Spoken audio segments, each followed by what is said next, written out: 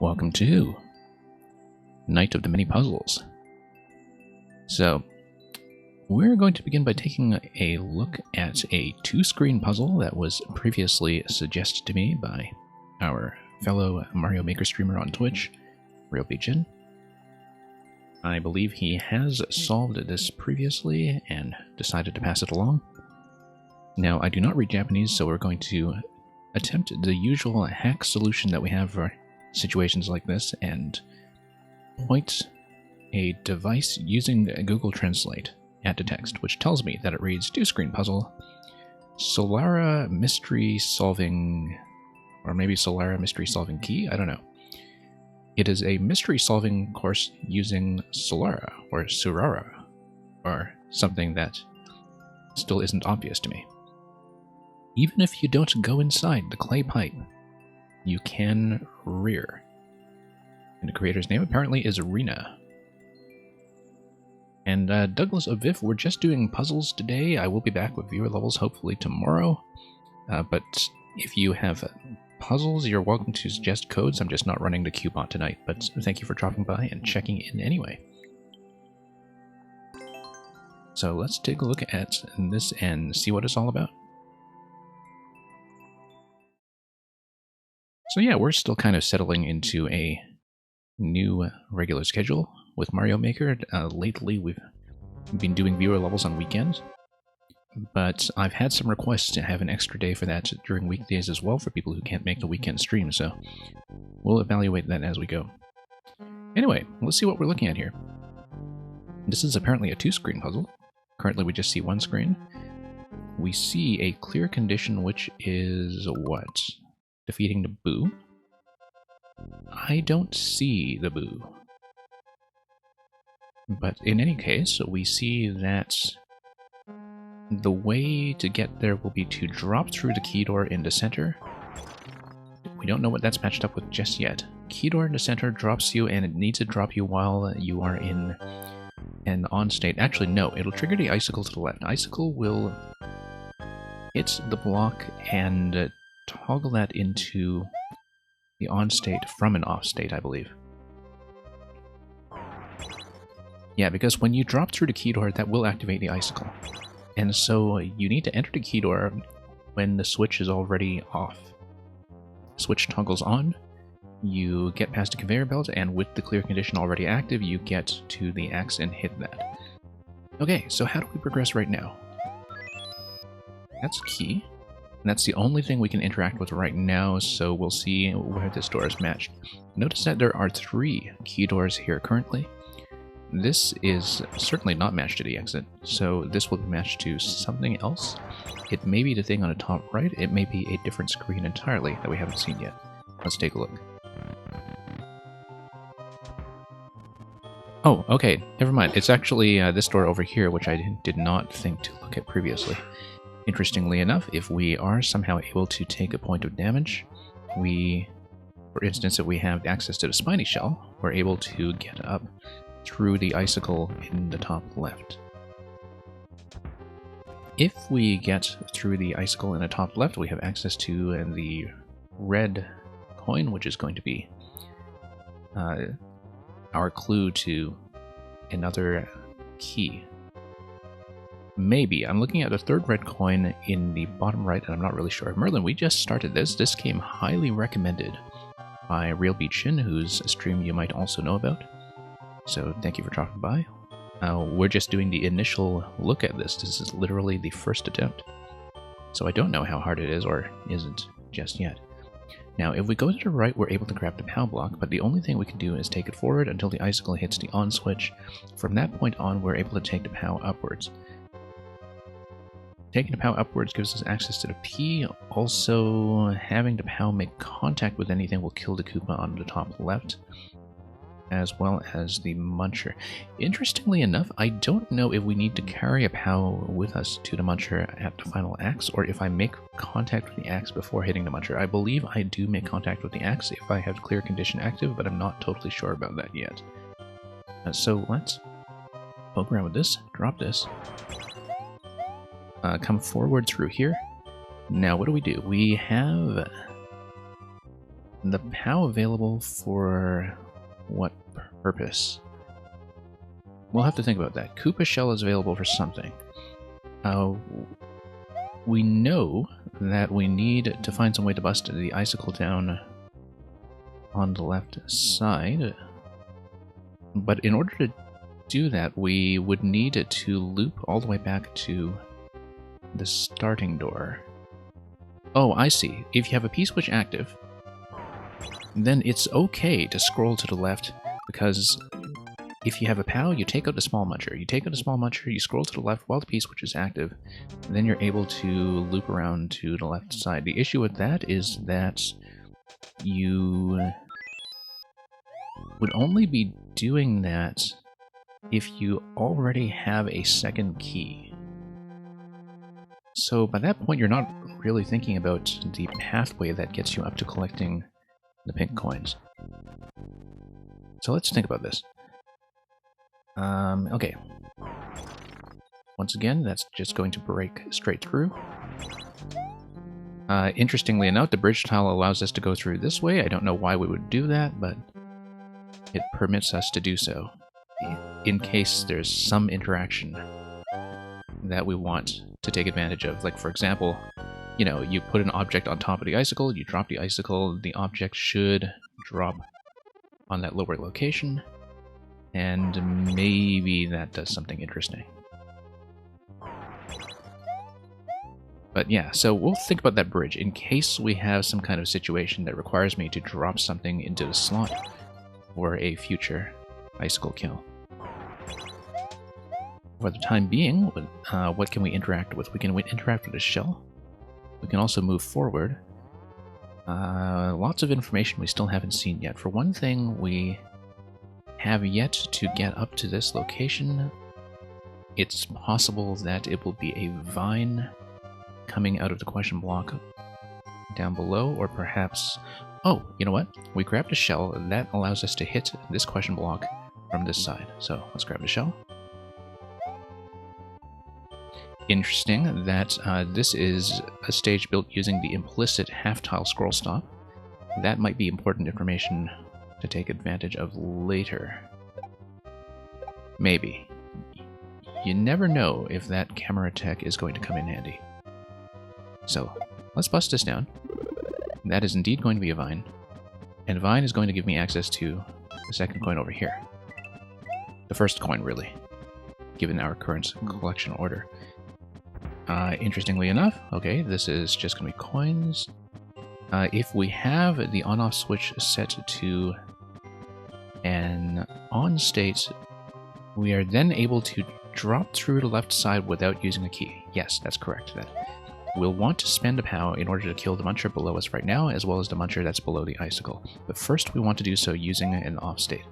So the idea here is that we want to do the full loop to get back to the door.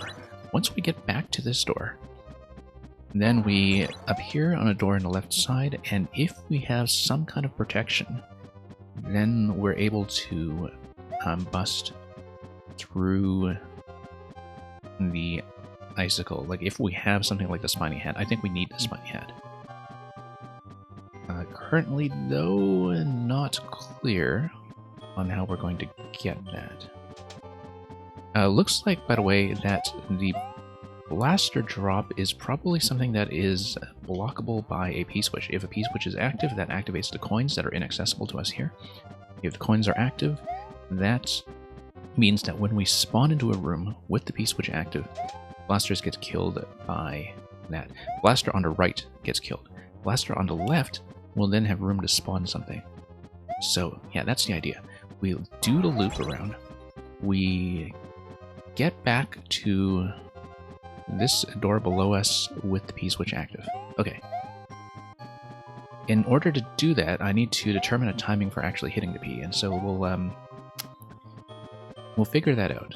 We probably have a generous amount of time, but I want to be sure that we're not going to run into timing issues. Also notice the P doors over here that are linked to the green pipe. Not sure how we're going to use that yet, but... Oh. Okay, I see. If we kill the Muncher, the problem is this blaster here. So let's not kill the Muncher yet. We want to kill the Muncher on the left side. Oh, I see. There's a bit of an ordering issue then. Okay, because we cannot use the POW until we are past this Muncher. Otherwise, the blaster drops and kills us. However, if we don't use the POW until that point... Ah, I've got it, I think. This is where this is going to come in handy. Because if we drop the icicle once, the POW gets lowered. If we drop the icicle twice, the icicle hits the POW on the second pass. So, we want... Let's think about the on-off state here. We want to go through with this state set up. So, let's drop this. Like that. Okay, next time we activate the icicle, it's going to hit the POW from that side, which is great, because now it allows me to do this. Come through here, sneak through here, drop this guy, and then we land on a P, and then we can go through the door. It blocks the blaster. Yeah, watch this. Oh no. Okay. Yeah, second switch. And it blocks that blaster. Which is great, because it drops this POW. And it gives me Yoshi. Okay, that's unexpected. Didn't think we would have Yoshi. The fact that we have Yoshi is kind of important, though, because it means that we could potentially trap the shell somewhere. Yeah, let's do the same loop again, because that'll get me around to Yoshi. And then I take the shell and I can trap it in such a way that allows me to... Oh no, you know what? I don't even need to do that. I can just grab Yoshi, come through here, take damage because Yoshi lets me. So, let's attempt the same loop. Wait. Need to do this once more. And I think we have a rough idea of what to do. Okay. Once again, same interaction. We come through here. We come through here. We drop the P.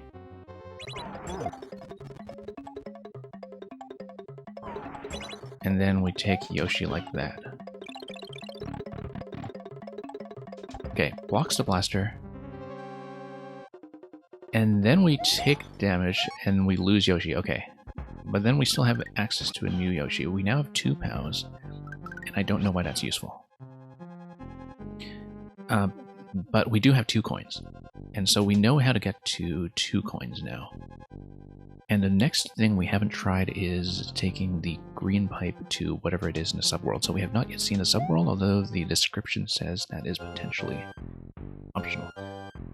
Also notice the door on the top right is accessible if we have some way to take damage. So for instance, if we are riding Yoshi over to that side. I don't think we can ride Yoshi over to that side though. Okay. Let's get up to 2 coins and do as much as we can.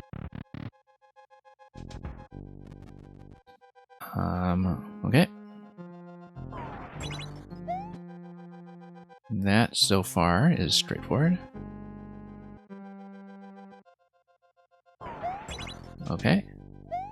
Next thing is the shell. In order to have access to the top coin. There we go.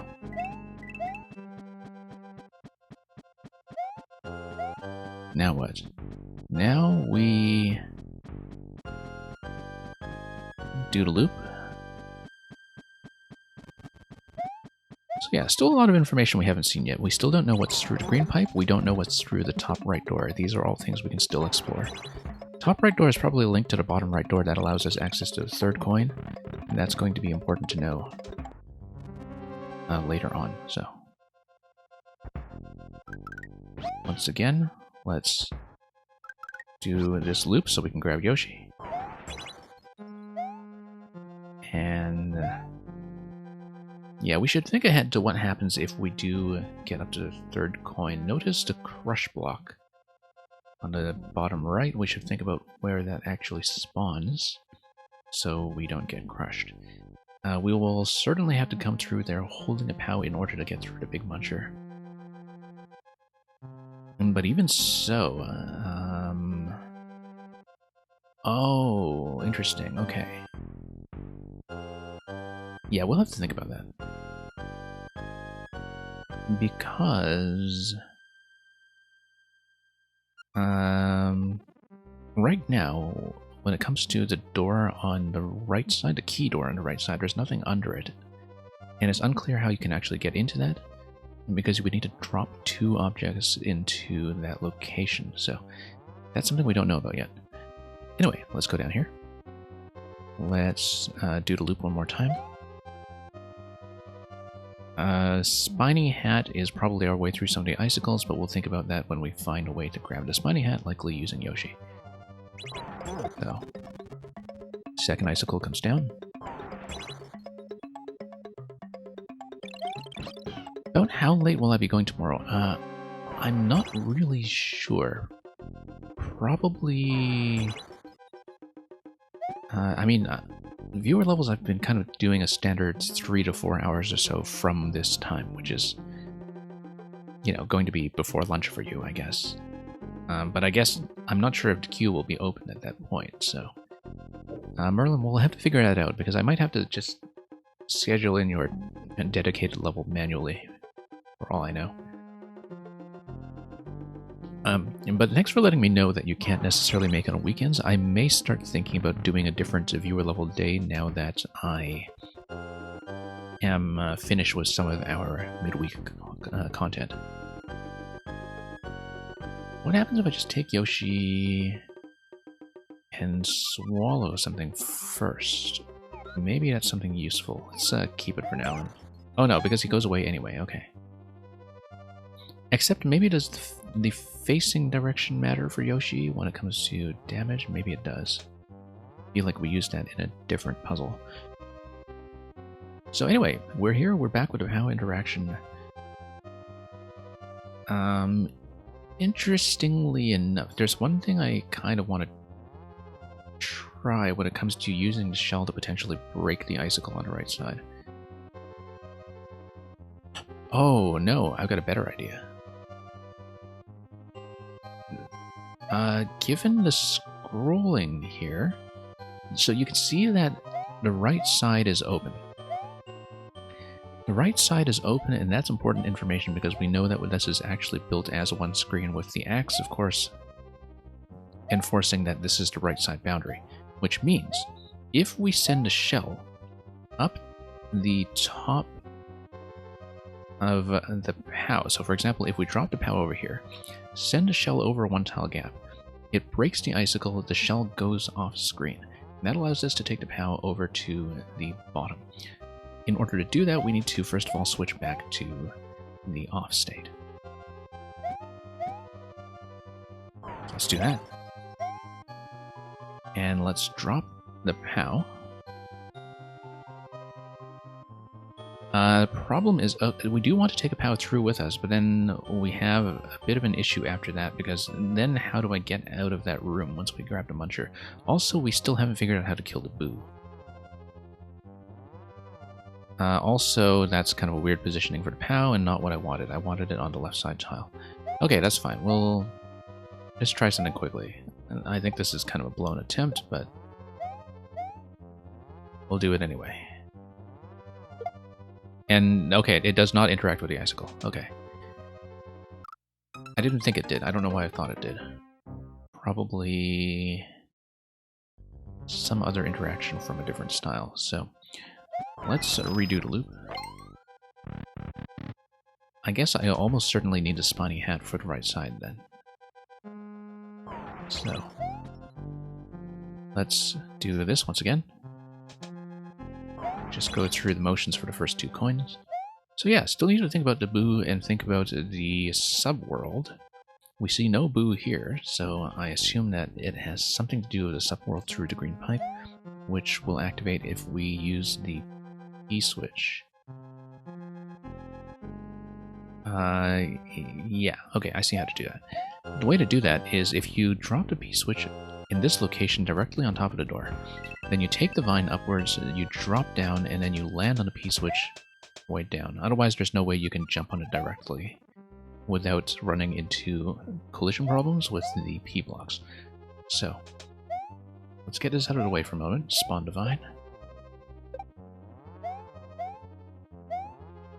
Okay, so we saw some of this, but we should, instead of just going through the standard solution, actually scout ahead to any information we haven't seen, specifically the green pipe. Also notice the yellow blocks on the right side under the door. Those were not there earlier, and I don't remember how they were cleared. I think they were probably cleared because the interaction between the POW and the P-switch destroys them, because if they are coins, the POW block drops the coins. So that's why those were eradicated earlier. However, doing so allows us to loop around over to the unlocked door on the right side. Anyway, let's just do this to see what happens. Drop the P-switch here. Whoops, no, that was a mistake. Okay, never mind, let's just do this and scout ahead. This will not give me the full solution, but we want to see what's here. What is this? MMG. MMG, okay. We have a P and POW interaction. We need the on state in order to go back through. And there's also the question block on the left side that we haven't checked yet, so let's see what that's all about. Okay, no, that's just a coin block. And hey, Vex Gaming, welcome. Thanks for letting me know about the one-screen puzzle. You may as well share the code. I don't know if I'll get to it on this stream, but we'll definitely take a look, depending on how long some of the other solutions take first. So, yeah, good to see you around again, Vex Gaming. Let's see what happened here. Okay, so it looks like I'm kind of locked in here, unless there was any kind of interaction I was unaware of. Let's see. I don't think we'll be able to do anything because P-switch is active. We come in here with P-switch active. What does that do? P door. Okay, that gets us out. That's pretty much the only thing. So that didn't actually accomplish anything, I don't think. Okay, so as I suspected, maybe the green pipe is a bit of a red herring. We didn't need that. But we'll keep that in mind if there's some kind of interaction that requires us to come through here and activate this door. And yeah, thanks for that code, Vex Gaming. I'll definitely jot that down. I don't know if you've seen this one. This one was suggested to me as well. I'll actually punch the code in chat if you want to have a crack at it, since I don't have it in the bot right now. Let me just grab the code quickly.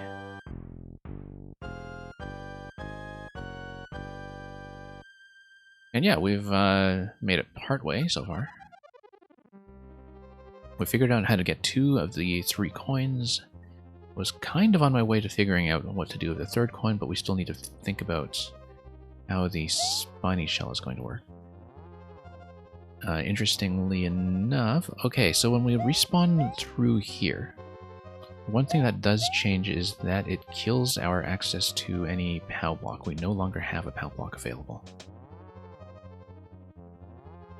So this might be a restart, unless...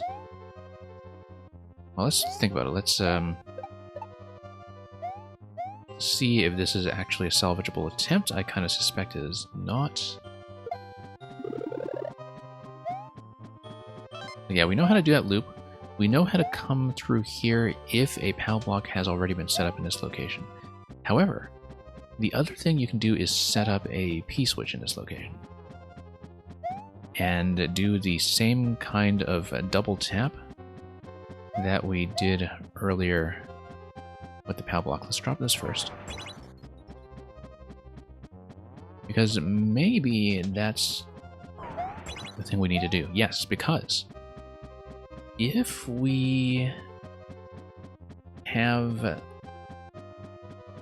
the P-switch hit before the POW, which was how we were doing the loop earlier, that destroys the 2 yellow blocks on the right side. Now the question is, do we want to destroy the yellow blocks on the right side? That kills access to the door that will ultimately be the exit door.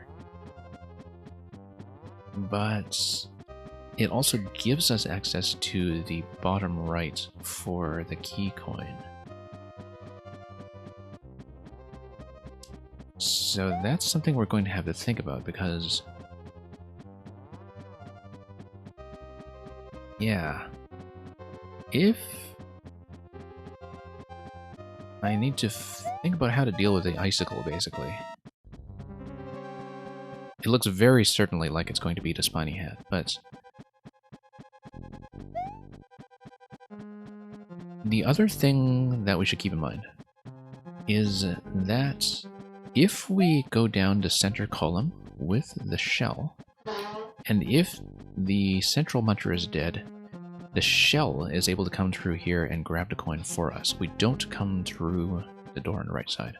Yeah, we fire the shell, and then that's what the crush block is for. The crush block is there to dispense with the shell. That's how I'm understanding it.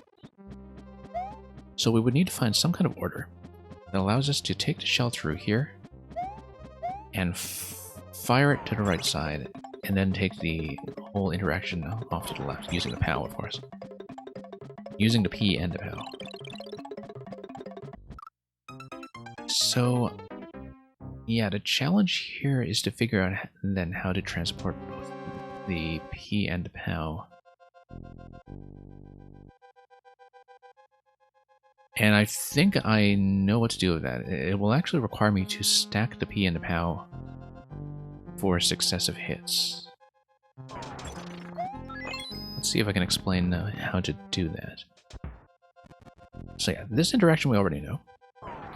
We know how to stack. What I haven't done is do a double stack. Problem with a double stack... oh no, there's no problem with a double stack because the icicle is down at that point. We come here and... oh no, that's not going to be fast enough, okay. I'd want to loop through here, like drop that down, and then you have like a stack that is icicle P POW. And... or for that matter, icicle POW P.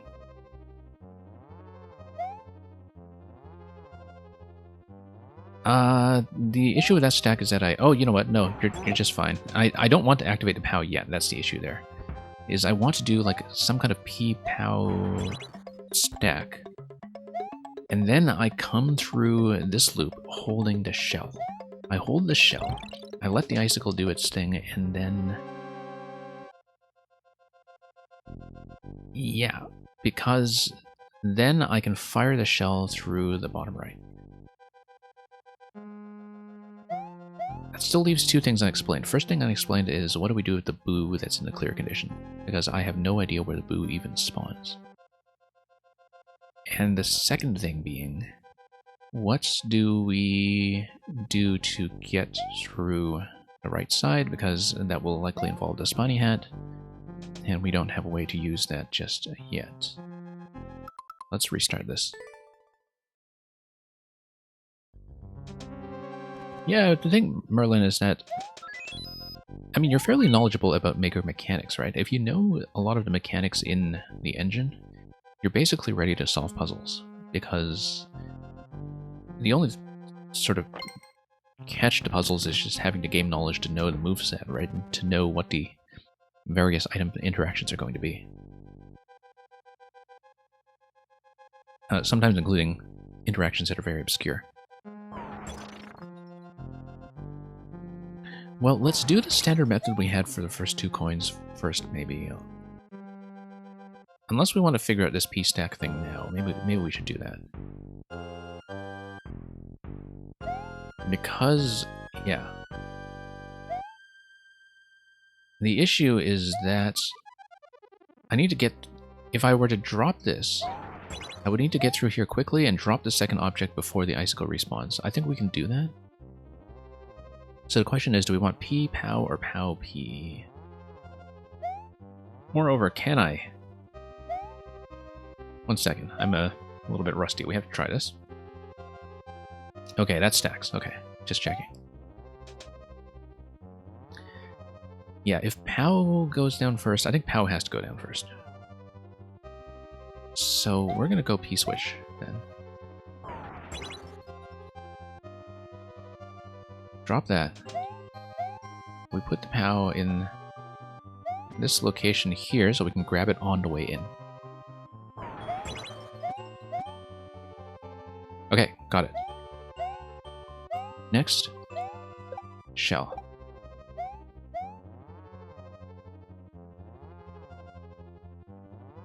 You don't know how I can stack a P-switch and a POW without the icicle hitting one of them? Well, I mean, we got it now, I think. It was just a timing issue. And yeah, that should actually be the order we want. I don't want to spend the shell here just yet. We'll need to do that on a later attempt, because I want the shell currently to grab this coin down below. Let's see if this does everything that we wanted to do. Okay. No, because the order is wrong. No, we got it. Everything's fine. Everything's fine. And now we know how to get all 3 coins. Great.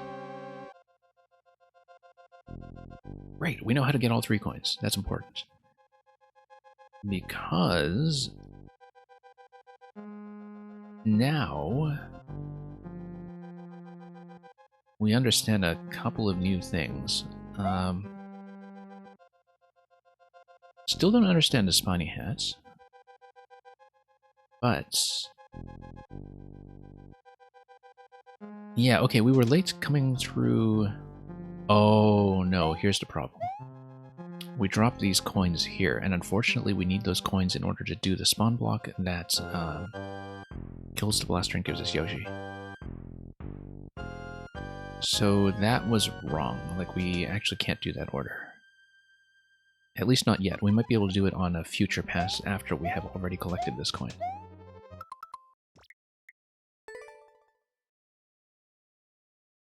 Okay, so the coin order does matter somewhat. Let's do everything the standard way first.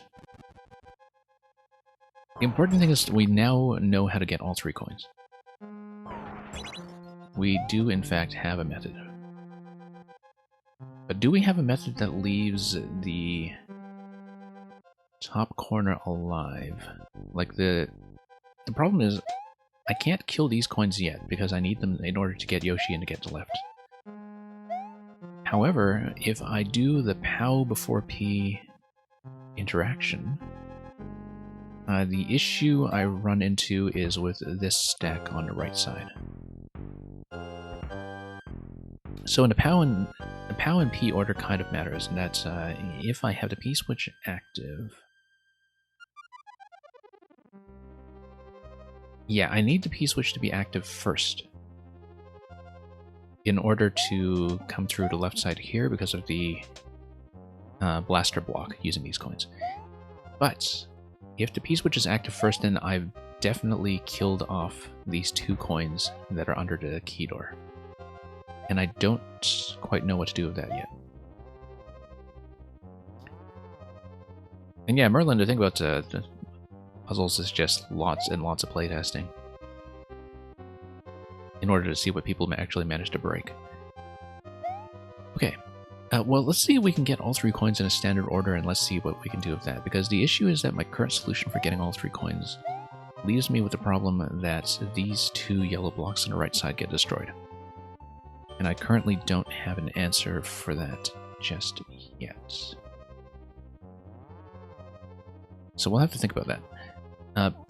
In any case, let's do the standard method for getting coins 1 and 2. Whoops, let's drop this. Okay. Hey, Biggie Swalls. Yeah, Biggie Swalls, if you want to change your code, if you need to re-upload, that's fine too. I mean, we'll just probably get first clear again, but we can also play the current version if you would prefer that. And Biggie Swalls, yeah, we'll do yours after this one, assuming, of course, we solve this one in a reasonable fashion, because I actually did have a new idea for how to approach one of the exits. I was kind of on the cusp of doing it on a previous stream. What was I doing? Ah, yes. This guy here. Okay. P-switch. Just come through here. So yeah, so watch, because the issue, once again, is that if POW goes first, we lose the left side. If E goes first, we lose the right side, in terms of the coin or coin block stacks. You see, it drops the coins on the right side, that destroys the blocks for good, and that means we don't have access to that key door.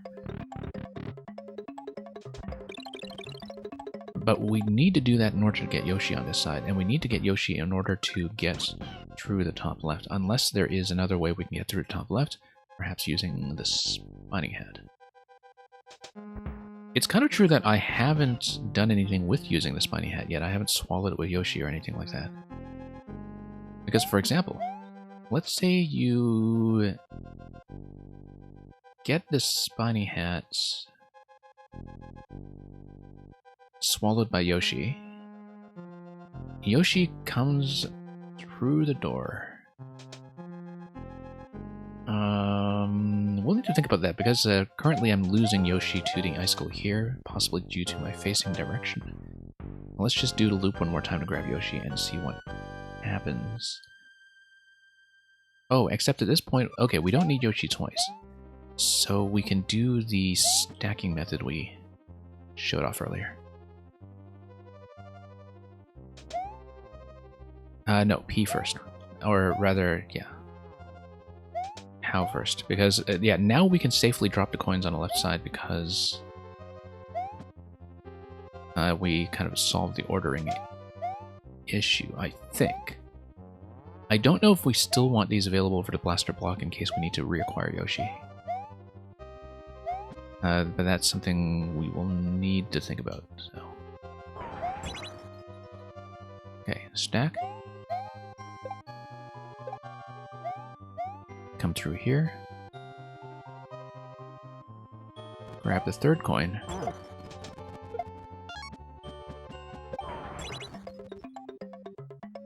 And, I see the problem. POW activation kills this shell. However, that's not an issue if we come right back through this door here.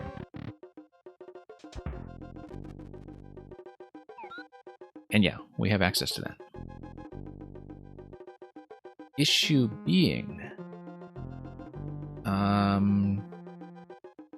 what does that even do for us, though? I want some way to wear the hat, clearly. But currently I'm not sure we actually have that. Because if I come through the left side, the Spiny Hat, if we spit it out, it hits the POW. We would need to keep Yoshi somehow, I think, but I don't know if the facing direction matters for the damage that we take with Yoshi over here. I think it... Oh, no, I see. The POW is the problem. Because of the POW blocks Yoshi and forces him to go to the left side. So we want to take out the top left POW. The way we take out the top left POW is by making sure we actually carry it through with us. No, I don't think so, because we don't have access to it yet. So yeah. Okay, currently the issue is that the top left POW prevents us from coming through Yoshi. However, if we do the left side loop twice and grab Yoshi a second time, maybe that will do the trick. Let's come through here. Yeah, because no matter what I do here, Yoshi's always going to run left because of POW obstruction. However, if we carry this POW with us through the next loop, back through this door, then grab Yoshi again.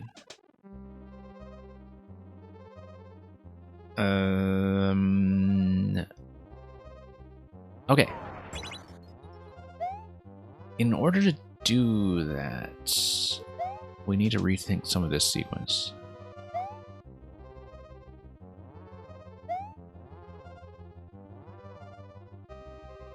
Yeah, because ideally we want to do the loop, come back here, remove the POW, have Yoshi run out of the trap. Maybe. The issue with all this is that we still haven't solved one of the fundamental issues of this level, which is what to do with the clear condition of getting rid of the Boo. We also don't know yet what to do with this location here.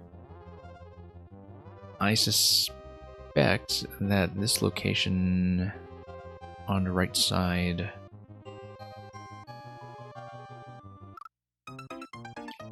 will be something that maybe destroys the block. But hard to see at the moment.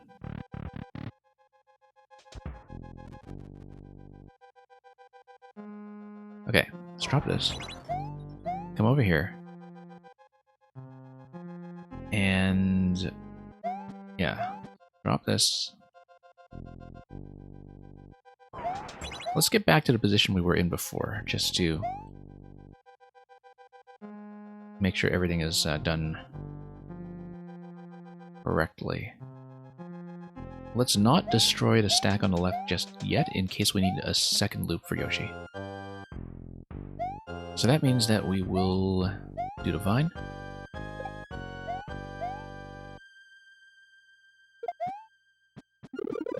And yeah, might as well just get it now.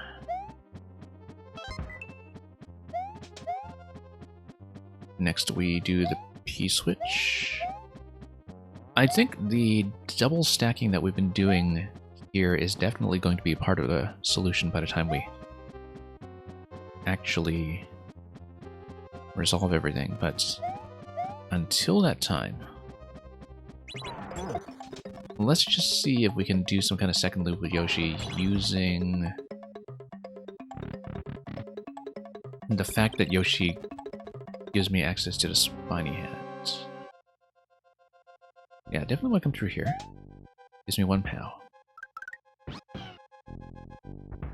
And I need to use this POW in order to do the loop a second time. Doing the loop allows me to grab Yoshi.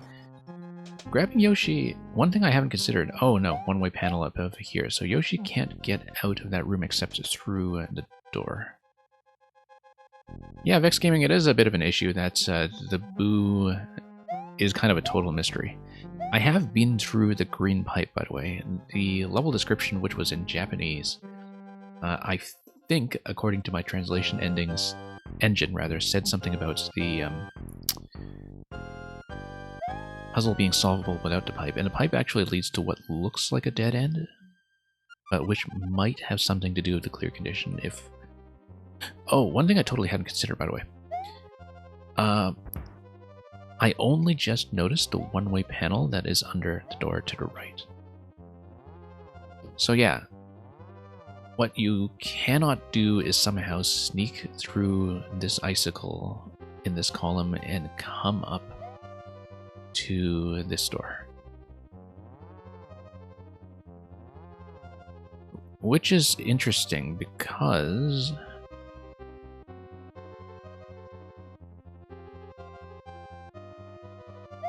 then we need to wonder what the purpose of these two doors is going to be.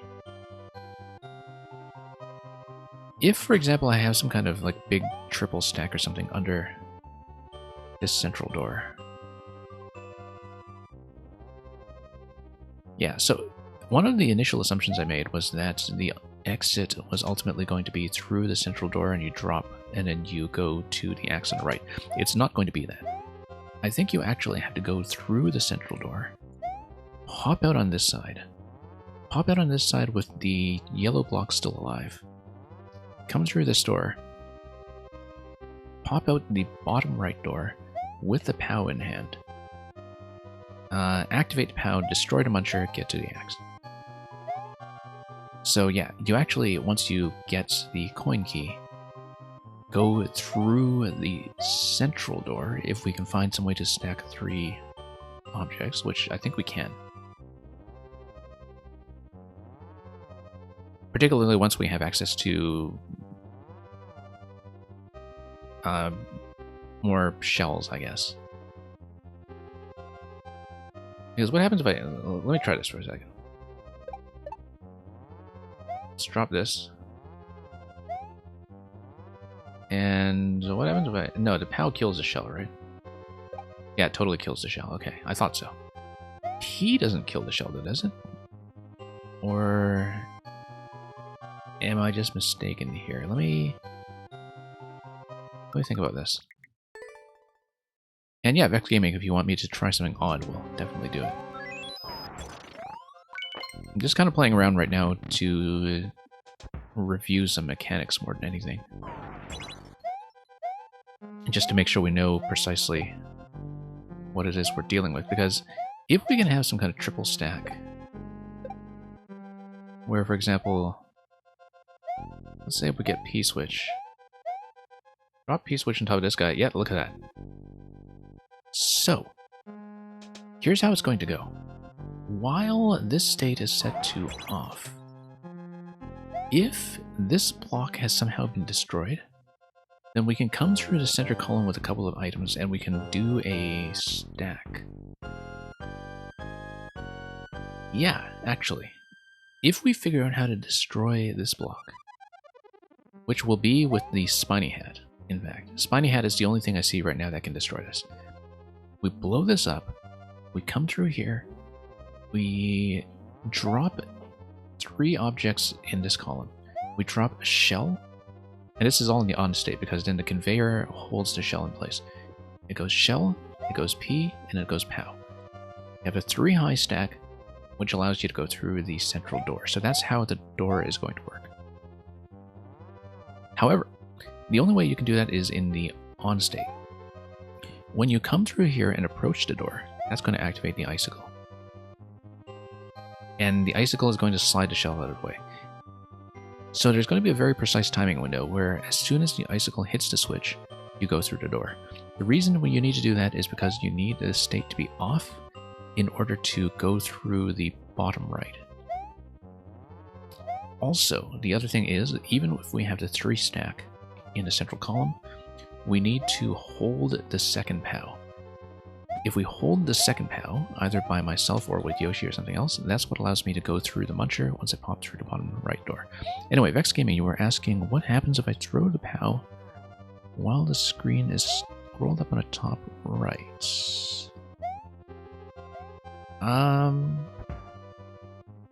Vex Gaming, the reason that would not be the solution is because I think there is an implicit vertical scroll stop right now where nothing is built on the top half. We know that nothing is built on the top half because if an object like a Boo were there, the camera would scroll up much higher at this point. Unless, of course, I was about to say unless, of course, there's some tricky like custom scroll locking or something, but that would also not be the case because if there were a custom scroll locking the vertical position, the camera would not come up with us at all. I think given the camera movements when we are going up to the top column, to top row rather, it's fairly clear to me that nothing whatsoever is built on the top half of the screen. We can try it anyway, but I mean, it's not going to kill the Boo, right?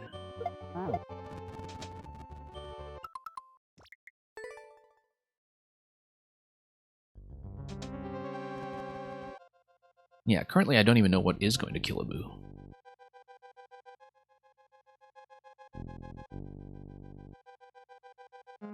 It could be something spawn-related. Also notice, the only thing that we have as a tool that could kill a Boo is actually the Spiny Head. If I understand this correctly. Also notice that Spiny Hat will destroy the question blocks. Which means that if the question blocks are overlaid in such a way that they are spawn blocking a Boo, maybe destroying the question blocks with a Spiny Hat is what will reveal the Boo.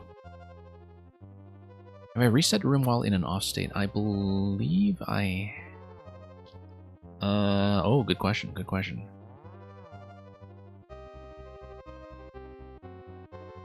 We can try it, actually.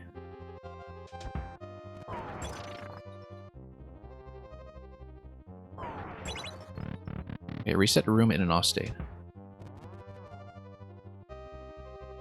Have we noticed anything interesting? I don't think so. I don't see that doing anything interesting, unfortunately.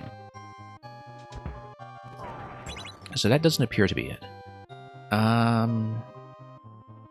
Anyway, let's get back on track with what I was trying here. I think we've kind of looked ahead and we understand how the door interaction is supposed to look. You carry one POW, you get on top of a 3-stack, you activate the switch, and then you go through the door, and then you finish up everything on the right side. You think you've seen the Boo, okay. Was that with the off-state reset just now? Because I didn't actually see it. Let's do this over again then.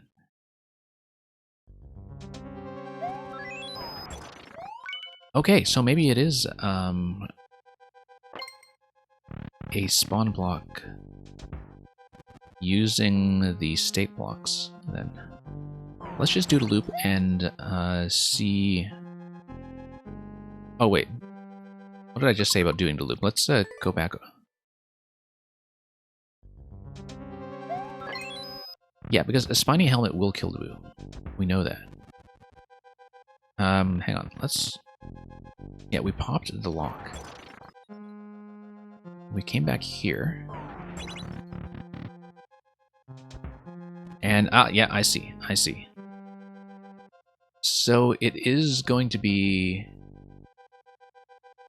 a Spiny Hat check, actually. So yeah, no, I see what you mean now. That at the end of the level, when we go out of the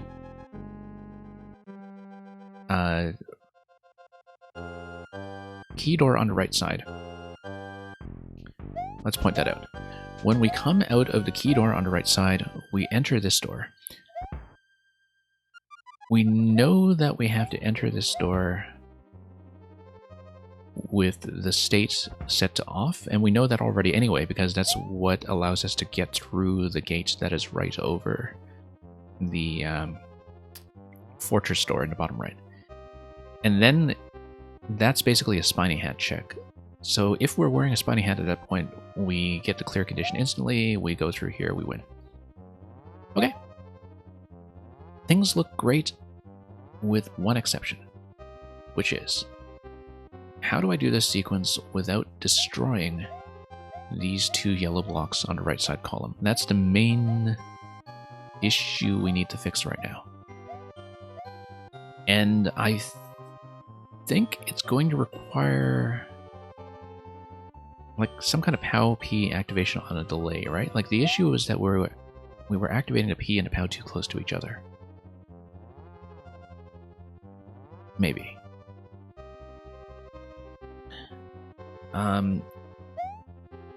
Because, okay, let's say we activate... So the idea right now is that we do not want to kill the coins. Which means that P has to be active when POW hits. But if P is activated when the POW hits, that kills the right side. So the current issue is this. Is there a way to keep the right column alive and these coins alive? And I don't currently see that. If we solve that, I think the rest of the level basically comes together. The other issue to resolve is how do we create a safe location to put on the Spiny Hat? Because I currently don't see like a trap location that I can work with.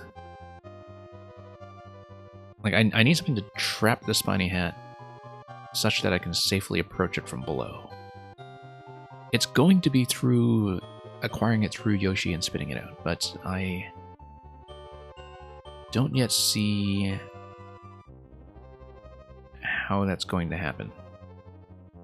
Like, we need something to freeze the Spiny Hat in place.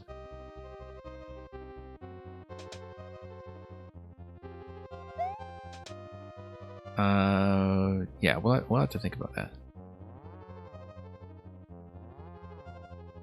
Because I don't see that currently.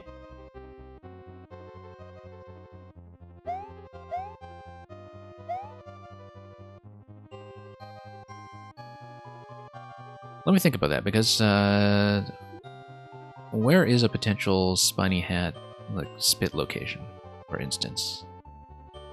Assuming that you have it with Yoshi and that you're able to come through on the left side with that.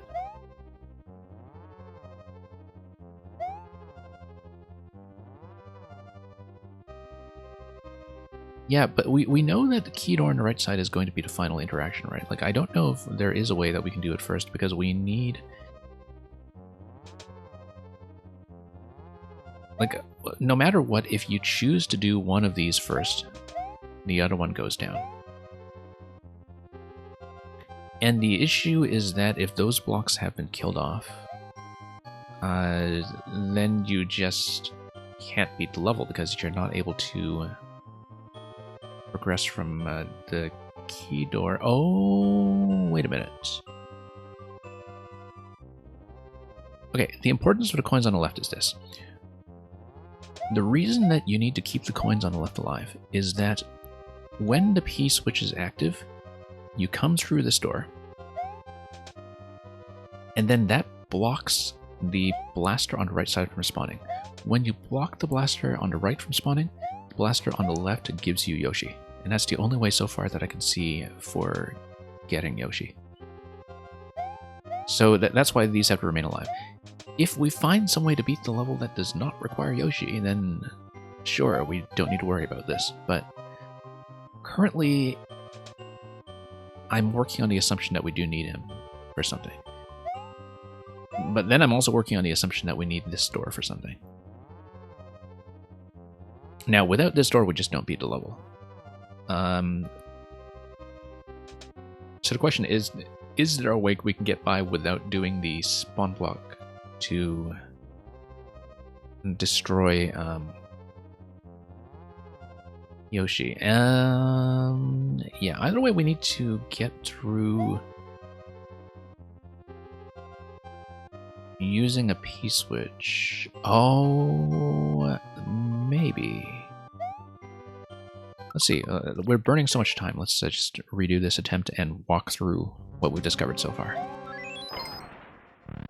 So currently we know how to get all 3 coins. And let's see what kind of step we're missing. And I can tell you right now, the step we're missing right now is just how, as I was saying, how to keep this column alive and that column alive. But let me explain to you what we're looking at right now in terms of how we got to this state. So the idea is I want to collect coins first of all. I'm also operating on the assumption that going through the green pipe is in fact useless.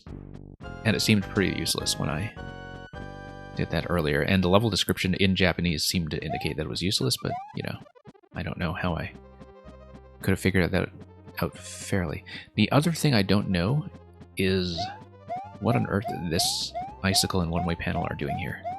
It's some kind of de-cheesing thing, I'm sure. Given that later on we need to think about taking the Spiny Hat and busting through this. But I'm not sure what exactly this does. Anyway, let's drop. Let's come through here. Let's just drop this for the moment. Can I just tap the shell like this? No. Okay.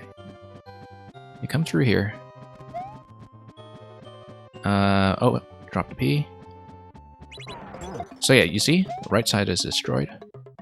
You come through here. But then while the P-switch is still active, right side blaster gets blocked. Right side blaster gets blocked. You come through here. That gives you 2 Yoshi eggs, actually. Because it's a blaster and that's what it does. Next thing we do is we can do loop around once again the same way. If we want to retain access to a second Yoshi somehow. So let's just try this once again.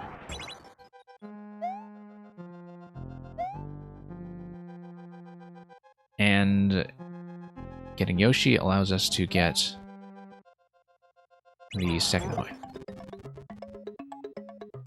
As well as the extra POW. We know that we're going to need the extra POW by the time we're finished.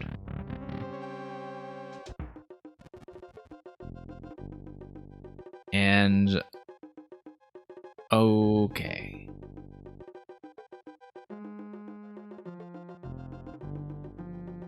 So let's grab that.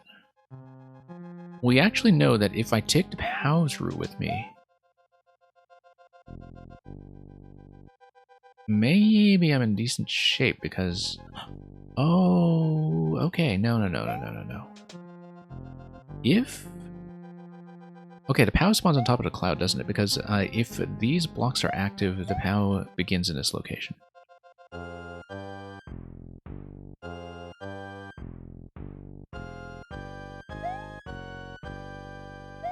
Yeah, Vex, I know that we've already broken it, but the thing is we're still kind of exploring some of the interactions just to see what we can do. And just to... because we still need to figure out, like, the whole Yoshi and the Spiny Hat thing, and until that point, like, we need to figure out if there's any way to skip this step and to skip getting Yoshi. And we still have the open question of what to do with obtaining the Spiny Hat. That's still something that's unsolved.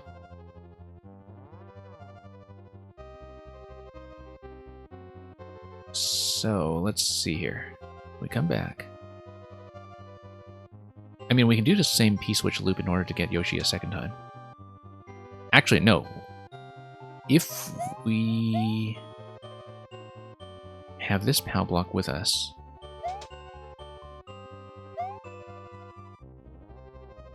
we destroy the Mudgers. We can't activate the POW too early because we don't want to drop this blaster here.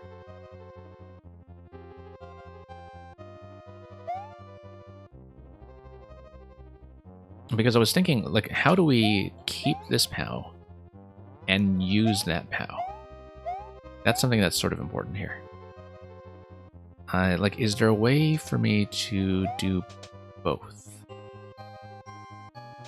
And I'm not quite sure there is, because obviously if you're with Yoshi, you don't get a chance to get through this lower gap.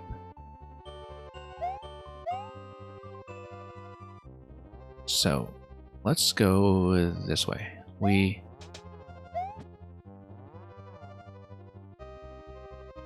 know that this POW... if this POW gets destroyed, then what? It's going to respawn anyway, though, in this location. Like, we need to somehow carry this POW through in order to unblock Yoshi somehow. Do we need to unblock Yoshi? That's the thing. Maybe we don't need to do that. Yeah, Merlin, I already figured out how to get the third coin. The issue is that I don't know how to do any of this right now without destroying the right side column. Like, let me show you the method once more to get the third coin, because we did figure that out. The way you do it is you POW before P or P before POW. It doesn't matter. Well, it doesn't matter at this point, but we would do something like this. Oh, whoops, I did it wrong. Okay. No, the idea was that you would do a double stack, and you can do it with good timing. And that allows you to get the third coin. That's also a method for getting through without destroying the right side.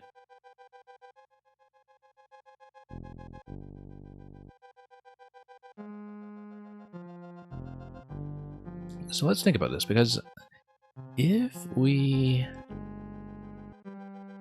So, Blaster here is, what, 4 tiles high.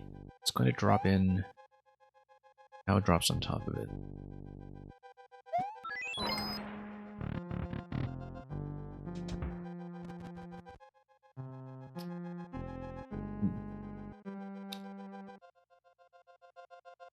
Let's think about this, because if we...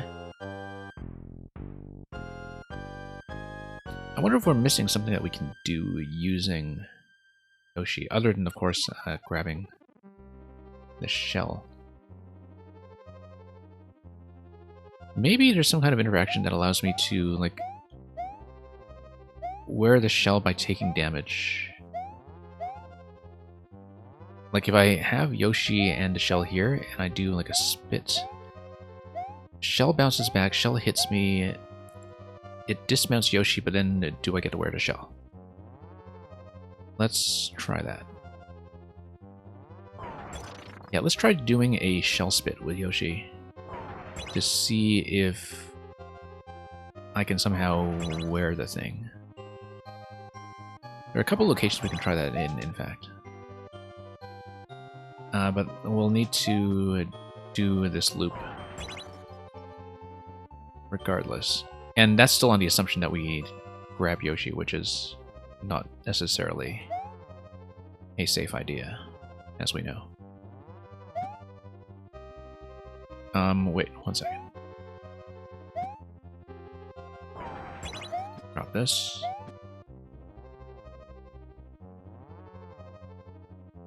Drop this. Okay, not fast enough.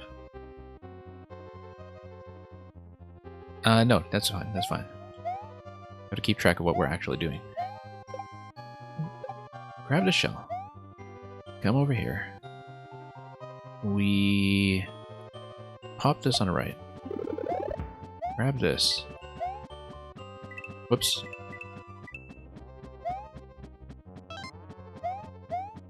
Grab the P. Yeah, once again, this will not be the actual solution because we are destroying the right side.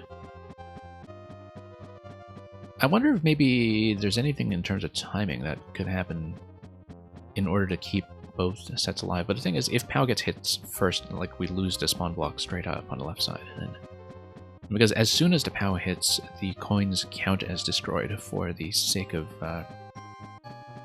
respawning. However, that doesn't get reset by going through the subworld, though, does it? Like, the subworld wouldn't have any effect on that. Because no matter what, whether you're loading in through a pipe or loading in through a door, you're still loading in the same way. Anyway, let's see this. Go through here, grab Yoshi. Does the POW block not spawn block the cannon? No. Because it spawns on top of it, it's located on top of it.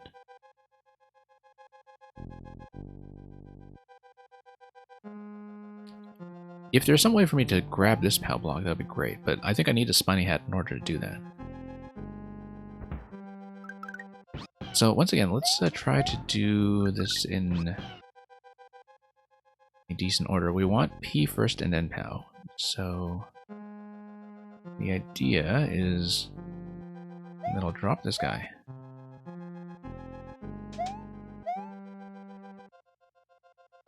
Drop this guy. No. That's fine. Take the shell through. And then... How is going to be next? Oh, whoops. It's going to be too late. Yeah, too late.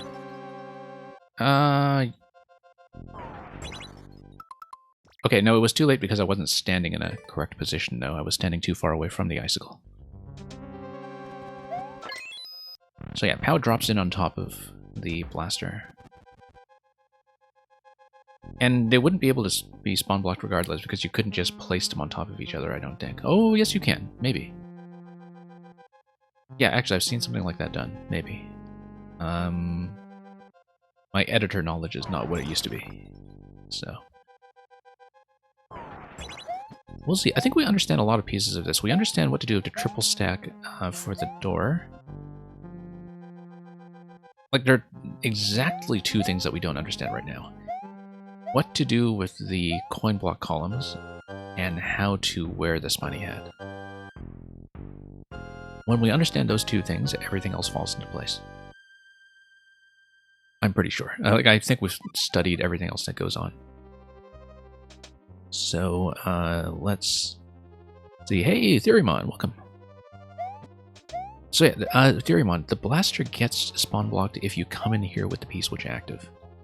Because that's what allows you to open up the Yoshi on the left side. Now, I'm here on the first cycle, so let's drop this guy. Let's come through here.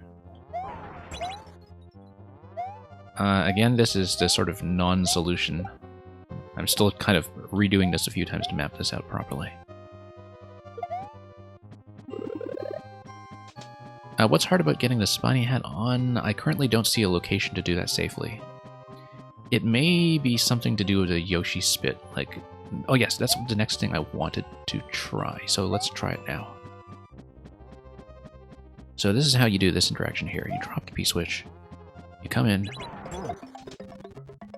And that comes through. P-switch is active. That spawn blocks the blaster. You come through here. Let's grab the POW just in case. I don't know what I need it for, but it's probably important. I wonder if the POW drop here does anything useful for us. I don't think so. Anyway, let's do this series once again. This time around we'll try to get coin 2. We know how to do that. The way we do it is we'll drop this in this location. We'll drop this, do a double stack. We carry the shell. And hopefully the timing is correct on this time. It might not be.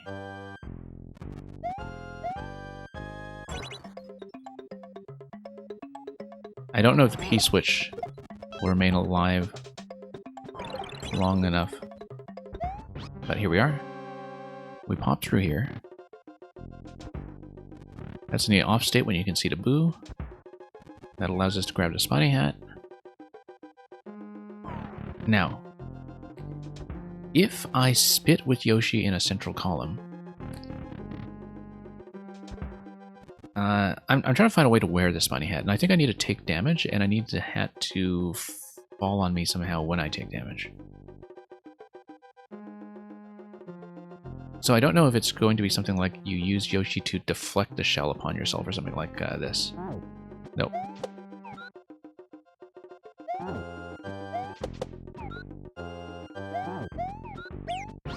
Yeah.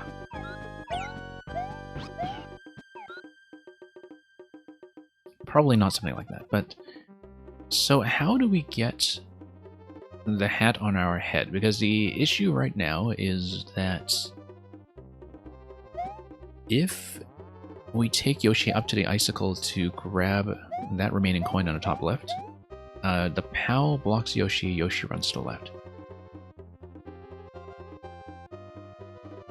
Unless we see some way around it. So, for instance, wonder if I can dismount Yoshi in that position and like make partial contact without going up to the icicle properly. Or if there's a way to... Oh, wait a minute. What if we have a P-switch active? We have to do everything very quickly. Have a P-switch active and use Yoshi to grab a second Yoshi egg. And then spit the second Yoshi. But then we need to spit him in an accessible location, and I don't see that yet.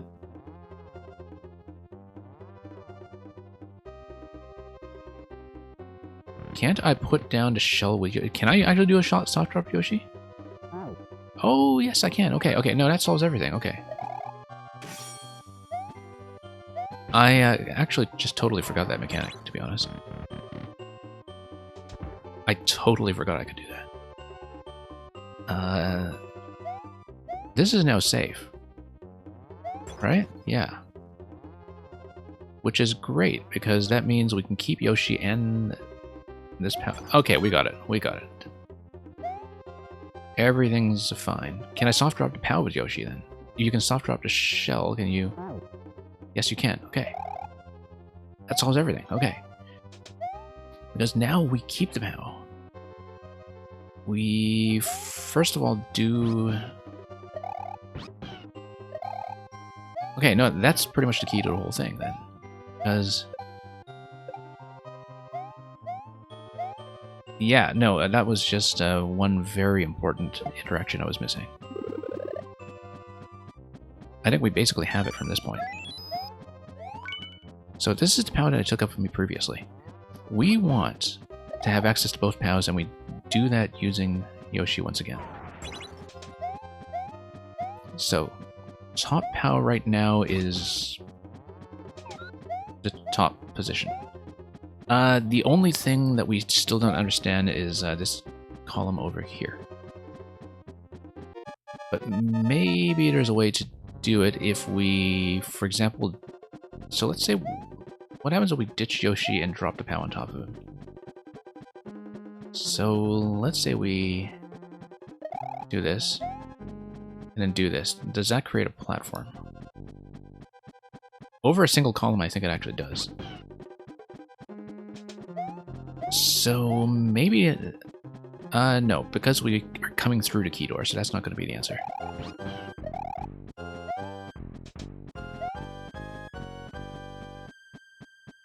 And... yeah, I just totally forgot about the Yoshi soft drop for some reason. Considering how important that is to puzzles generally.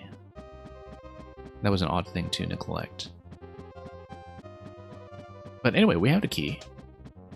We know everything from here, by the way, because if we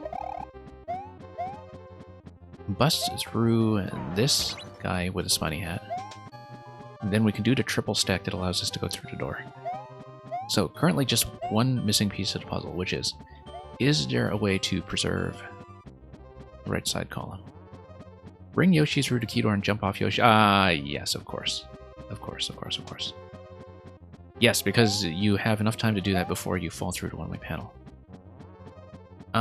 There is still an issue with that, however, which is you need to be able to carry a POW with you through the final door.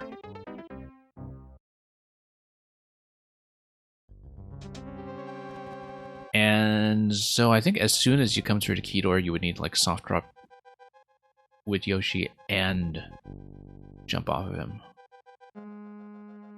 Which might be an issue because then how do you pick it up, right? Like, yeah, no, I don't think that actually solves our problem because you need some way of getting a POW through. Yoshi can grab the POW at the blaster, and then so you have all the required stack pieces. Yeah, the stack is not the issue right now because we have access to both POWs.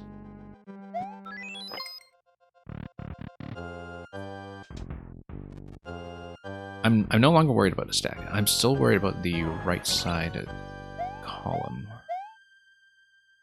Because if we jump off Yoshi, that doesn't solve a problem. And the main reason is because we do need to carry an object through the unlocked door here. Without carrying an object, we have no way to get through the final muncher.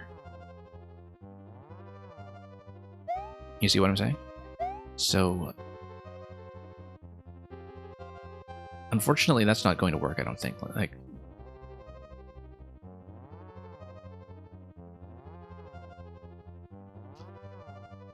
I'd have to think about that. I don't think that's going to work, though.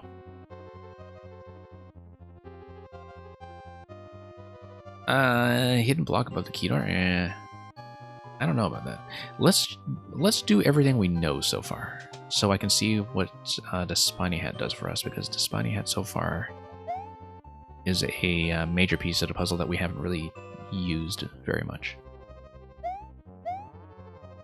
Let's just clean up some of the coins. Take the shell over here. It's actually quite an elaborate series of interactions for one screen.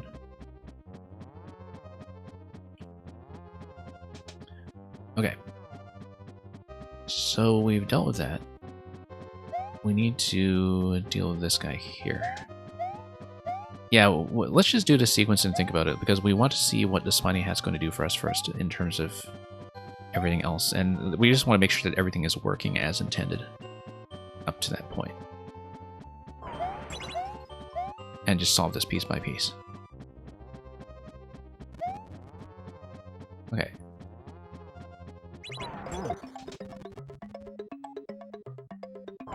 Yeah, Merlin, the reason the breakable block is above the key door is because that's how you use the Spiny Hat to get to the triple stack. I'll explain what I mean, because I've only kind of done it in my head and in theory so far, and so I should actually walk you through how that looks. Let's drop this guy here just for convenience. Double stack. Take the shell. Okay, shell's gonna come through here. We grab the third coin, and then we grab Yoshi. Okay.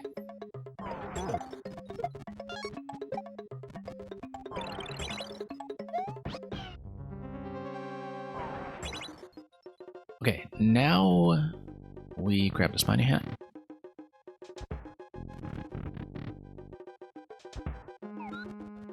Drop it. Maybe that's not the best location to drop it. Let's give myself a little more room.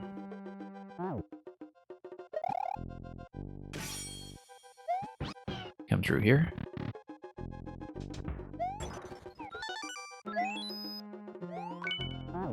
Okay.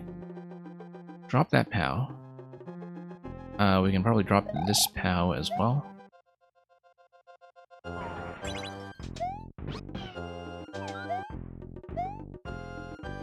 And let's just keep this in sequence so I can just keep everything straight.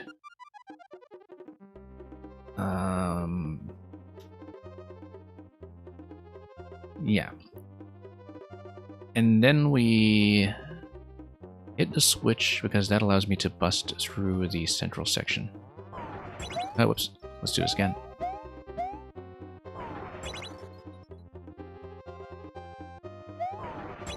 Okay.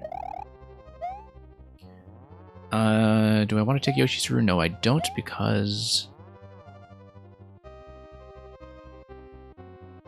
of the muncher that gets in the way in the central column. However, here's something interesting that you can do, is that if you are in this location with Yoshi,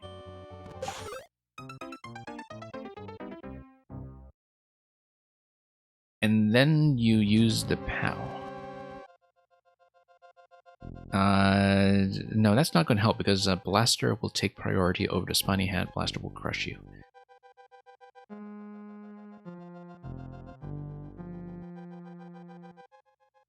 Okay, no, I see what we have to do. I actually need to soft drop the shell again before I wear it and hold it from the side. I need to hold the shell going through that central segment. Okay, I understand. And Merlin, you were saying I have to let the POW get hit first at the conveyor section. Yeah, I know. That's the main thing we still have to solve, but I don't know how to do that without destroying these coins before we get Yoshi. Because the thing is, if we save the coin blocks on the right side, we destroy these coins, we can't grab Yoshi. You see what I'm saying? Like, that's the issue right now.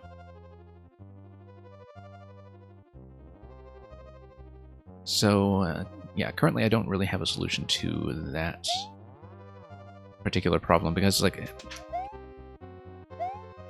we need to conserve these. But if we ever hit any POW block without the P-switch being already active, we lose access to Yoshi completely. So yeah, that's still the kind of central problem of this entire level.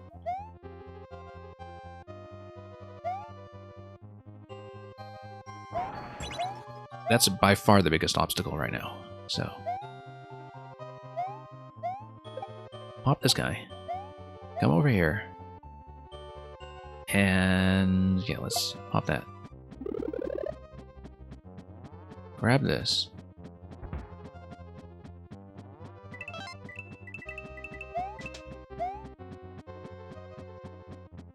Okay, let's do the P-switch interaction as before. Grab Yoshi. Let's just get up to the spiny head so we use it for a change. And bust through this thing here. That's the next thing we'll do, is we'll just destroy this block. Just to see what we can do and to avoid any unintended interactions, shall we say.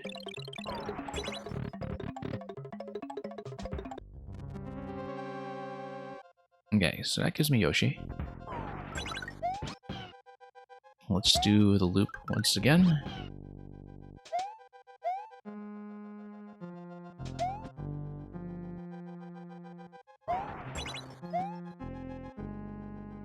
Okay. Top left. Grab this guy. And of course, the shell here is purely for the coin collection in the final section.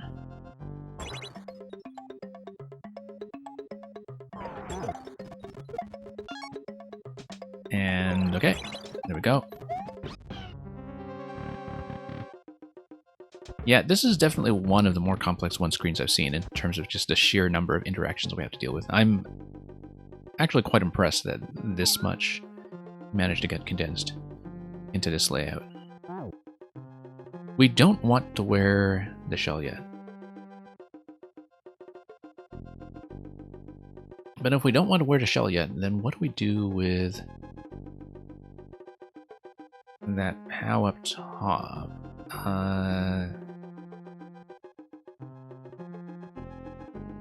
So let's say, yeah, no, I know what to do. We can just soft drop like this, right? Like, I don't know if Yoshi has to reach to grab this. Oh, no. We do have to unblock the POW. And we can only unblock the POW using the spiny hat.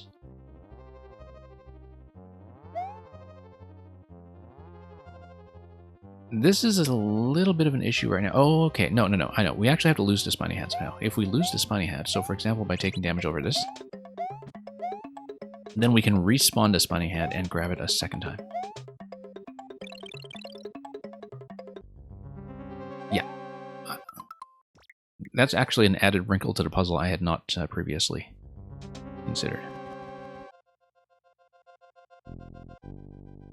And yeah, Theoremon, I think I actually have seen some one-screens that feel like a full level, but maybe all of them do reduce to puzzles at the end, unless you're talking about, you know, puzzles, not puzzles, but levels that are about dodging things in one-tile corridors. Which I'm sure we've all seen before. Like a one-screen timing challenge level, I actually have seen that. I feel like I saw more of those in Maker 1, in fact.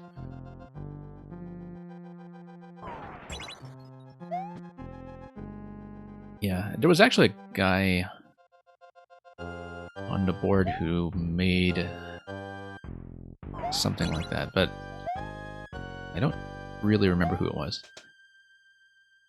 Let me think about this. Okay, let's just step through everything as before. Just to step through it. Because we have a sort of an unexpected wrinkle now, which is how to survive with the spiny hat under the muncher such that we're able to break this block open. Like, we need to be holding the spiny hat at that point.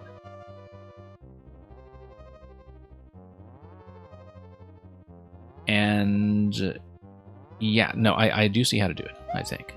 But I need to try it out first. Just to see if it works. So this is going to be a little bit difficult to describe. I have to show it off before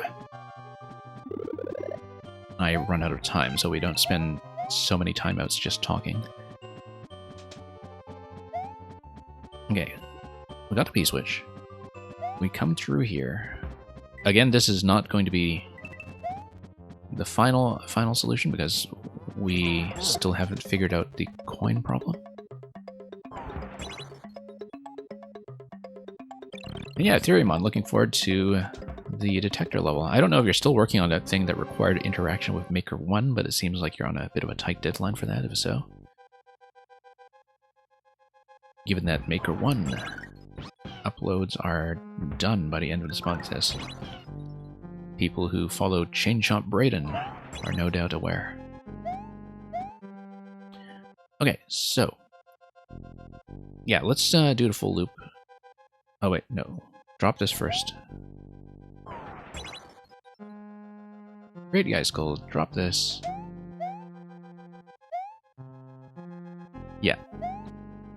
Let me show you the difficulty that I'm trying to get around now, because it is actually very hard to describe verbally what the sticking point is. And I think even once you figure this out, 500 seconds might be a bit tight in terms of the actual execution. I think the record on this was about 2 minutes though, so it is doable quickly.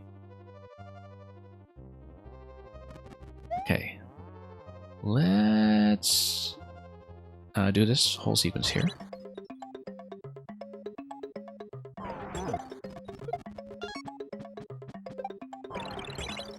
Okay. So here's the problem that we were running into. You need the spiny hat on in order to get through the icicle. I wonder if this spawn blocked anything. Probably not. Yeah, you need the spiny hat on in order to get through the icicle. Oh, you know what? This actually opens up an interesting possibility now. No it doesn't. I was thinking, okay, with the spiny hat we can break open the block that is above the green pipe. That doesn't do anything useful for us because that block has a vine, and so it will respawn anyway when we change screens.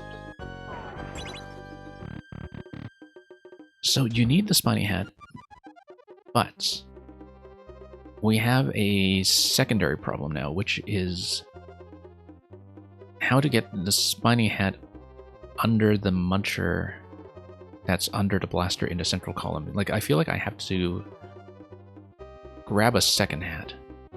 And the only way we can do that is if we come over here with Yoshi. Let's soft drop the POW. Yeah, soft drop this POW. Okay, watch this. I think I understand what to do here. Drop this guy. We need Yoshi to grab the second POW because this one will be destroyed. I want to take the POW through the door with me. This is the idea. I think. No, but if I take the POW through, then I can't take the shell through. Can I?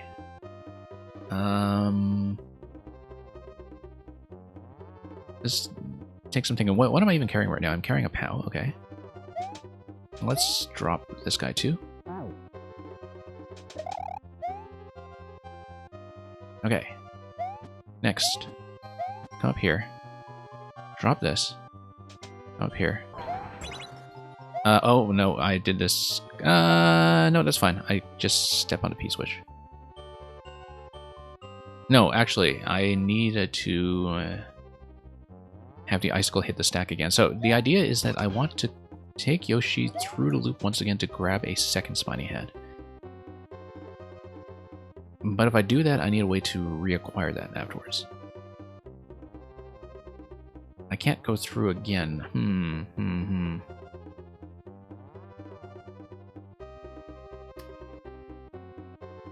I'm not sure about that, because can't I get a second Yoshi somehow? Like, I think I need a second hat, though, right? Like, there's no way I can do this without a second hat.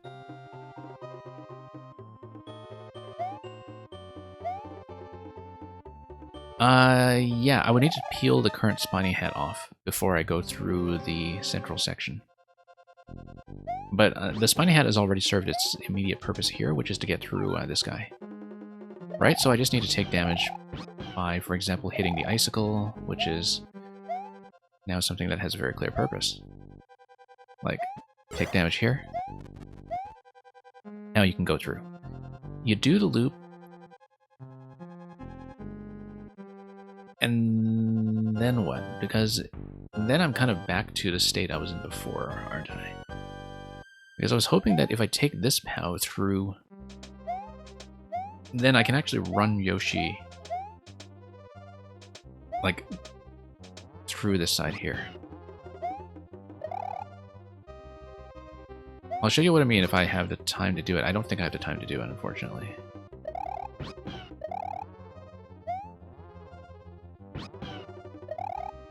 Yeah, let's restart this.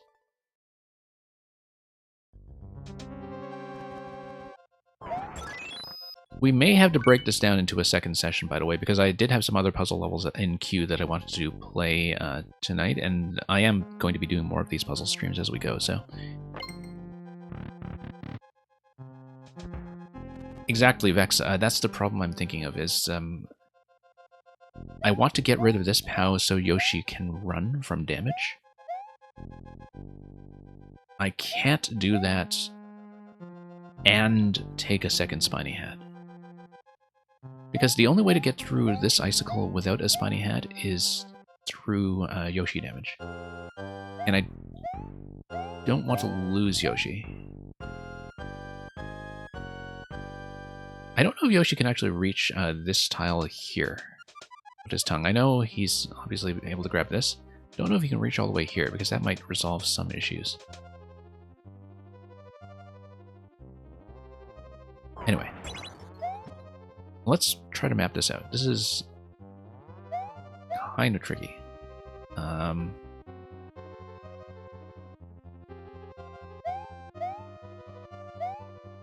It might be one that I need to take a break from and stare at for a bit. But we'll try to get through a bit more of it just to progress with the spiny hat. Only way we can afford to lose Yoshi is we figure out how to preserve the blocks on the right. And it seems impossible to do so, yes. Yeah, you would basically have to do this level. I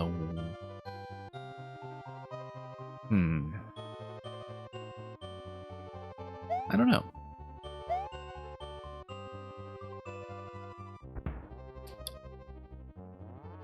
Here's the other thing. We haven't been taking a second look at the pipe room with the new information that we have. I think the pipe room looked useless, but we haven't actually been using it.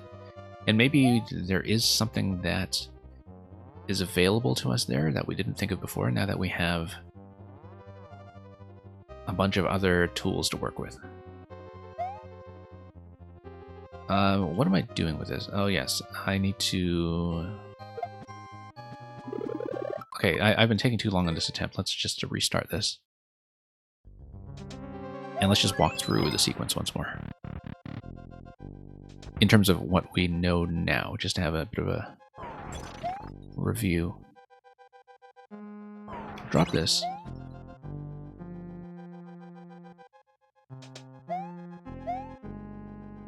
And anyway, Theoremon, going back to what you were saying earlier about the Maker 1 level, maybe you shouldn't worry about it being too difficult. I mean, if you don't have a chance to re-upload at this point, past the end of March, you may as well leave it, right? Unless it's really kind of horrifically unapproachable. Yeah, let's just do this. Shell over here. Vine over here.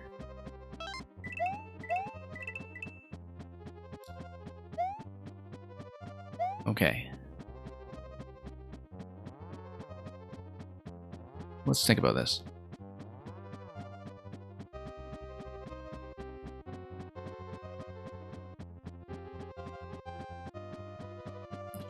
Okay, P-switch down over here, as before. Oh, no, my mistake. I messed that up completely.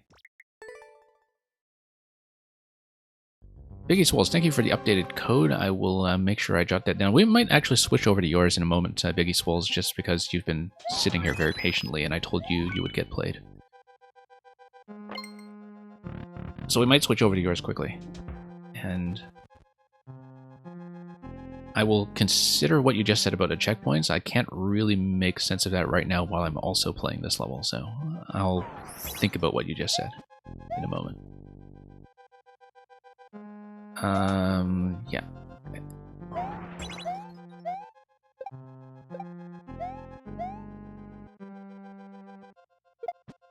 Okay, let's pop this guy.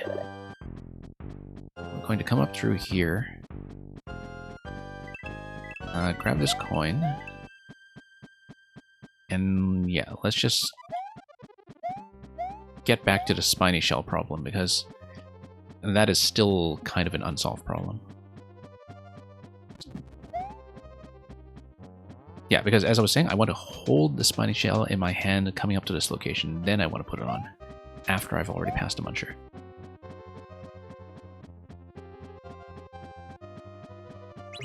Okay, Yoshi next. And Vex Gaming, you said yours will be quick? Yeah, we can try to squish that in quickly as well.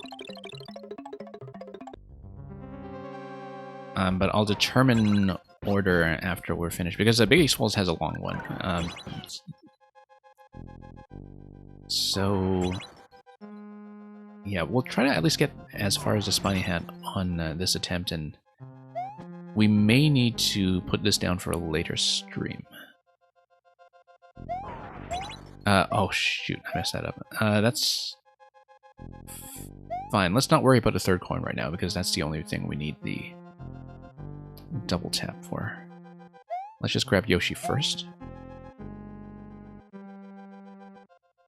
Yeah, no need to worry about the Koopa Shell unless we're going for the third coin on the right.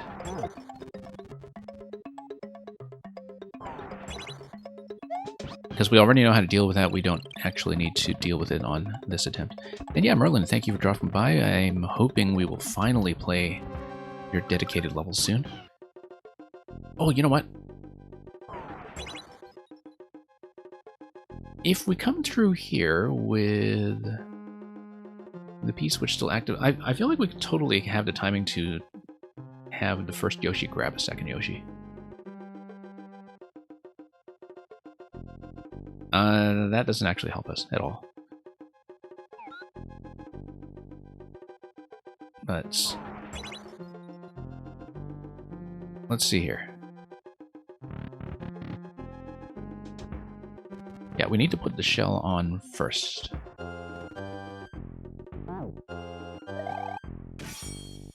Okay, come through here. Unless we drop Yoshi completely. Grab the POW. No, because Spiny Hat doesn't actually do anything for us yet, except get us through this icicle and later the Boo at the very end. So I think this does need to be the sequence. Grab the POW. Soft drop the top POW. Grab this POW. Soft drop this POW. Let's do this accurately for once.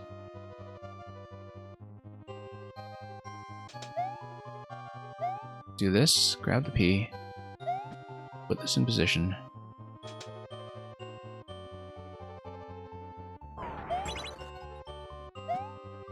No, too late.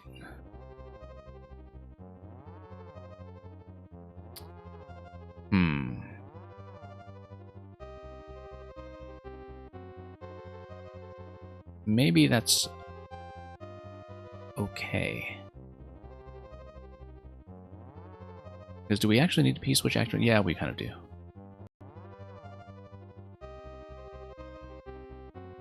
All right, no, that's a bit of a problem.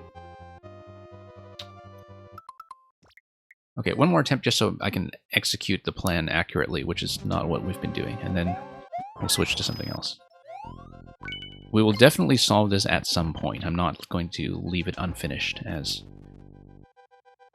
a level that we haven't figured out, but we'll drop this. Okay, come through here. And let's just at least get up to where we were. Just for the sake of memory. Because, yeah, there's a lot of stuff to remember about this, basically, and... Oh, how come that was not... Oh, yeah, no, because I need to run through the loop. Hang on. There are actually so many things to keep track of that it's very easy to just lose a lot of attempts to forgetting one step that we've already figured out. I may need to start writing some of this down. So yeah, this guy, whoops, this guy goes here. Drop. P-switch. Through here. Yeah, I did not expect that Spiny Hat and Muncher interaction earlier. That was not something I had considered. And that was a huge problem. Because that's actually created a significant wrinkle in the plan. Unless there's like something trivial I'm missing about how to deal with that. Some way to slide under. Or some way to brace that position from the blaster falling down. I don't know. Well, until we figure that out, let's stay attentive so I can actually do some of this stuff.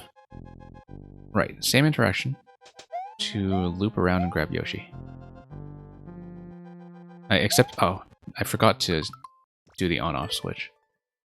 You see, this is how we just lose tons of time to levels like this, is from forgetfulness. Okay, let's do it. Definitely starting to tilt a little bit, I think, from just repeating a lot of different cycles that are just slightly different from each other. Can I get through with the launcher falling behind me? Maybe, if I just run through. Yeah, maybe so. We might be overcomplicating it. Let's say I burn at least one attempt on trying that. Because it's true that I was just going too slowly earlier. Because it doesn't matter if this falls through, because if we run safely under the launcher, we're breaking through this location anyway. We're doing the triple stack, and we don't need to interact with this section at all, right? If we're past that point. If we get under the launcher with the Spiny Hat and myself intact, we're doing just fine. So why don't I burn at least one attempt on that, because that's maybe a sure sign that we're overthinking something that's actually very simple.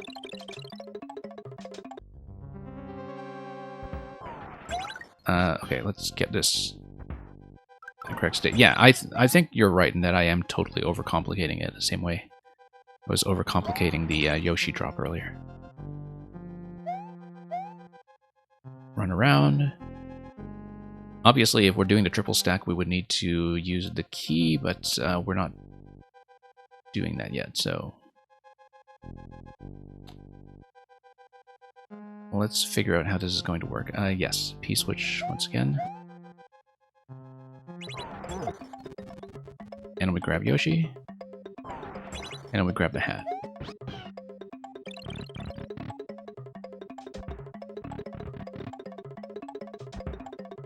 Yeah, because now that I think back to the spiny death earlier, I was going pretty slowly in that section, and that may have been enough to cause trouble. Doesn't matter which Yoshi we take. We'll just bust through here. Okay. Soft drop to POW. We need the on-off state to be on. Let's just try it right now. Magic. Okay, then we do a triple stack. We don't have the third coin for the key right now, but if we do all the coins in a sequence, this is how it's going to look. We come through here. And the on-off state remains off. We do this. Oh, no problem. We forgot to grab the second POW. Okay. Yeah, we need to grab the second POW and get it into position out here first so we don't fuss around with this switch, because we cannot press this switch. But the idea is that we stack. We stack this guy like this. Oh, it doesn't stack. That was unexpected. Oh, yes, no. I need... No, I can't do POW on top of shell, though, because the POW kills the shell. Right?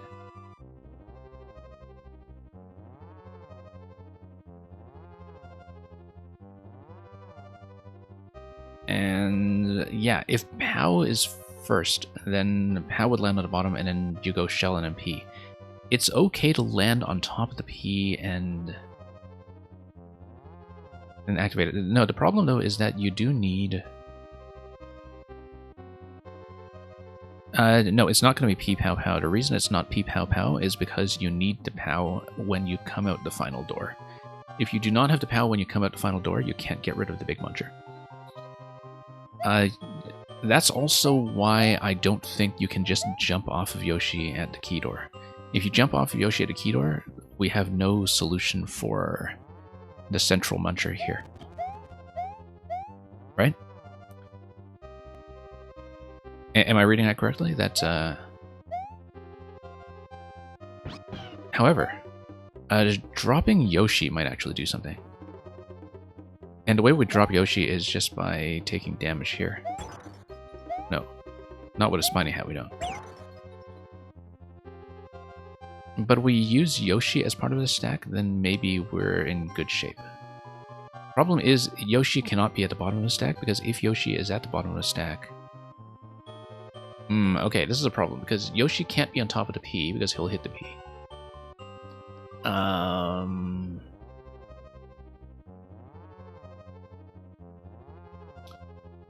But yeah, like I was saying, it can't be P, POW, and POW, because we don't have a Muncher solution yet. Like, we just don't have a way to get rid of that guy. Very bouncy. You also need a switch state to be opposite of this. Yeah, the idea is that you need to have this set to off when you go through the door. But as soon as it's set to off, then whatever is on the conveyor will move, right? And that's a problem. Like, there's a very specific timing where you need to have the switch off, and then you have to go through the door immediately before the stack breaks apart. So we need a 3 stack that will actually stay in position, and currently that's why you don't think I can use a shell at all. Yeah, because the offset just kills the stack.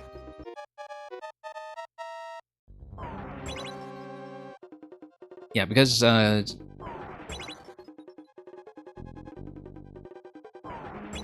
thinking about whether there's something that could safely stack on the shell, and I guess not. I don't know, though, because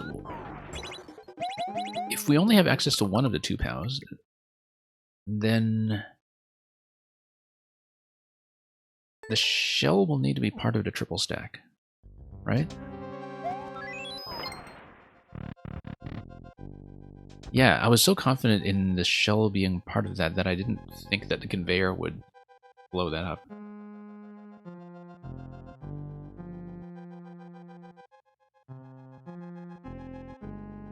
Why would activating a hidden block above the key door matter, though? Like, that's not the problem. The current problem is that we need to get rid of the central muncher once we are out of the final door. Oh, you mean spawning a hidden POW? That kind of seems oddly unfair, though.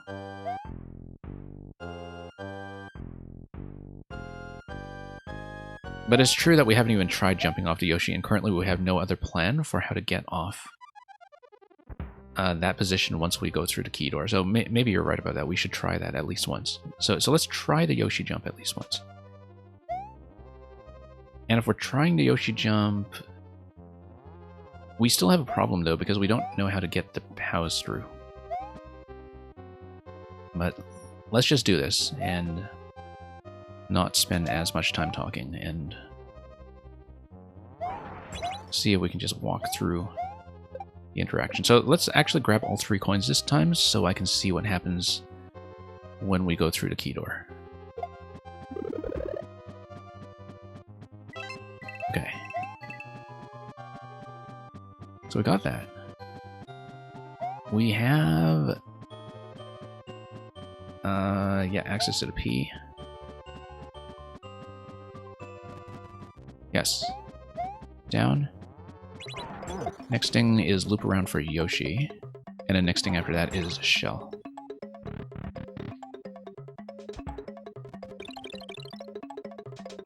Okay, do we need to POW? Probably not, but... Ah, yes, we need to loop around for Yoshi. And so, yeah. Yeah, we need to POW, obviously, to do the same sequence. We also need to do the POW P stack this time so we can grab coin 2.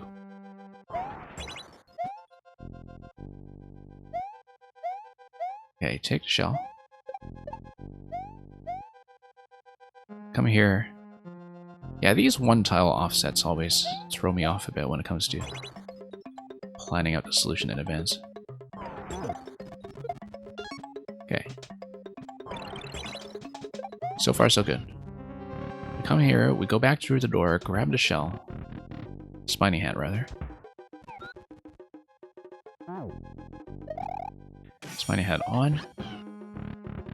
Through we go. Okay. So far, so good. We have the key. We have a POW. Who could ask for anything more? We drop this.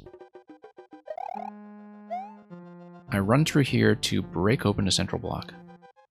No, I don't, because I forgot to activate the on-off state.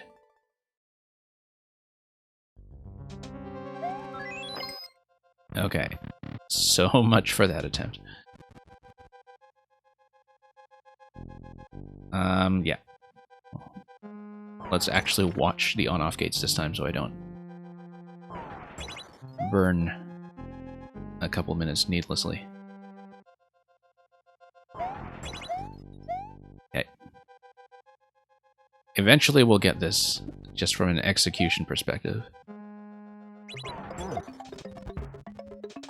Anyway, here we go. We pop through here.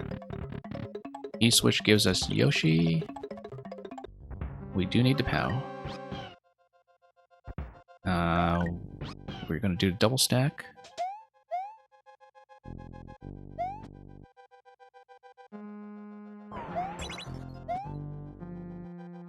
And let's watch our step this time. Come through here. I forgot coin 2. But coin 2 we can grab later. That's not as important. We got plenty of opportunity to grab coin 2. Like on the top right.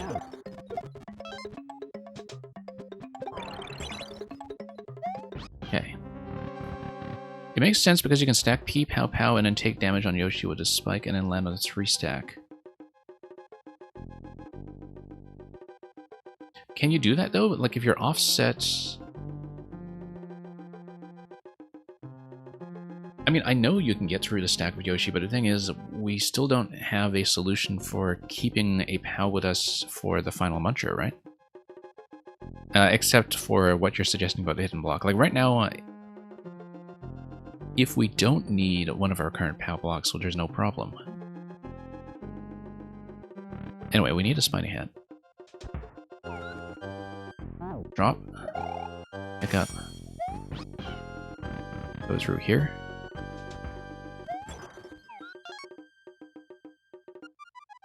Oh, you know what? There is an additional POW that's available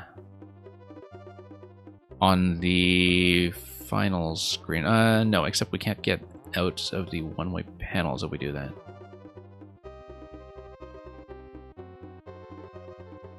I mean on the subworld screen. The subworld screen has like a P-switch and POW interaction that I don't think we actually have much control over, but last time I checked that room, we had not acquired Yoshi or the Spiny Hat yet, so if we're really stuck, that's something to consider, that we just haven't used the second room. Let me do this quickly, just so we grab this. Oh, except, yeah. I really should have done that earlier, because now we don't have access to the shell, although... Yeah. Let's grab this as well. Okay.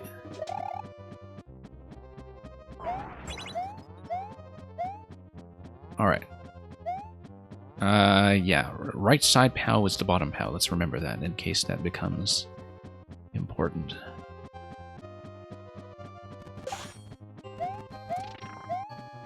Okay, so let's suppose that we don't have the shell as part of our stack. And then let's say we go...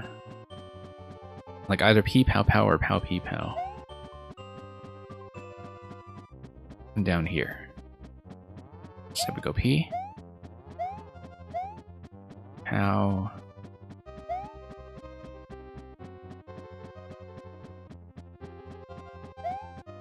Pow. And then we'll do the Yoshi jump. It will do the Yoshi jump after the switch activation. Right, so far so good. So the idea is we go through the door as soon as the on-off state has changed, before everything slides out of position. You know what? Here's one thing I hadn't considered. P stops the conveyor. But if we spend a P, that doesn't help us, because then we lose access to the P as part of our stack. But if we wanted the shell to be part of the stack, well, the shell we would only be able to use if we have a P on top of it, because that's the only thing that will go on top safely. So let's just do the Yoshi interaction and see what happens. Also, notice that when you're 2 tiles high, I actually can't take Yoshi through with me. That's what kills this idea. Except I can take damage.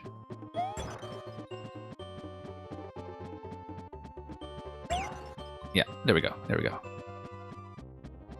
Yes, that's what the icicle is for. So, on-off hits. We go through the key door as soon as it hits. We jump off Yoshi when we are through the key door. Come on. Jump off, jump off. Okay. We kill the Boo. And then we have a problem with the Muncher, as expected. So yeah, this was the issue that I could not work out. What do we do with the Muncher?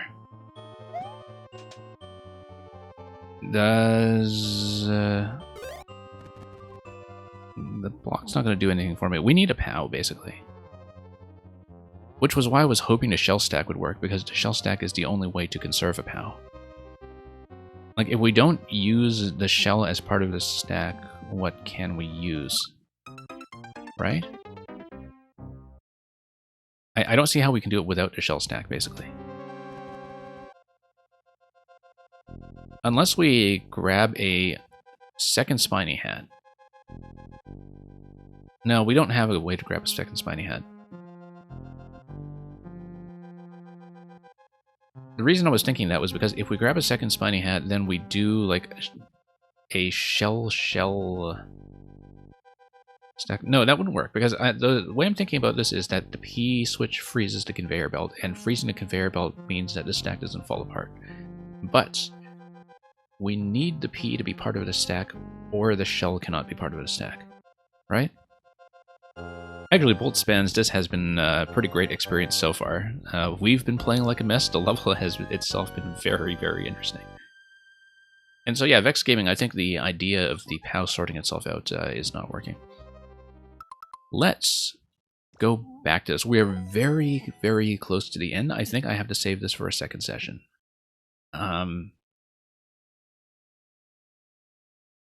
But to recap, like, the problem right now... I'm not playing through this attempt. I just want to show this quickly. The problem right now is... if we jump off Yoshi at the end, is there a way to do it while keeping a POW? If there isn't, that tells us that we need to rethink the whole thing because of these two yellow blocks here. If there isn't a way to get off Yoshi safely, we need to rethink completely, how do we get Yoshi from the blaster if we preserve the blocks on the right side? Biggie Swalls, the blue door, I'll show you what's on the other side. Because I know, I checked this very early, and I know everybody kind of came in late after that. No, that's not how you check it. Let me do this again.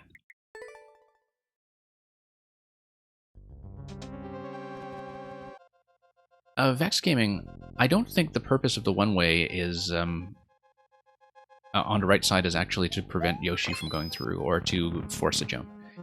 The purpose of the one-way is because if the one-way isn't there, then here's how it would work, right? Like, let me get over to the right side and show you. If the one-way is not there, and if the yellow blocks have disappeared, once we have the spiny hat, we actually just punch through the icicle and go up directly to the door, I think. Like, there's nothing stopping us from just going up the right side. This icicle is clearly there to get... oh. Yoshi into the trap. You know what?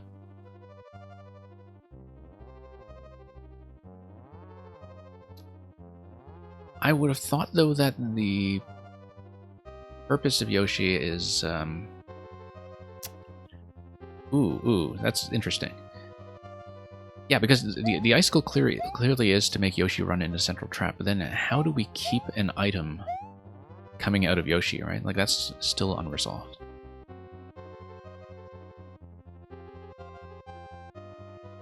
Anyway, yeah, no, I know how to do the P-switch. I had actually shown this off previously on stream.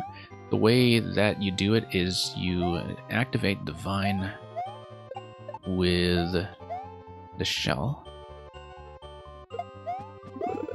and then you loop around to the P. So I've done this already. Actually, you don't even need to do that. You can just drop the P here and fall into it from the left side, but, you know, whatever. Let's do things the hard way. So here's what's going on in this room over here. So this is this room. Interestingly enough, It seems that if you're quick about grabbing Yoshi, you can grab another POW over here. Like, if we race over here with Yoshi, we can grab a second POW. So let's say we come here with Yoshi and we have the Spiny Hat. So let's pretend we're riding Yoshi, we have the Spiny Hat. We have the Spiny Hat. We come back through here, we punch through this. Obviously, when you come out of here with the P-switch, this is not a soft lock. You come out of here with the P-switch activated, you can come through this door. But that would allow Yoshi to hold another POW. But... oh, you know what? That does it, because that gives us 3 POWs. Yes. Yes, let's do it, let's do it. Problem. If we get 3 POWs, we still don't know how to carry the POW through the final door. Unless Yoshi has to do like a soft spit and a jump in the final location, but even so, that's a problem because... like, I don't know how to jump off Yoshi, grab the POW, and go through the top right door.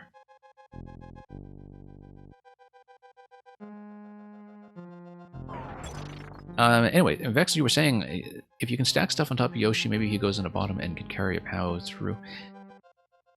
Yeah, but like you were saying, that still doesn't solve the block problem on the right side.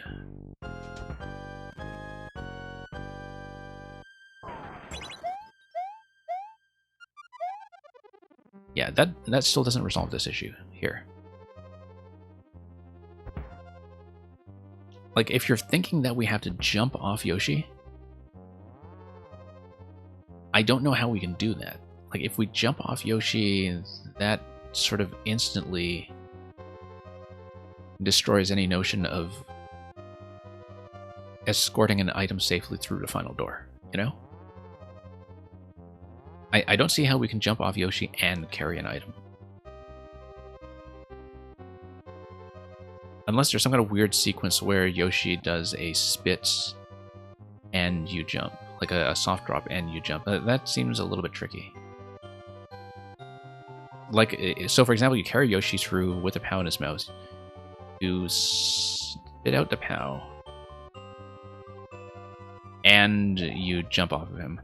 Oh, but if you jump off of Yoshi, does that allow you to grab the POW on the way up? Like you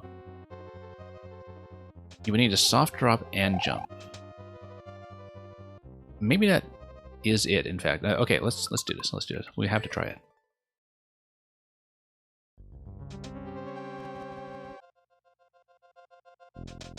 I've said several times already that I would put this level down, but we are so close to a breakthrough at this point that we have to kind of keep on it while my mind is on track. So let's do this.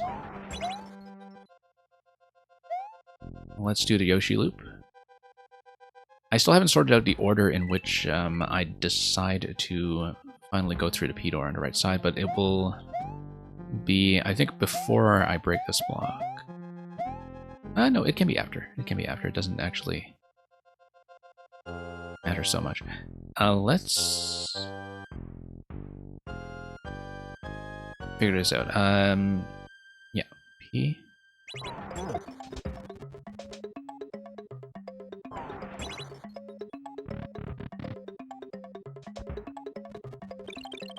Yeah, it does feel like we're very close to getting it all together, that we're kind of missing just one piece that might be an important piece. Grab this. And drop that just in time. Grab the shell for... oh, we forgot to do the second coin with the shell again. That's okay, we can do it later. We still have an opportunity. And indeed, when I go through the P door, I'll want to do that. Anyway, so... let's go through here.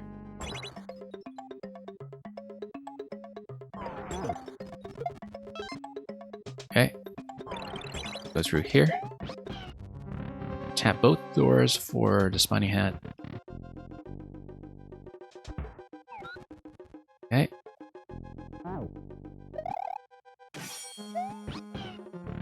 let's just walk through this whole sequence here. Okay, we have to be careful with the on-off state here, so I don't trap anything. Let's get all of the items to safety. Oh, actually, no, we don't need to do that. We just need to carry Yoshi through to the pipe room right now. Everything else can be done afterwards, I think. Except we definitely want to come out of the other room with... Actually, no, we can come back afterwards. So, yeah, we have access to every POW right now, so we just need, in fact, the shell. And the P, of course. Let me do this first, just to clean it up. But at this point, we step on the P. Once we are through the door. Okay, let's fall on the P. Go through.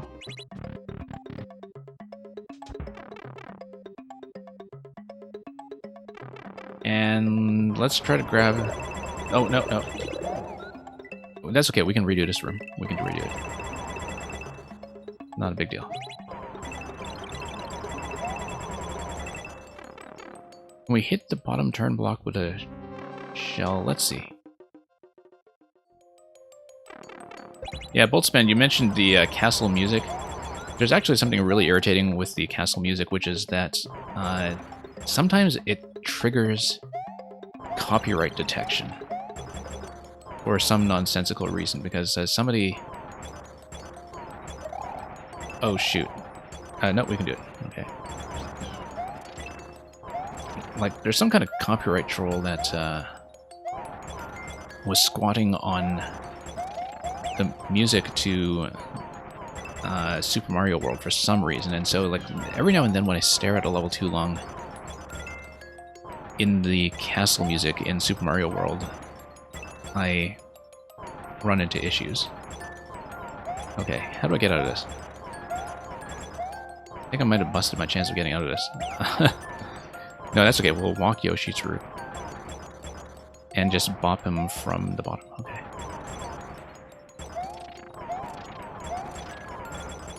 Alright, that was annoying. But we got it.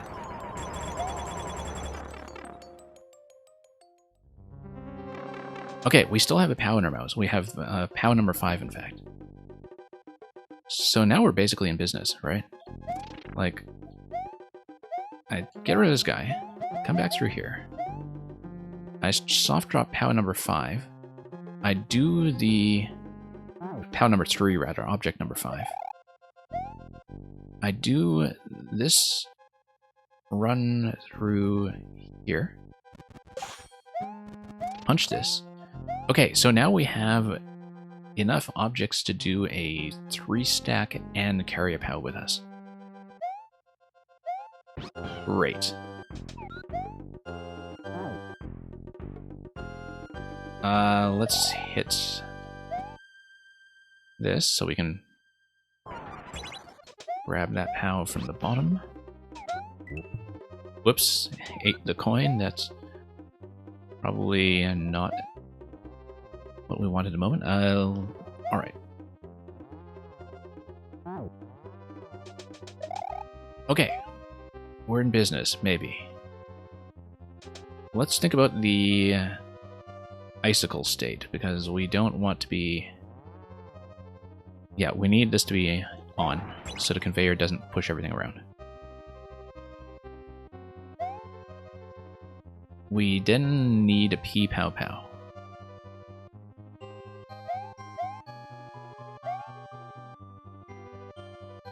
The POWs at this point don't actually matter in terms of which one we take.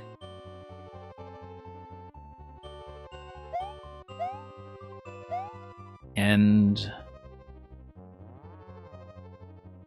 Anyway, Vex Gaming, you were saying, can we hit the bottom turn block with the shell?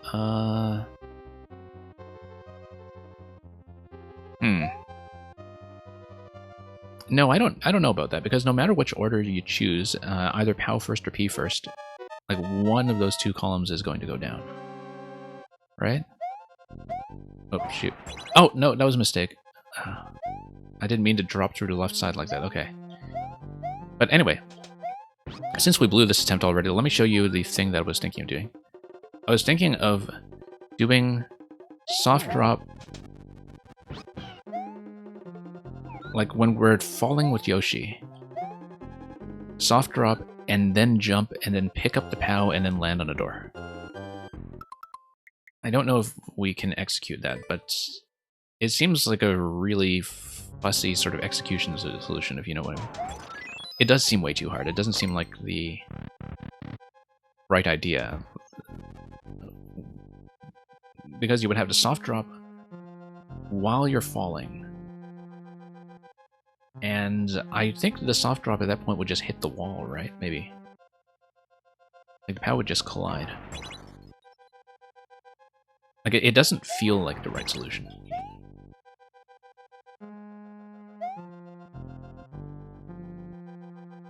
And yeah, bolt spans, it absolutely is a puzzle. It's very, very much a puzzle. Let's see what we're doing here.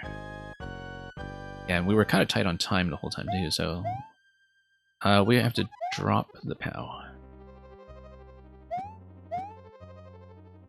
Hang on. This was a confused attempt.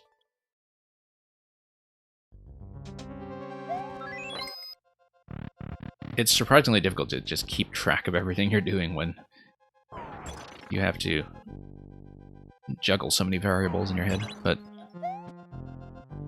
this is definitely one of the harder one-screens I've seen, for sure. If you can call it a one-screen, given that we are using a second screen. Yeah, why don't we grab the shell coin now so we don't have to deal with it.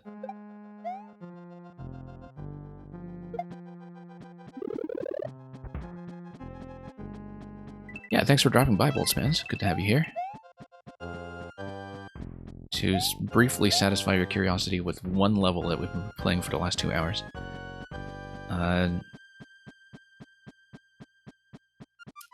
What were we doing? Oh yes, we've got the shell, we've got the P, we're getting Yoshi from the first loop. Yeah, puzzles like these are not for people with attentional issues. You do have to really keep your head on straight when it comes to, you know, managing the on-off state, the P state, the item logic, all that stuff. Okay, POW first, P second, shell third. I still kind of suspect that... Oh, alright.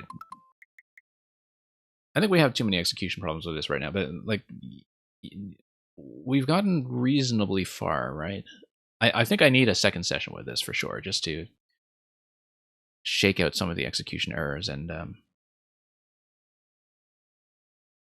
you know, not burn so many attempts on stuff like that.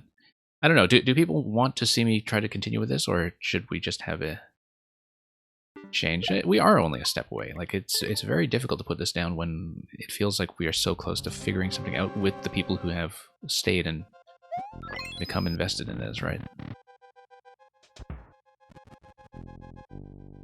Yeah, I also feel like the right column has to stay. If we find a solution for obtaining Yoshi while keeping the right column, then we're okay. I know how to keep the right column consistently, by the way. We just need to stack the POWs and the Ps in the opposite order. So I'll show you how that works, in case anybody missed that earlier. So as long as we stack P first, the right column remains intact. So we do it like this. Drop. And might as well take this through.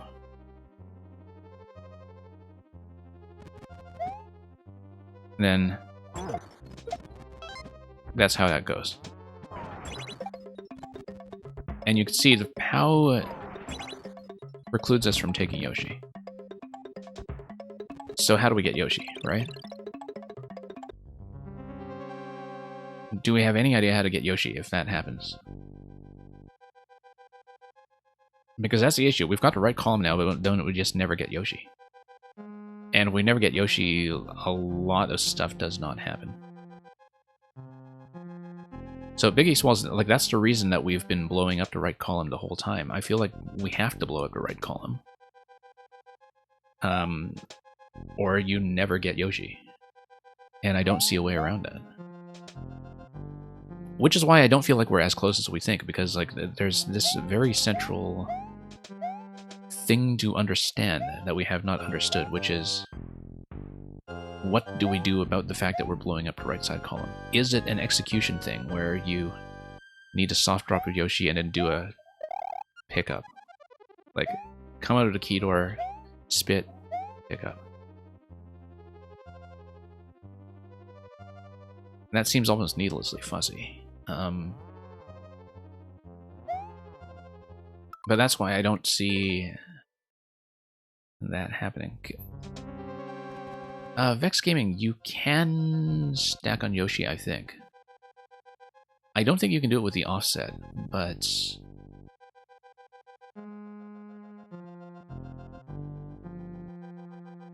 I'm not sure what you mean by saying that if we can stack stuff on Yoshi, the issue is those blocks.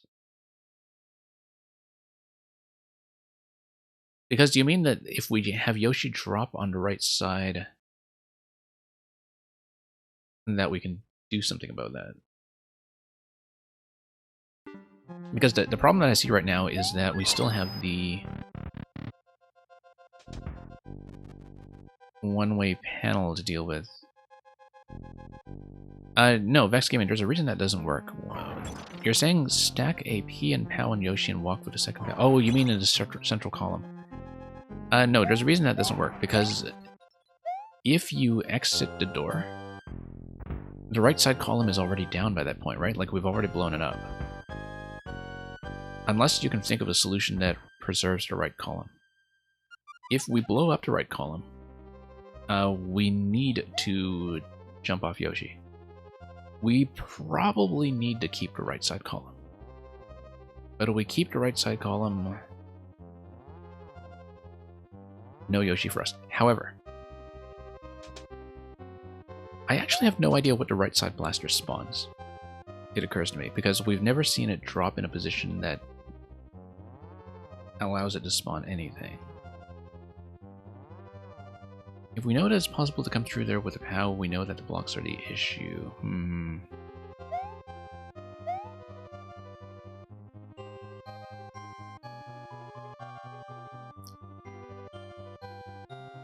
Well, Vex Gaming, we already kind of solved that, though, didn't we? When we grabbed the third POW from the other side. Did that not resolve the issue of having enough POWs to work with? Like, we have enough POWs to work with. We totally have 3 POWs at this point.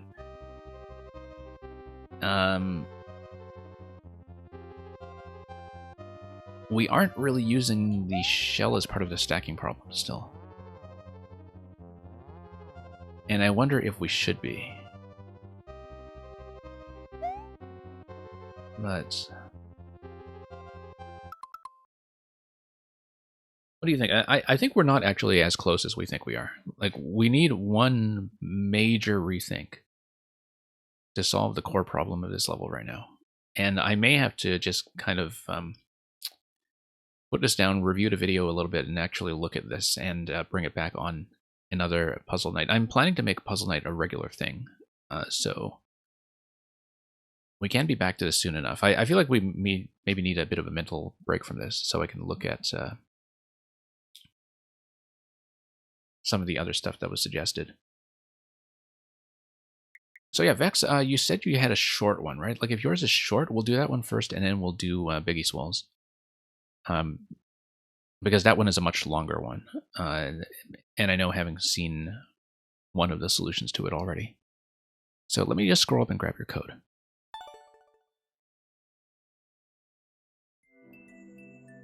There's a way up in the chat. You can repost it too, of course, but no, I have it. I have it. Yeah, we absolutely need to go back to that one. We can definitely do it, but there is some kind of central insight that eludes us still.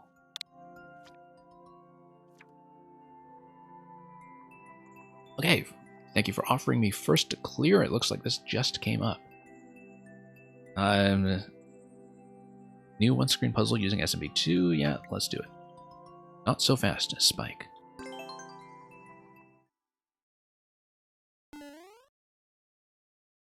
Might need a bit of a one-screen cooldown after the previous fiasco. Okay, we've got SMB2. We've got Goombas. Let's just pick up for the time being in case we need something like this.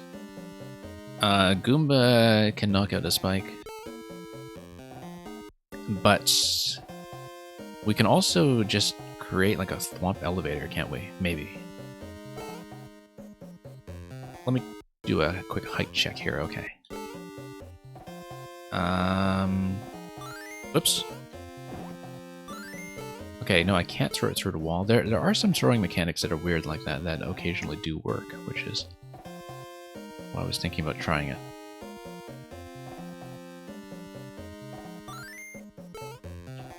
Can I get the Thwomp to lift the Goomba? It's not going to stick. That won't be it. Muncher at the start pretty much exists entirely to dispense SMB2, so that's not going to be it either. Okay.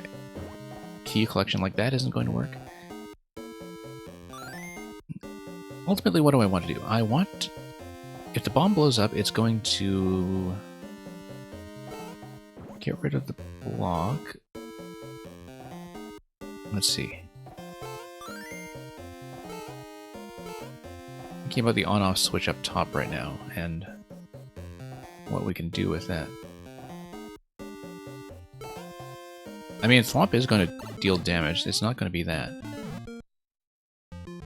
But interestingly enough, the Spike in a trap right now isn't throwing anything at us. If it were in an elevated position, it would be able to do it.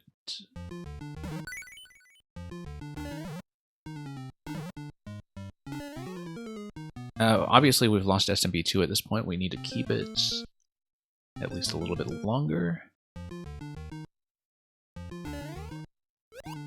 Let's just redo.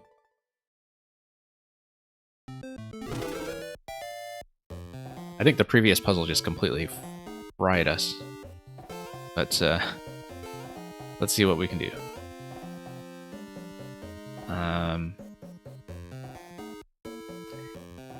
Yeah, because if you have an activation of the on-off switch, what does that do for you on the right column? Let me just try to jump first of all. Okay. I should be able to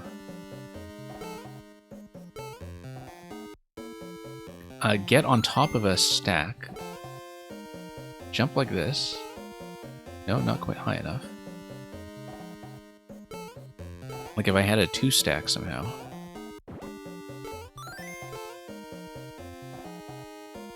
Or if I could get it to hold position.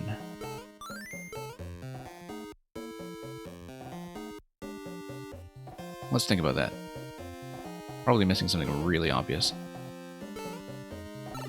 You got Spike in a central position here. Nuking it isn't going to do much for me. Yeah, kind of interesting that Spike, like Big Spike over there, isn't chucking anything. It seemed like the on-off was made in such a way that the Big Spike could chuck a spike ball in that direction. We will have to think about that.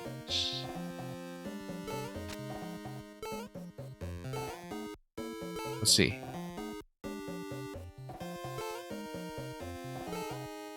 What can we even interact with other than the Goombas at this point? We have 2 Goombas. We're not really using that to our advantage much. if we restack the Goombas at the beginning, maybe that will do something. Let's oh no, that's not what we want to do. Hang on. Okay.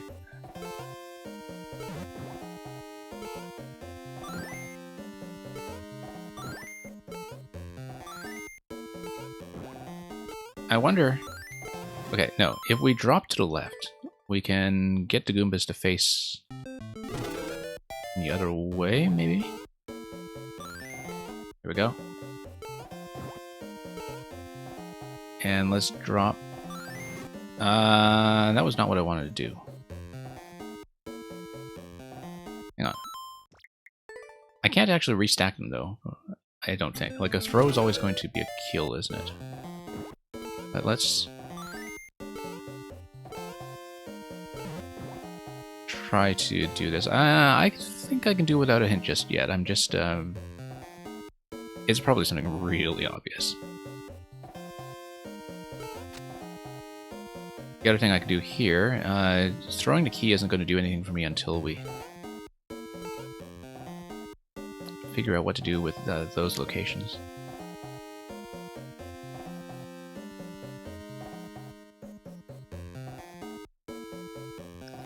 It might be a mechanics knowledge thing,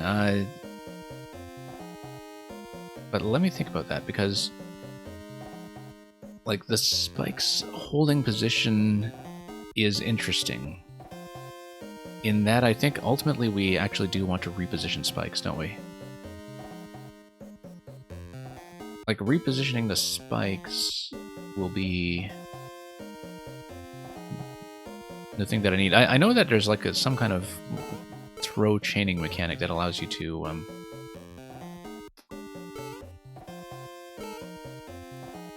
you know, use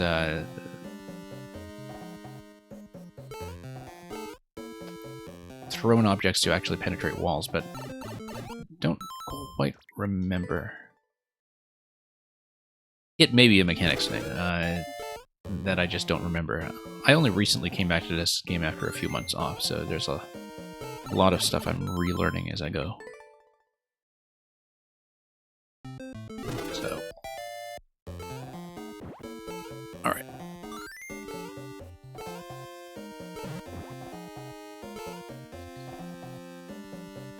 Now, can I stuff these guys in some kind of position? Yeah, no. Whenever you do any kind of drop like that, that's going to blow up, I think. But let me just test some of this. Whoops.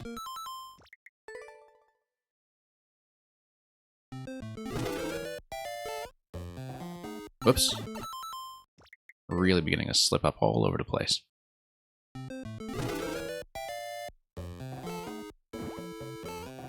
Interesting. Bomb's going to come up from up top. I guess that's mostly... let's take a look what the bomb is doing, in fact. Yeah, first bomb is there, of course, just to set up the stump. Second bomb is... not doing that. What if I don't know if I should be claiming both Goombas here. Let's figure this out.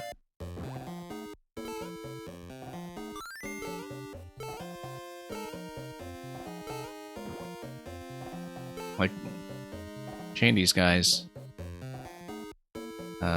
Whoops. Like that.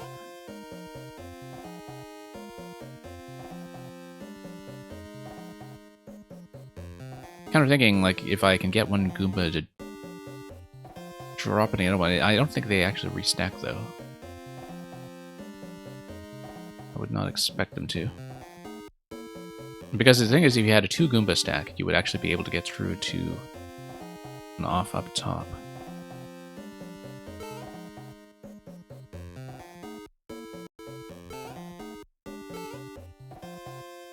So is it something that I'm not really even close to trying in terms of the moveset that's available? Like, something that I'm just not currently considering?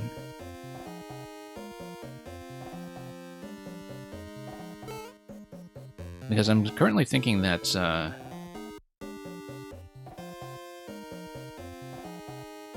let's see.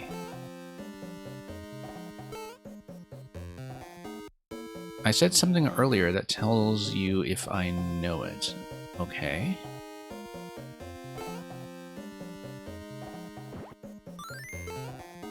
I mean, it could be through throw chaining, where you...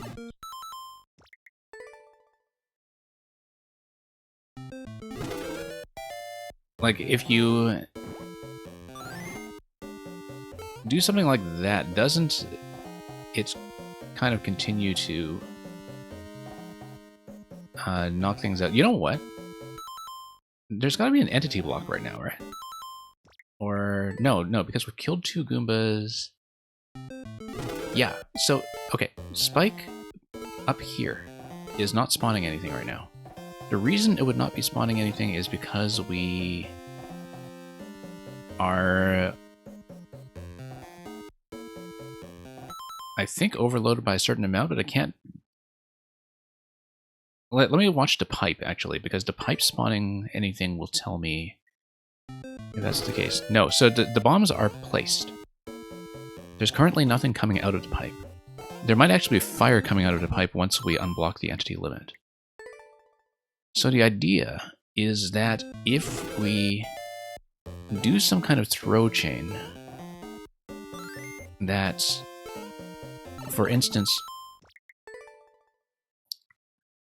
knocks out the spike that's trapped down here. Hang on, let's just get some of these guys into position for once. Yeah, okay, no, I think I kind of get it, because right now we have nothing spawning. We know nothing's spawning because otherwise this guy would be throwing spike balls, right?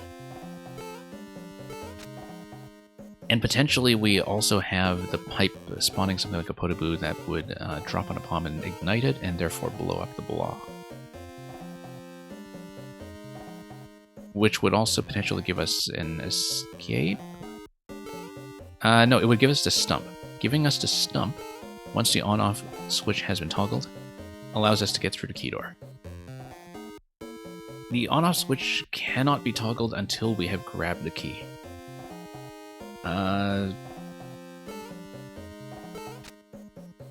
Grabbing the key... I think if we obtain the key, maybe that does some kind of entity reduction too, doesn't it? I don't remember.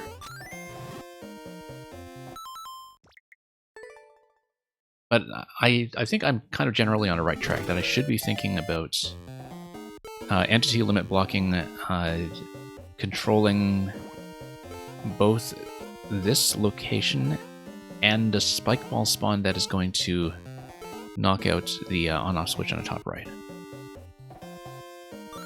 So we have a couple of elements we haven't really played with yet. We haven't played with Thwomp. Interestingly enough, throwing the Goomba against the Thwomp does that. That's interesting.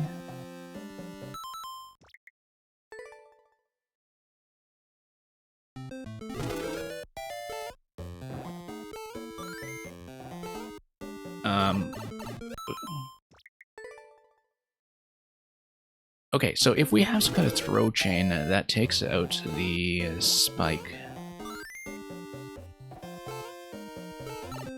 Hang on, let's actually do this cleanly for once in our lives. I don't remember how to set that up, though, in terms of accuracy. Because the way I'm thinking about it is that if we destroy both Goombas and the spike, then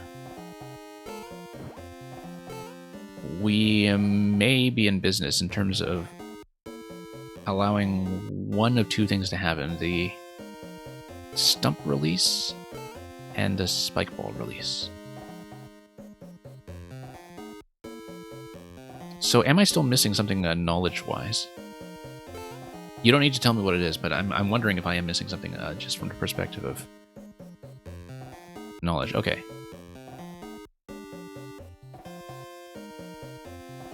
So that's probably gotta be it, roughly. Now I don't know if the duck and release will get the Goomba through to one-way panel. No, it doesn't. Okay.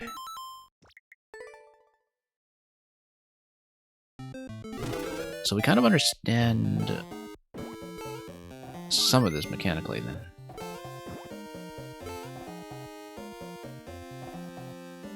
It probably won't be through some kind of double stack that allows you to high jump up to the on-off. Then I feel like whatever it is going on upstairs is going to involve the spike balls being thrown at us. Which means we need to destroy this guy somehow. And I don't see the way to do the chain throw through the wall just yet.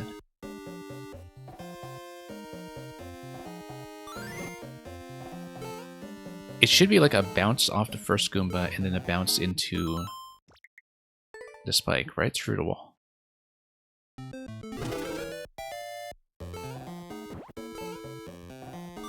Okay. Like if the Goomba is at the leftmost location. Like that.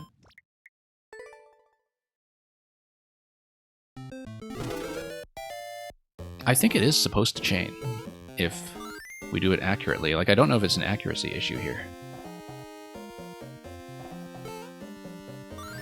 There we go. Yep, as expected. Bomb blows up, and that takes out one entity that allows me to use the stump on top of the thwomp, actually. And then we move the stump again afterwards from a point of safety to get on top of the key door. Okay, we got it. Nice, nice. I kind of like the track offset there as something that we have used. We forgot to grab the key. But if we had grabbed the key, we would have solved this. Like that. So we actually just need to run over because the thwomp... Okay, I got it. One thing I hadn't considered was whether the on-off switch would kill the stump when the stump is stacked on top of the thwomp and therefore in track space. Because if it's on the track layer, I think we're okay. But we need to check that. I'm not totally sure because the on-off collision right now is an issue, so...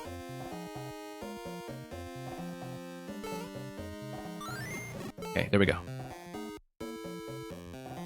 And yeah, now that I remember the positioning for the bounce as being one tile apart, it's actually pretty easy to execute, so... No issues there. Not going to risk checking the pipe location up there. I don't think we can reach that anyway, given the tile positioning. The one tile off the stump will not be enough to do the trick, so... Okay. We made some headway.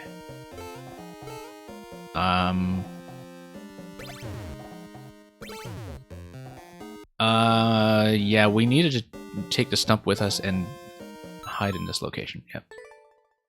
We need to rescue the stump and then let the second spike ball hit. That's the way to do it. Okay. We've got it. I think no further issues after we resolve that.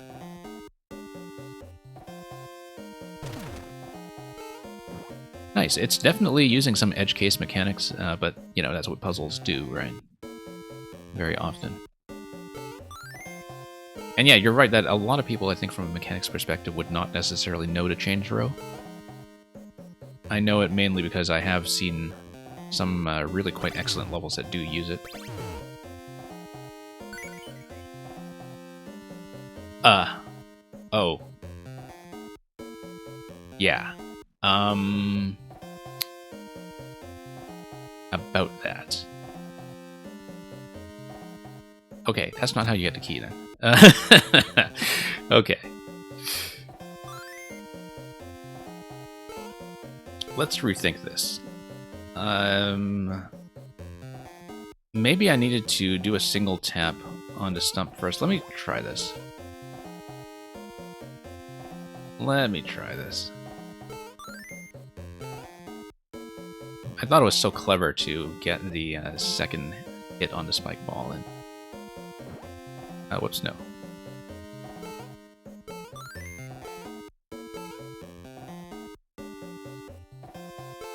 Alright, up the lift we go. This is actually a really satisfying interaction, this elevator action over here. No, that doesn't do it.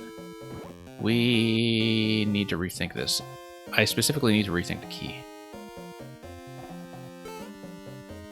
I feel like after the first spike ball comes in, we maybe need to do like a throw. And in fact, if we do a throw against a key, I don't know if the stump actually does that as a pickup. If the stump does that as a pickup, then we don't need to worry about accuracy so much. We just need to probably get in between the spike balls and do that.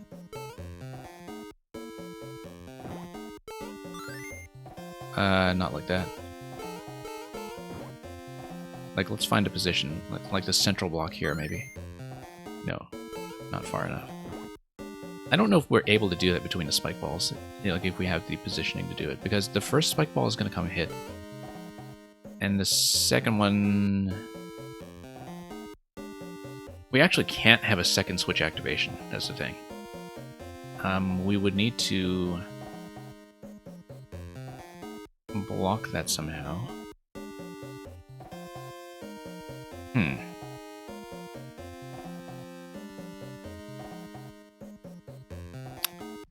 Gotta rethink this. Hey, let's see.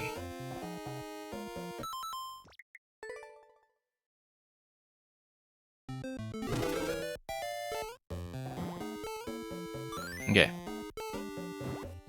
Grab this guy.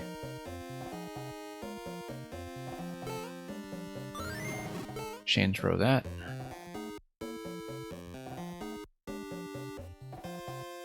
It's possible that we need to avoid activating the spike ball until a certain point in time.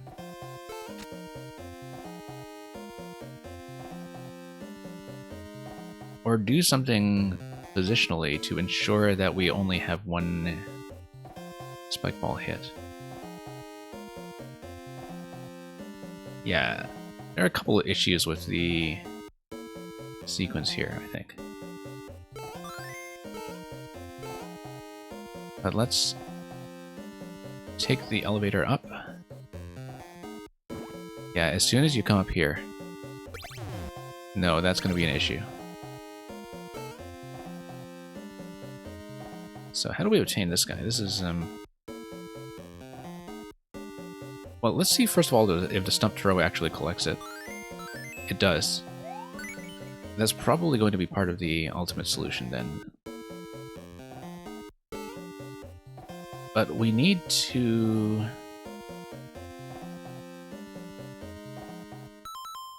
rethink the on-off activation. I feel like we need one additional on-off activation where we need to hit the switch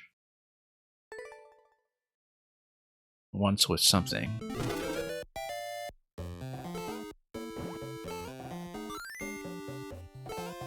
Whoops. Like a Goomba, for instance.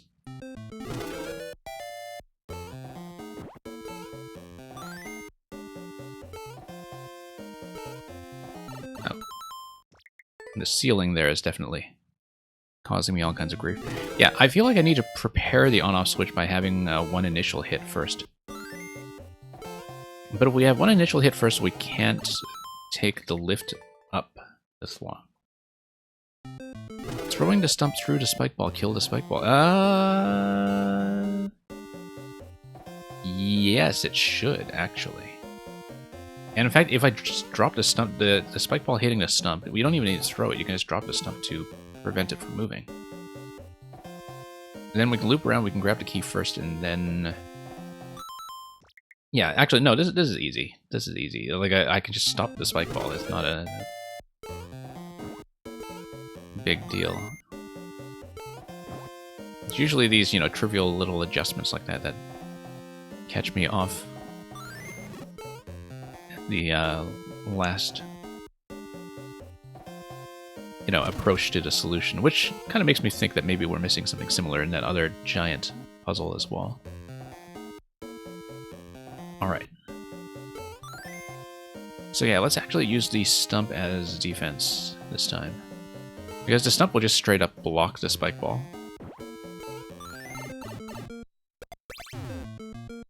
No, we need to soft drop it in front of us. And then pick it up as we go along and do it bit by bit. Okay.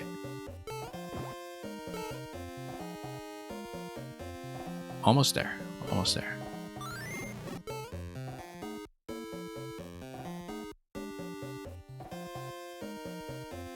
Okay.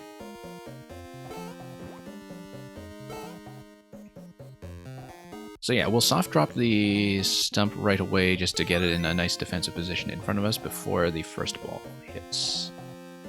It cannot be sort of in the middle of its bouncing animation. Nope. Oh, interesting. That's not what we wanted to do, but that was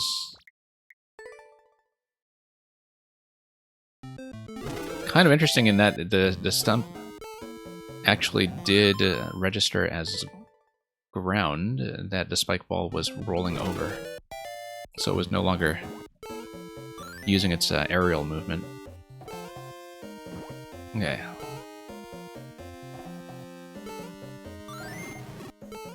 Let's try this.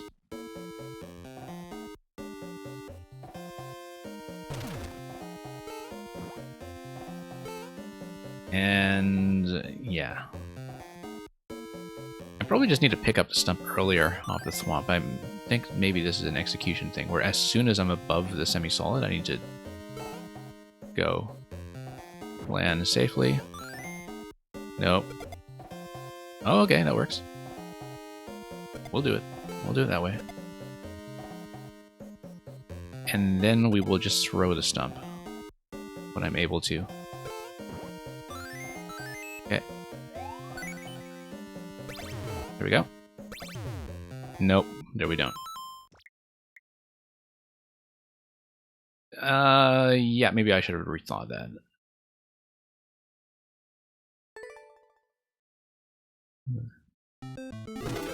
That was not quite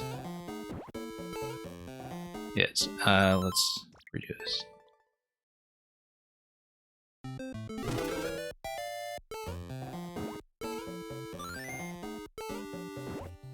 Okay.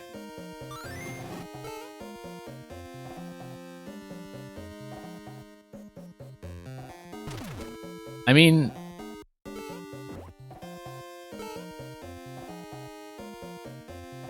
let's think about what the sequence is going to look like. We want to be able to drop through here with the switch finally set to off. So the second and last spike ball has to go on to off.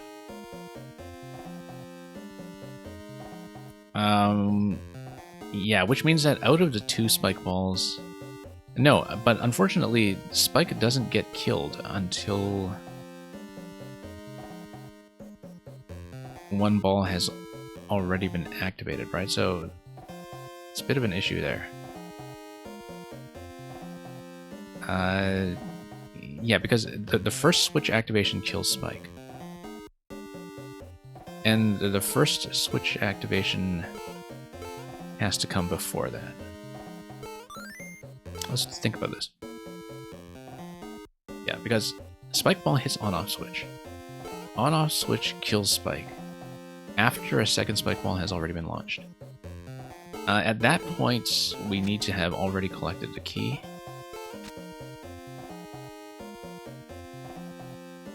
Let's figure this out. Okay, we can block both balls. That's important.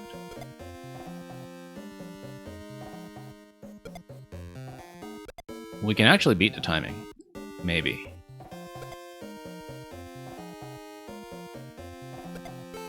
But let's see here.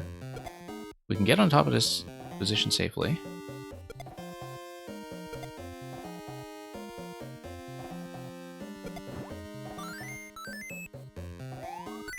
Whoops. Nope, 2 balls. Okay. That's not quite it.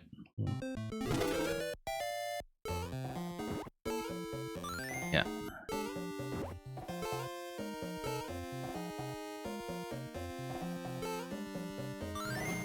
Alright, let's think about this. We have everything pieced together up to this point. We know that the stump can block spike balls entirely. There is a requirement here that we only want 1 switch activation.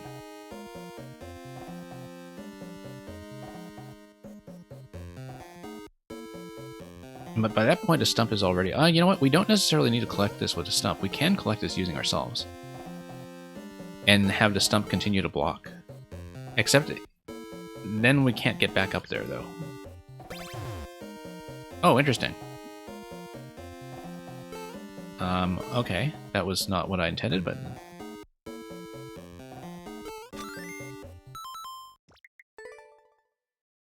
I did not think that I would get within range quite like that. Okay. Let's go over here. Pop that.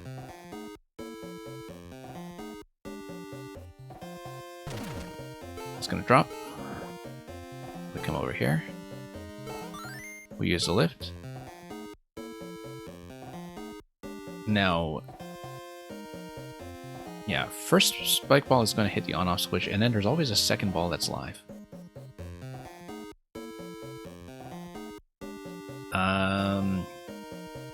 Option 1 is we just try to beat the timing on it.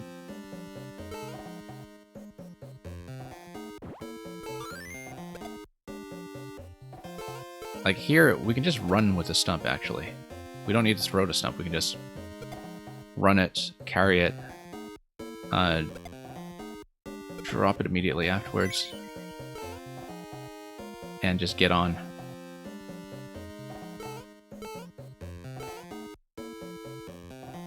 And actually just activate 1 that way. Okay, got it. Yeah. GG! Thank you for offering me first clear, assuming that we don't have other viewers taking over it already. Which you're quite welcome to do, by the way, if anybody's ever following puzzle streams and wants to get ahead of me. Anyway, thank you for that, Vex Gaming. Very satisfying. And yeah, it turned out that, of course, the ultimate solution was just easier than the way I overcomplicated it, but that seems to be a very typical experience. So, yeah, definitely running into some ceiling issues when picking up the Goombas in the beginning, but pretty lean and readable puzzle level. Do you have a whole bunch of these? Because if you do, like if puzzles are a thing that you do very often, we should schedule some more of them in for future sessions like this one. But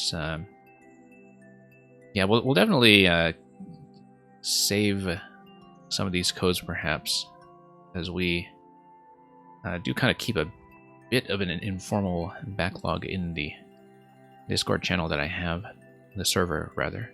It's fairly quiet there, but I do kind of keep some puzzle codes and have people suggest puzzle codes for future reference so we can assemble streams like this. Biggie Swolls, you told me you had a new code for the latest revision of the level you had earlier. Yes, okay, I've got it. 8WLY26 SNF. So after I put this down, after the last session, I had a little bit of an insight about how to approach one thing, but I'll talk about that when I get through it. You said earlier in your message it used to be possible to take all 3 exits from the final checkpoint if you got the red coins in something order. in relation to the final checkpoint. Yeah, there was something you did with the red coin revision that made the key sequence interesting, I guess. I don't exactly know what you mean by the bug that you're describing, but... Anyway, thank you for offering me first clear once again. Secret of the Keep. Let me just reiterate the code in chat for anybody who is following along.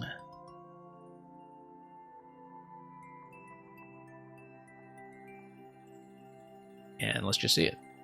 So, anybody who didn't catch this previously, this is a level with 3 exits, depending on where you start from CP0, CP1, CP2. We had previously solved the puzzle from CP2, so we will not be getting that flag. We had made some progress in trying to clear it from CP1, and clearing it in CP1 actually gave me an idea that I had not tried for clearing it from CP0, so... yeah. Good question if Biggie is still here. But, yeah, we made him wait like crazy, so we'll run this anyway, and he, will know where to find me for the video, I think. So, yeah, great. We were going to play this regardless.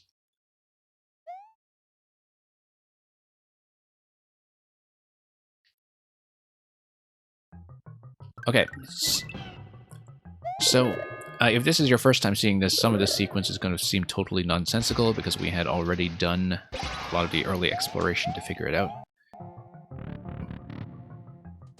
But I'm going to attempt to clear it from CP0 first if we can.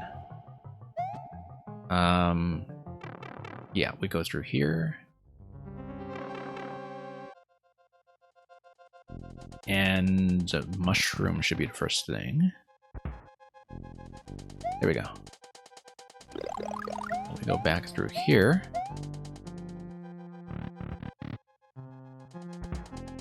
Yeah, we spent a fair amount of time learning this layout since we had solved the easiest of the exits, or so I'm told.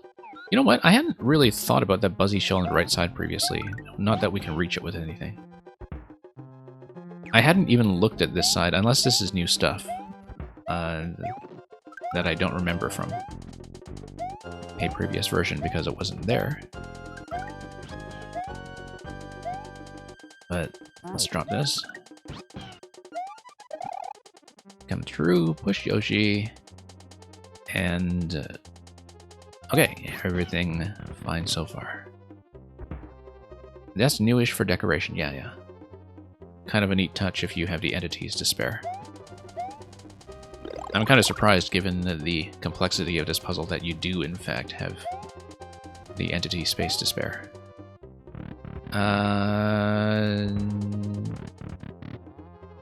Do we want the P-switch interaction? Yes, we do. Because that will give me second Yoshi.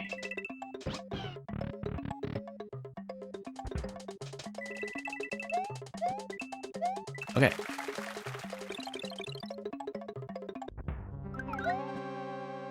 Pipe color theming. Oh yes, with these occasionally functional blocks just protruding from color-coded pipes.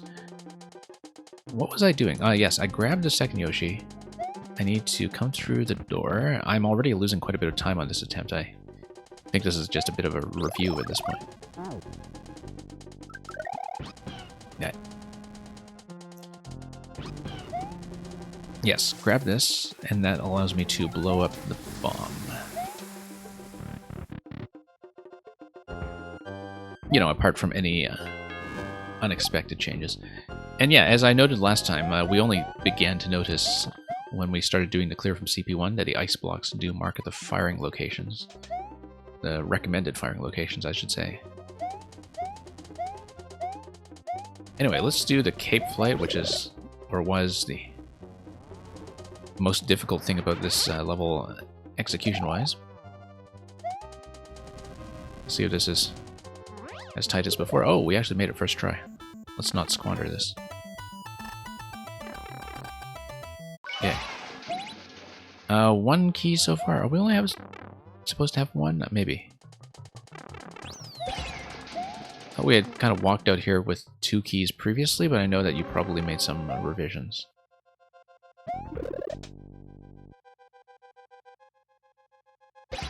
Because aren't I supposed to grab a second key for the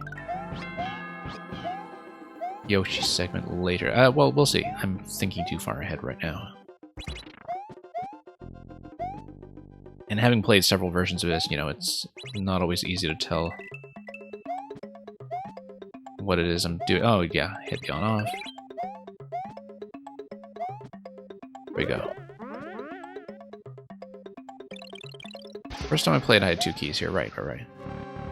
And I think I was kind of dependent on those 2 keys for some of the object interactions later, but we'll have to rethink that if so.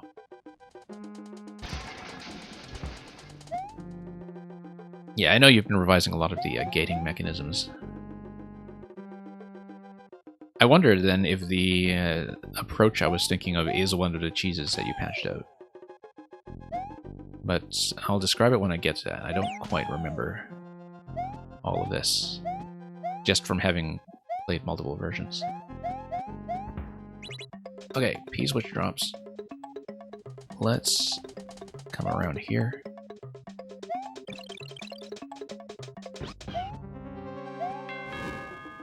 And yeah, there we go. Okay, now let's do the Boom Boom segment. About 200 seconds remaining. I feel like I've been going a little bit slow. There we go. So next is going to be P-switch plus Yoshi. I'm not going to try to beat the P timer. Let's grab the P timer reset. Thank you for the follow, Advert. We gotta get through the P door. And yeah, welcome, Advert. We are only 1 for 2 in puzzles today so far, but... Okay, this coin I remember. This POW I remember not using. We are not touching the checkpoint because we do not want to respawn at CP2. We have no choice when it comes to CP1, but... Okay, we only have 1 key, which is an issue, I think, because previously, when I attempted this from CP0, oh yes, yeah, it's through here.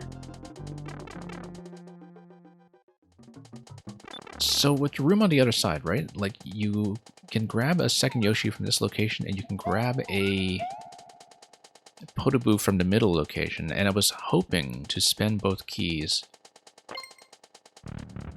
to grab the Podoboo, but we don't have the second key. So let's repeat the same Yoshi interaction that we know from the first time. We are really tight on time for this now.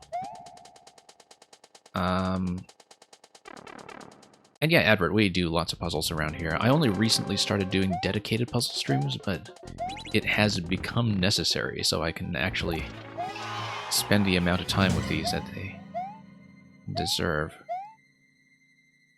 Okay, so we have the second Yoshi here. Whoops, let's grab this guy. We have no time to do any of this. So this was the interaction that we remember from the CP2 solution. And I remember running into some kind of obstacle when we tried it from the start. But, oh, wait a minute. The left side Yoshi is no longer going through that way. Oh, okay, that's different. That's different. I didn't realize that.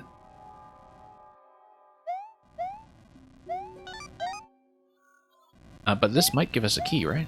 It gives us a key. Great. Key gives us Podoboo. Okay, so we're still missing 1 key coin.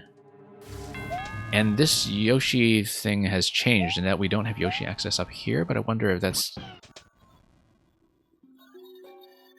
peculiar to starting from CP0, or if this also altered the CP2 solution. Okay, let's come through here.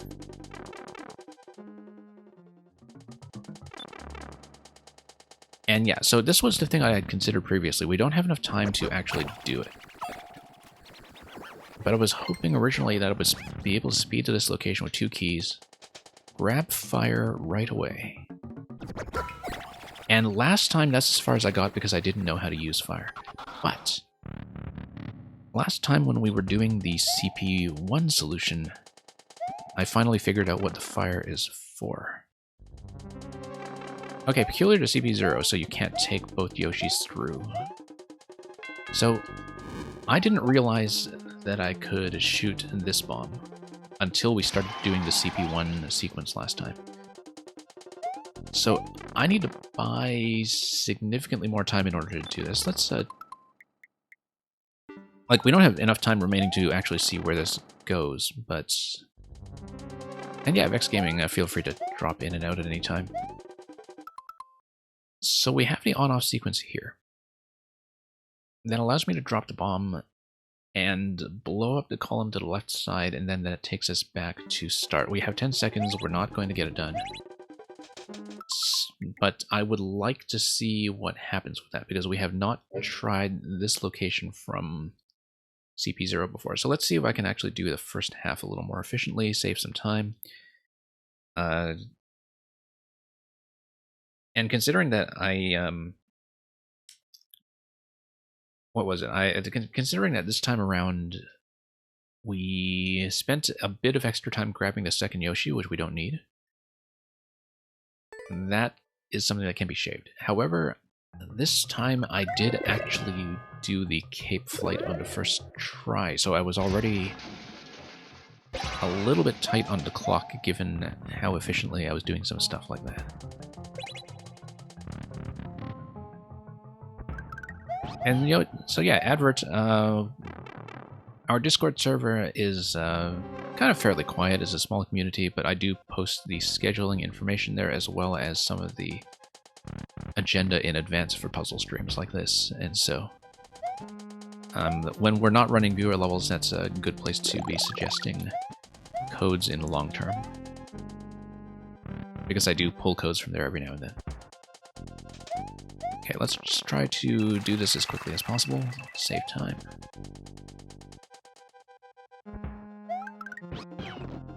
And yeah, I think a lot of people who make stuff on this scale, Biggie Smalls,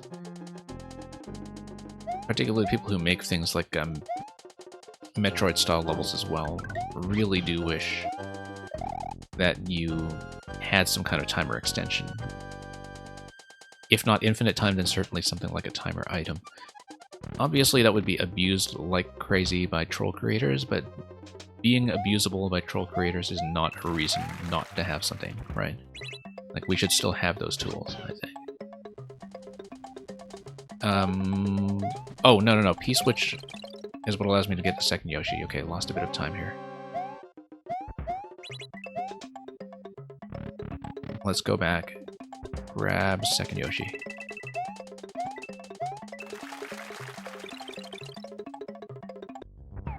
It does seem like some of the running distances are a bit longer in a very subtle way.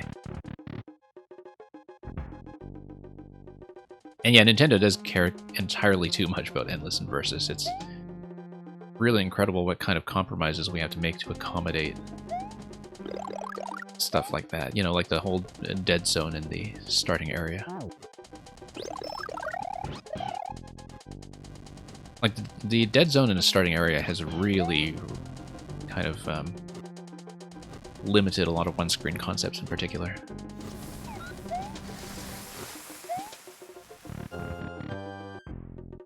Alright. We have fire, right? Is this fire? I was losing track of what I was actually holding. Okay, great. Cape next.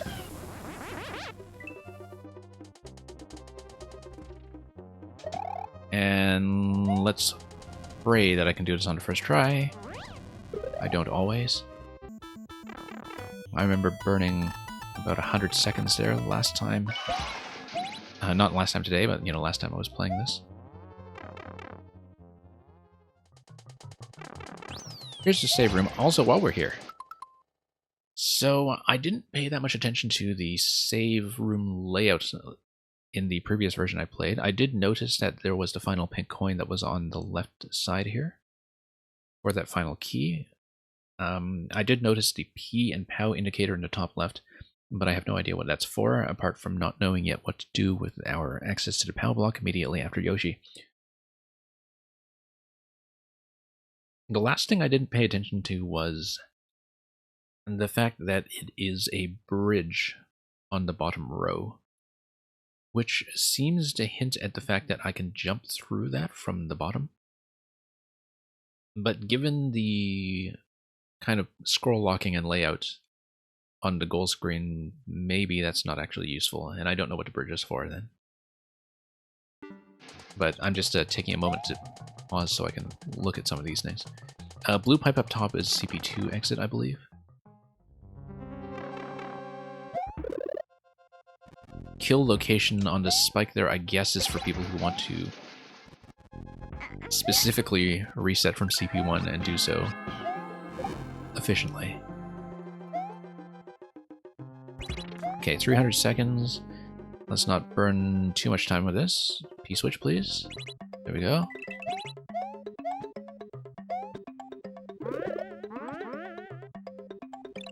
The flight gets easier the more you do it. Oh, I don't know about that. I sometimes flub things like that over and over. Okay. Got one key. Got this guy. And the boom boom thing does get easier, though. The shell deflection, like I've been having less and less trouble with that. Okay, freeze the conveyor belt. Back down. Whoops. Got some accidental inputs here. I'm not on my SNES pad today. I am using the Pro Controller. Because for puzzles, sometimes that makes a bit more sense. Because sometimes I want the capture button, and sometimes I actually want rumble, because rumble might tell me about bomb detonations that I'm not quite picking up at ear.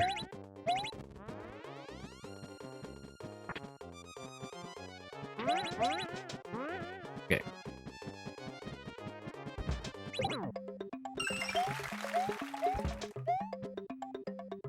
Okay. P-switch is going to refresh pretty quickly. Let's grab Yoshi. Star gives me Yoshi.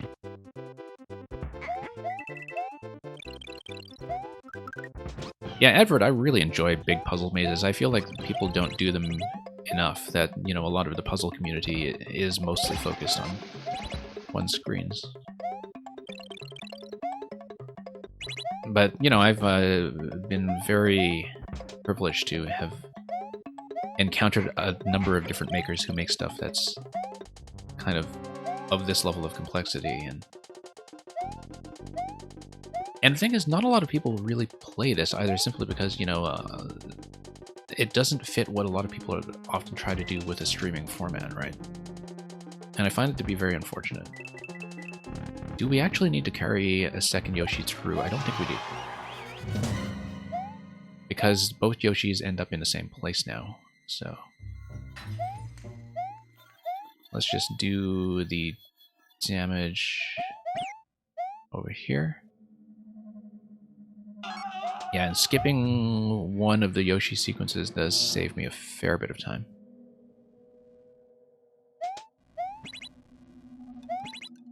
Doesn't take care of that coin, but we're probably not grabbing the pink coin key anyway, are we? No, we're not. I have to say, the sort of overlaying of this level is really, really impressive in terms of having 3 different clear routes, of which we have only seen one. I don't think I know who Morpha is, Advert, but I've kind of been out of touch for the last little while. I was off this game for a couple of months for, well, a couple of real-life reasons I couldn't stream, so... Anyway, we have access to fire. We have 100 seconds. we might be able to do this. Door 1. Yeah, I'll look up Morpha afterwards, and maybe it's somebody I do remember. I just think the name escapes me at the moment. Okay. Through here. And, oh, no, not through there. We need to go through the bottom door, but at least that doesn't give us clock issues. Okay, we need to get out so we can shoot the bomb. We shoot the bomb. We're really kind of tight on time. And we were playing most things fairly crisply. There were a few things where we lost a bit of time, but you have to be very quick to do this. Okay. Dropping the bomb allows us to come through here. This is the bomb tapping animation over here. I also know that I want this to be in an on state, or at least if this was like the previous version, because we had checked the various pipes when we were doing the CP2 route. And we know that these two in the bottom left corner are just red herrings. Yeah, this was the reason we needed the on state, because we wanted to get through the entry location. Well, we don't need the entry location though, do we? Or do we? Hang on, let's stop this for a moment because of the timer. I only just noticed now what the Yoshi on the left side is telling me as well. Like, it's showing me... Oh, it's just a general hint for Yoshi to stand on ice blocks and shoot fire, right? So, we know that. But I hadn't noticed the ice block that's on the right side of the screen previously. Because maybe that's a firing location of some sort, although I don't see anything to fire at unless it's an off-screen interaction. We're not going to access that anyway. It seems like the blaster here is a specifically start from CP0 thing, because I don't remember it previously, and of course the blocks that would spawn block that would have been blown up on our way into the entrance. So the blaster is getting off this passage here. Let's take the clown car. Okay, the thing that I had thought about, as I was saying much earlier, when I was doing the CP1 route, or when I was thinking about it afterwards, was this location here. Now, if I recall, there was actually a key door that was underneath the saw blade. And it's still a key door, yeah. So we're missing one key. If we find a way to grab that key...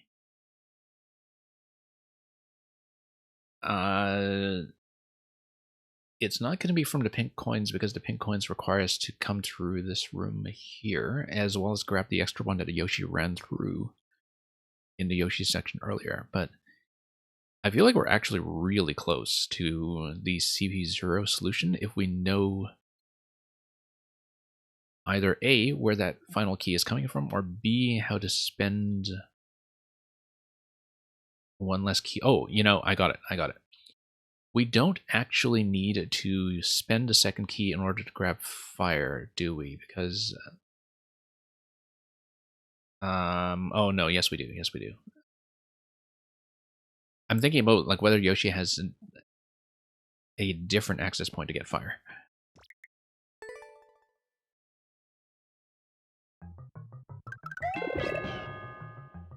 I may look at the CP1 solution again if I can't get it now, but...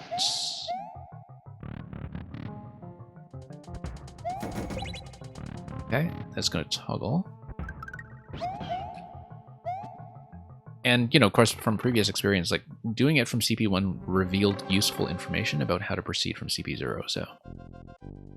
It might be a better approach to do the longer solutions first anyway, as I've been doing previously. It's just that I wanted to try some things from the start first.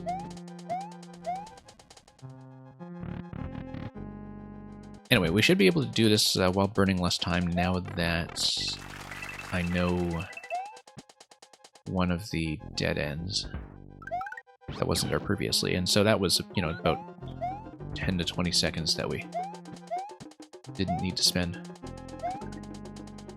Okay, here we go.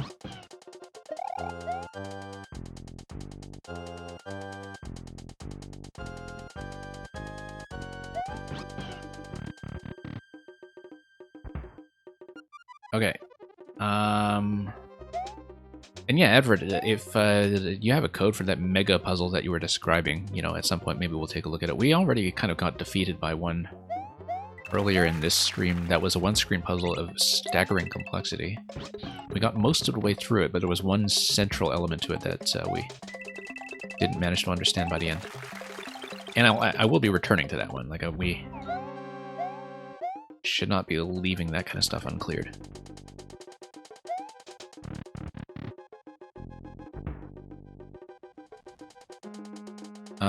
What am I holding? I'm holding fire, right? No, I'm holding... Oh, shoot. I got mixed up. Yeah, no. I got mixed up. That's okay. We can go back for Yoshi.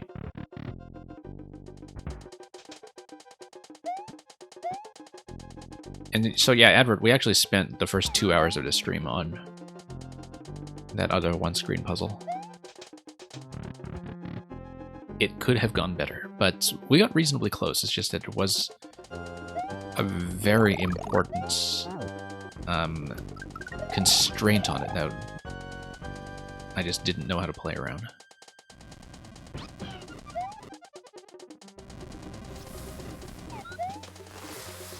Okay. I feel like I'm going to be extremely tight on time again, and so we'll mostly be seeing redundant old content. But let's just do the flight once more. Benchmark last time for getting to Boom Boom was a little over 200 seconds, so... Vex Gaming, a remaster of a puzzle, okay. Might be interesting. Oh, no. I feel like this attempt is not going to cut it.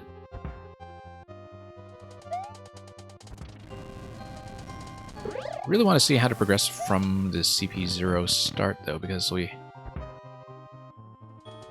so, well, we were still processing a lot of new information in the last round. It's just that there's a lot to the route from the start that you just don't get to see unless you do everything very efficiently. Can't really hesitate on any of the stuff that you've seen already.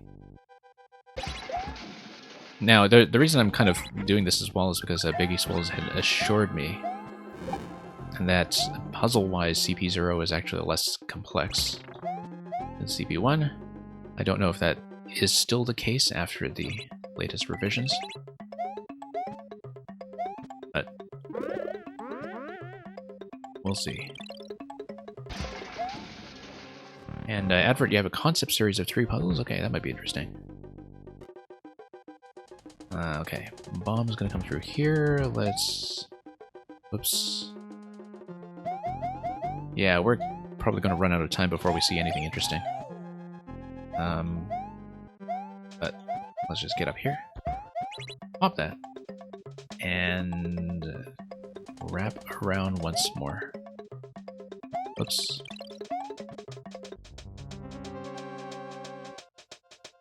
Okay, so far so good. A little bit, well, around par for time. 240 seconds going into Boom Boom. That's the benchmark.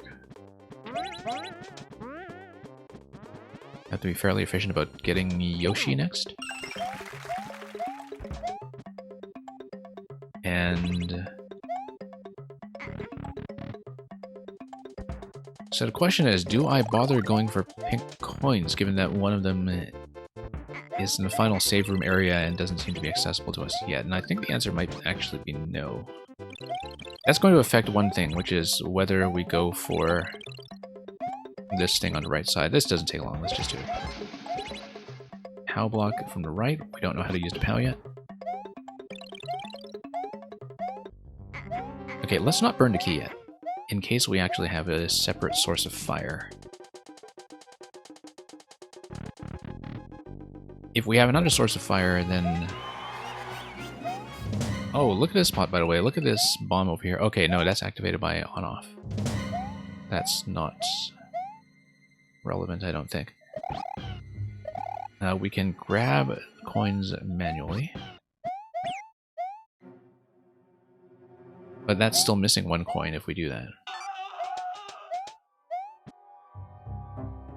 So anyway, let's come through here. And, sorry, I'm a few messages behind in chat while I try to speed through this. I'll try to catch up after the fact. So yeah, still missing the coin that's in the main room. We do have 2 keys, but we don't have a spot for Yoshi to grab fire, which is the main thing I'm looking for at the moment. Because if I can get a 3rd key, that resolves a lot, because we know how to get to... what was it? The yellow pipe room. And the yellow pipe room pretty much resolves that completely, right? So yeah, this burns 2 keys. But we have the key door that protrudes from the yellow pipe, and right now I don't know what to do with it. Possible to get a 3rd key, okay. Because I feel like in terms of the CP0 route, that's the one piece of the puzzle we're missing. Like if we grab a 3rd key, we're pretty much solid.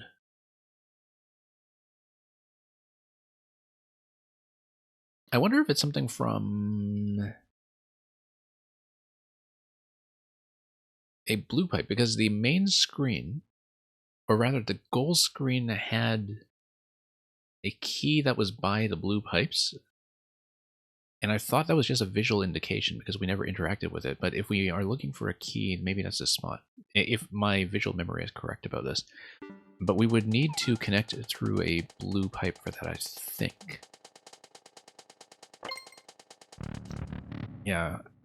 Vex Gaming, I do a couple nights a week in this block. Well, I guess it would be nighttime and a morning in EU. Typically, I do viewer levels over the weekend, and I do other stuff during the week, and so it's a mix of Mario Maker and some other games, typically. And, you know, I try to do at least one Mario Maker special a week to take care of longer levels like puzzles. Like I said, we only resumed streaming fairly recently, and so some of the schedule is kind of under redevelopment right now as I figure out what works, but that's how things have been proceeding lately. But yeah, I know it's a very inconvenient time for a lot of people, so we'll, you know, try to put in a more approachable time slot somewhere in the week. Since I'm catching up on messages, Biggie Swoles, you were saying it's possible to get a 3rd key, and the start is easier but tougher time-wise. And your best time to CP1 is 90 seconds, which is crazy. But we'll kind of keep that in mind as a benchmark for future attempts. I don't know if we're going to keep up with CP0 attempts. I feel like we should, because that's much harder to fit in on some other streams when, you know, you're repeating lots of content. So I think I'll stay on this for the time being if I do time out again. But right now, like last attempt, of course, I just didn't buy enough time to see where a 3rd key could be. There are hints for subtle parts about the start in CP1 solutions. Let's take a look at that. Let's just redo it this way, because we know it works, and we know it gives us access to continue. And yeah, so Vex, you have a good night, if you do need to go. And thank you once again for the puzzle earlier, very interesting. Let's hop through here. Okay, what am I holding? I'm holding fire.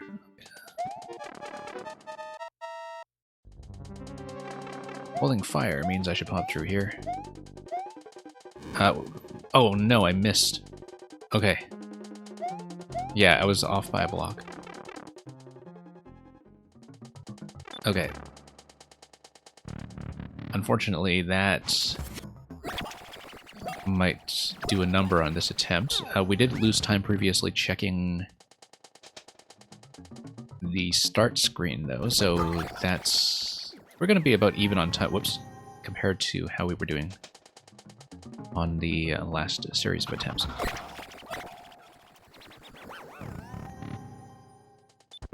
Okay, we missed the fire, okay. That was not great. Interestingly, if we do come back through the central yellow pipe, we get to come back here with Yoshi, and that's a bit of a shortcut. I unfortunately just haven't spent enough time looking for where the third key could be, if it's not something that's going to be pink coin related.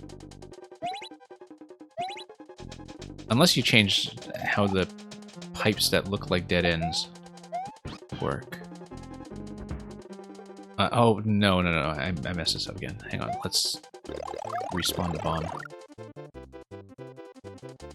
Kind of losing focus as I fall prey to time pressure here. I barely have time to actually explore this, but...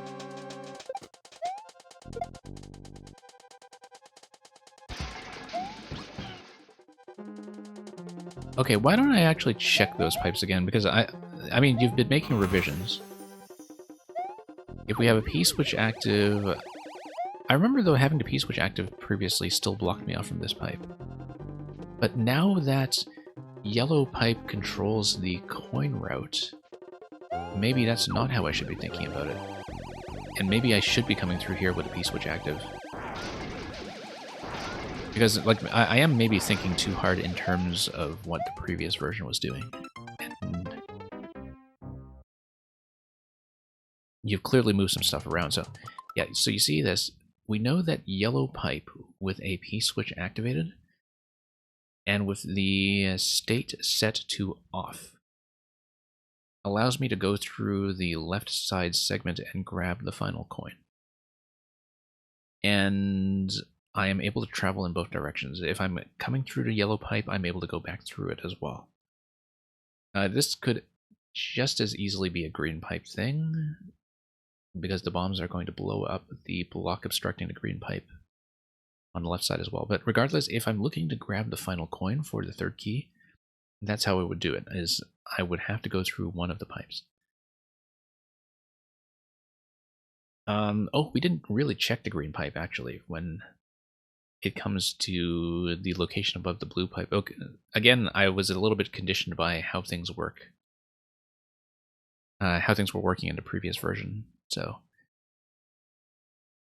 what we will do then is we will do the CP1 sequence again, and we will check the left side pipes in an effort to grab the final key coin, and that may resolve things. Once I understand what connects to either the green pipe or the yellow pipe in that room. Okay, here we go.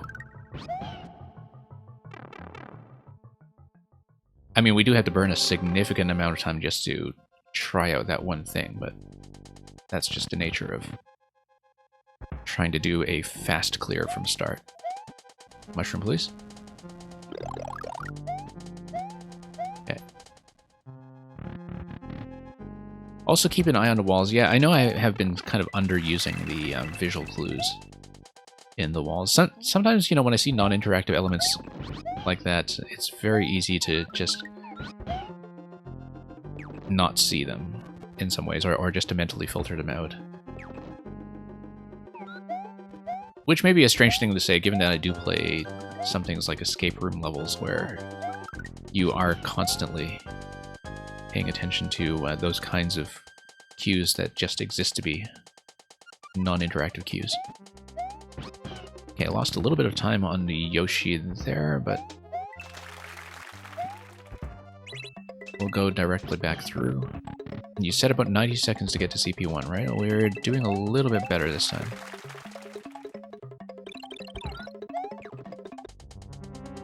Okay, Yoshi is what we're currently carrying. We need to go over the vine with the Yoshi spit.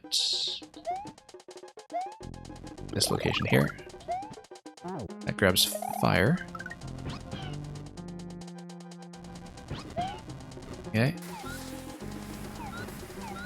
There we go. And let's go back to the bomb location. And then flight, which is going to be the toughest thing, as always.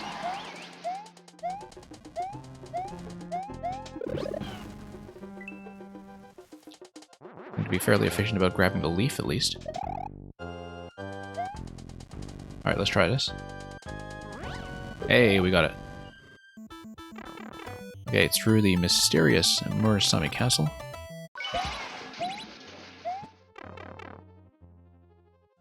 And we actually roughly matched your benchmark for CPU1, which is fantastic.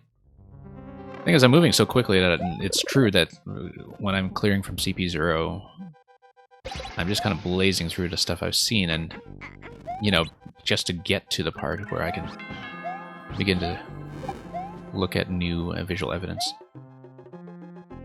So it's true that I'm probably just missing out on a lot of stuff just from not having the time to look and feeling like I don't have the time to look. But it's kind of good to know that I am on par when it comes to the pace up to this point, where the CP0 clear. So, next thing is going to be taking this guy through the bottom.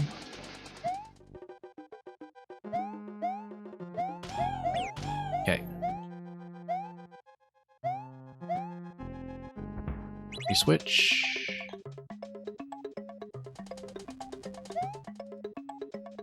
Whoops.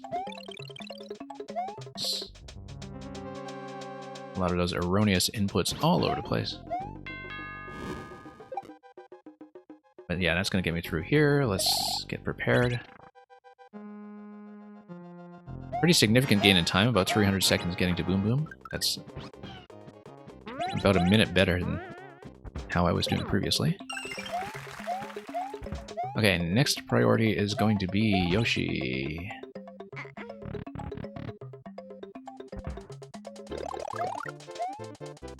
Okay, so the objective of this run is to get all pink coins, so we should not skip the right side or anything like that. Let's grab this. You have to be quite brisk. Okay, next thing is going to be central segment for the next set of coins. On should be correct. I really did check those blocks. Yeah, okay, we got it. Into the Dragon's Den, I guess. Let's grab this. Grab this. That's the thing, is that, you know, there is a certain uncertainty about which elements are relevant to which clears, and that, you know,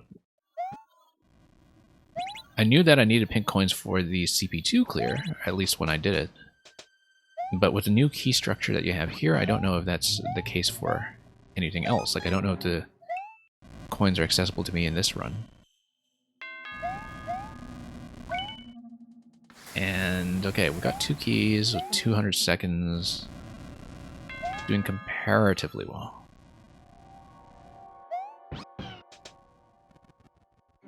So the idea at this point is we want to get inside either a yellow or a green pipe in order to connect to the final coin. Okay.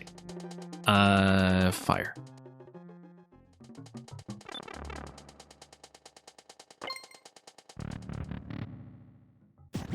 And yeah, that's just part of the de-cheesing process, I guess, is that, you know, sometimes it does come at the expense of the initial elegance and simplicity of the idea.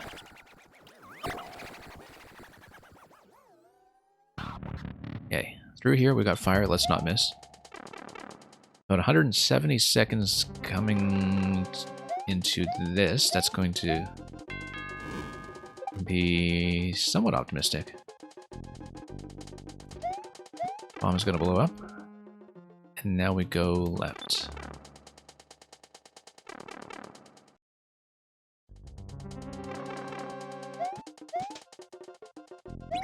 Okay. Now that way. We want the switch to be off, not on.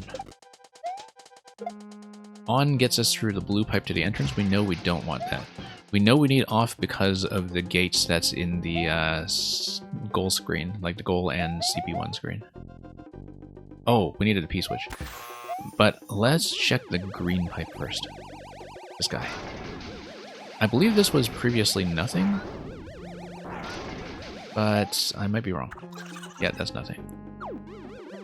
Okay, since we have the clown car, let's break some of this stuff anyway. That allows me to get Yoshi through to the other side anyhow, which will be necessary because we want to get a P-switch in order to check the yellow pipe.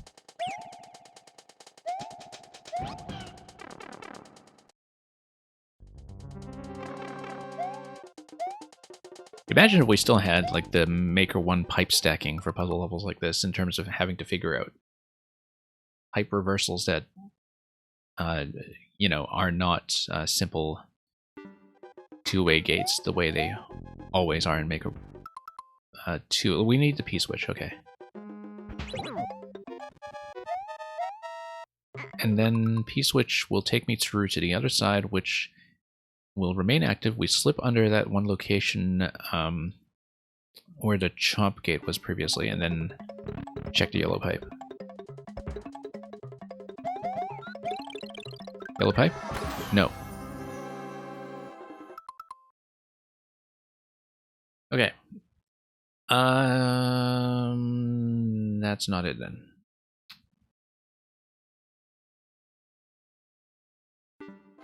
So, two possibilities. Possibility one is that the key we are looking for is not the pink coin key, and that we need something else. Possibility two is we can access the green or yellow pipe that gets us to the coin, and I have not yet found the access point. I don't know which one it's going to be. We know that the starting room, which is through the blue pipe and through the on state on the on-off blocks, is not accessible to me right now. But I've got 85 seconds and I actually do not know how to proceed from this point, except in the main sort of dragon room, I guess you could call it. Is that through? Yeah, no, that's through a door, so that's still in this subworld. I wonder if there's anything we didn't interact with over there. But Gungaloop, thank you for the follow. So yeah, no key yet. And I don't know if the key coins are going to be the answer. I also... I'm pausing so frequently because of the fact that, you know, we have so little time and I haven't processed enough information to see what it is we're doing wrong if it's going to be none of those pipes. Look at this green pipe over here. No, that's blocked up top. Look at the bomb blocks in the bottom... The hard blocks rather on the bottom of the green pipe. I wonder if that's accessible. But we're looking for either a green or a yellow pipe. If it is yellow pipe, the P-switch has to be active at the time. Unless that's just a massive red herring.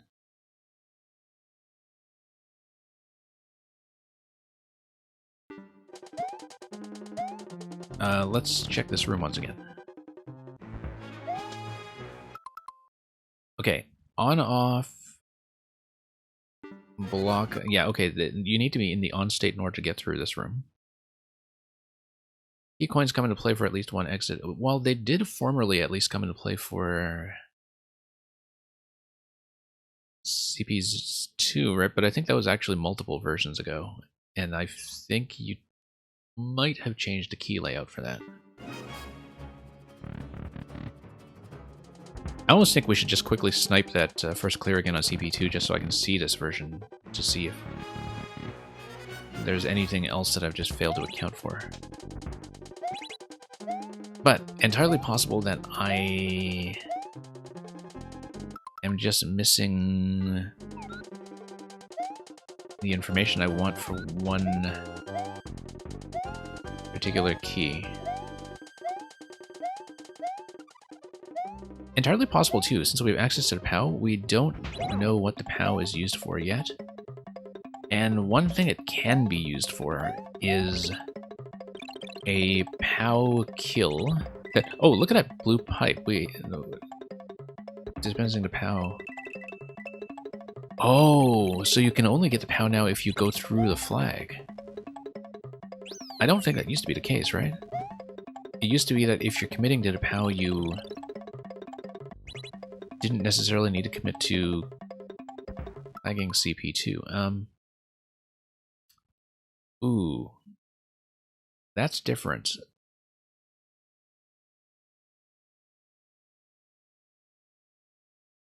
Okay. Since there have been some revisions, I wonder if I should just quickly do the clear from CP2 first, just to see if anything else changed. Also because it's going to buy me some time to look at the level.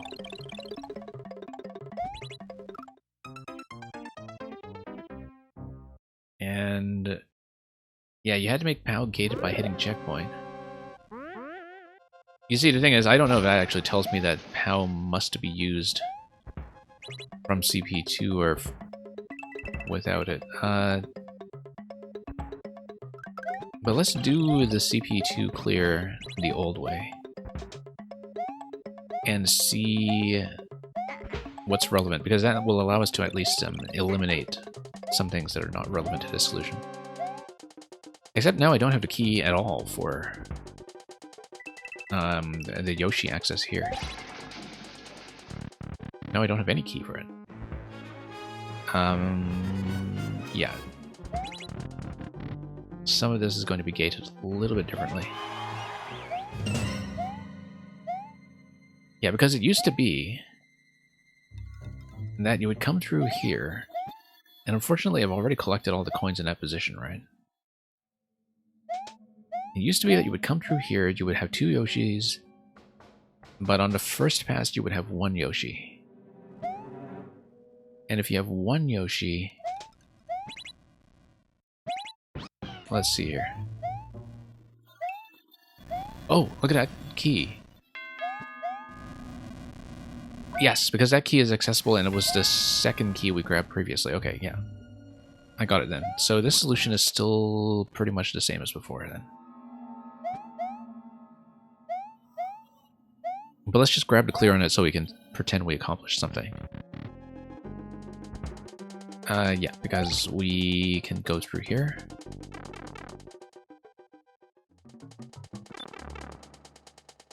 And that gives you the egg. CP2 is mostly the same. Yeah, I'm just trying to eliminate things that are no longer relevant here. I guess because of the way you give away the key in that location, CP2 is not interacting with the extra key coin either, now that I think about it.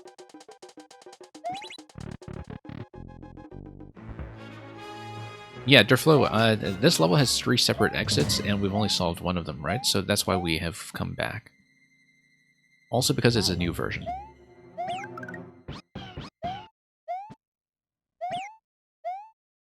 Okay, so this was different depending on whether it's CP0 or CP2, right? Like CP0 has that extra gate of the block that didn't get destroyed. Yep. I see where the hard block is now. That gates this off.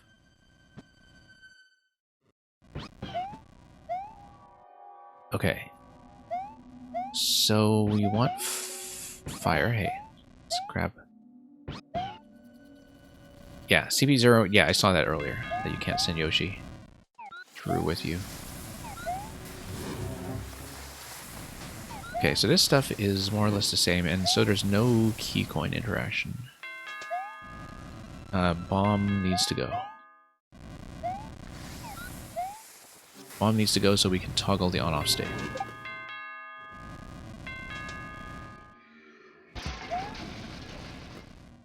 Yeah, the issue with the CP0 clear is that there just is not time to read the walls.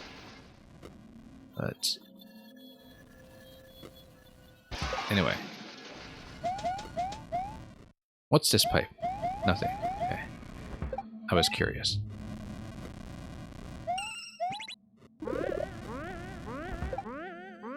Okay. How block over there? That's mostly cosmetic, I think.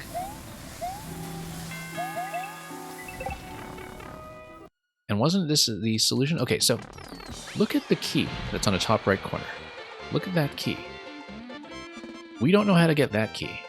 And I don't know if that's just a visual signal, like a clue, or if it's accessible if we are in an on state and go through a blue pipe somewhere. So thank you for the GG advert. We had seen that solution previously, so that was kind of cheating, but...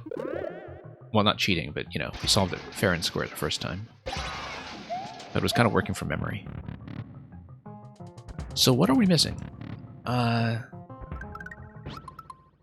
We know that CP2 no longer interacts with a key coin.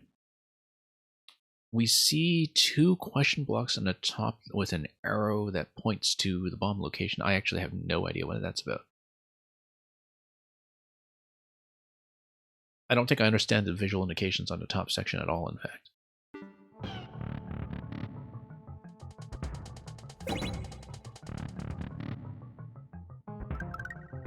Okay, so we come through here.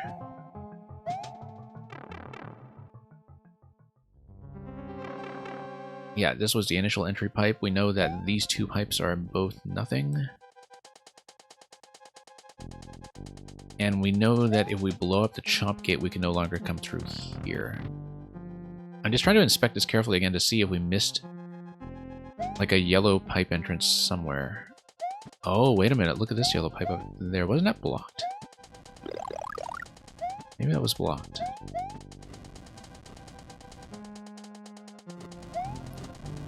Because that's something that is controlled by the P-switch. Hang on, I completely blew this attempt already, but I need to explore one thing. Yeah, we lost too much time on this one already, but... I just want to poke around to see one thing quickly, and then we'll likely have to reset this attempt.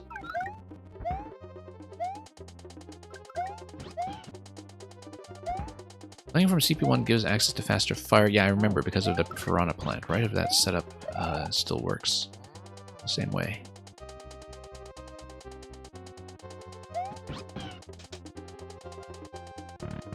Yeah, because, like I was saying, it was actually playing from CP1 that gave me the idea of blowing up the left side to begin with, you know, with the bomb drop on the left side of that section. Let me check one thing. Okay, no, yellow pipe here is completely inaccessible because of the way it's blocked off. I might just, since I'm losing a lot of time, I might just look at this from CP1 for the first time today, because we haven't actually seen it in this revision just yet. What am I doing? Yes, Yoshi needs P-switch.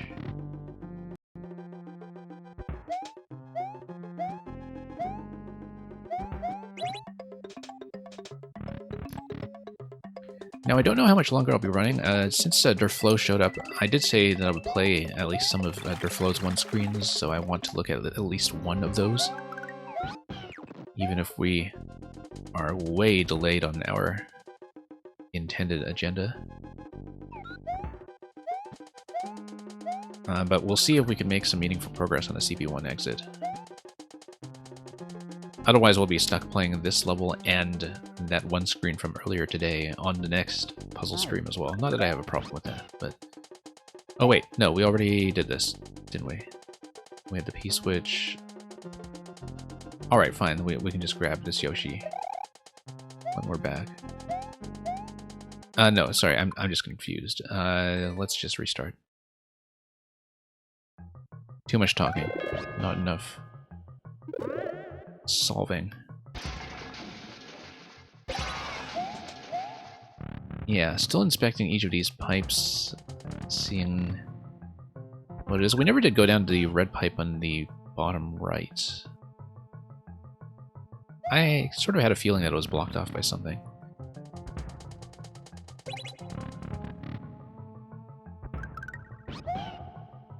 But anyway, let's get down here. I feel like that Yoshi blasting fire is maybe a clue that we haven't completely used yet, but we'll need to keep an eye on that and figure it out as we go.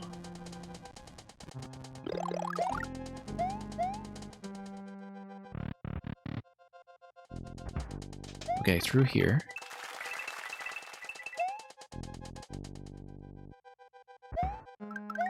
Alright, let's not get confused this time. This is the first Yoshi egg. And we'll come back through here and then double up on that.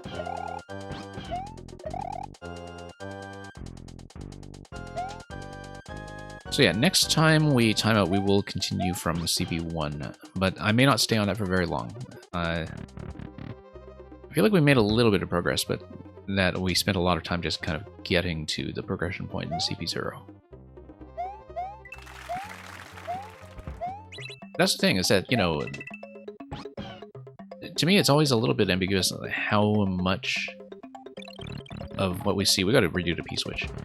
It's a little ambiguous how much of what we see from one checkpoint can actually be discovered from another checkpoint simply because there are so many changes in routing and changes in some of the gates that you've created.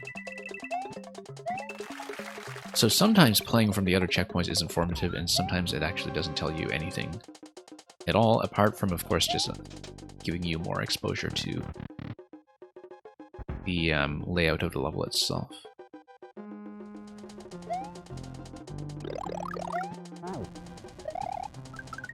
Alright.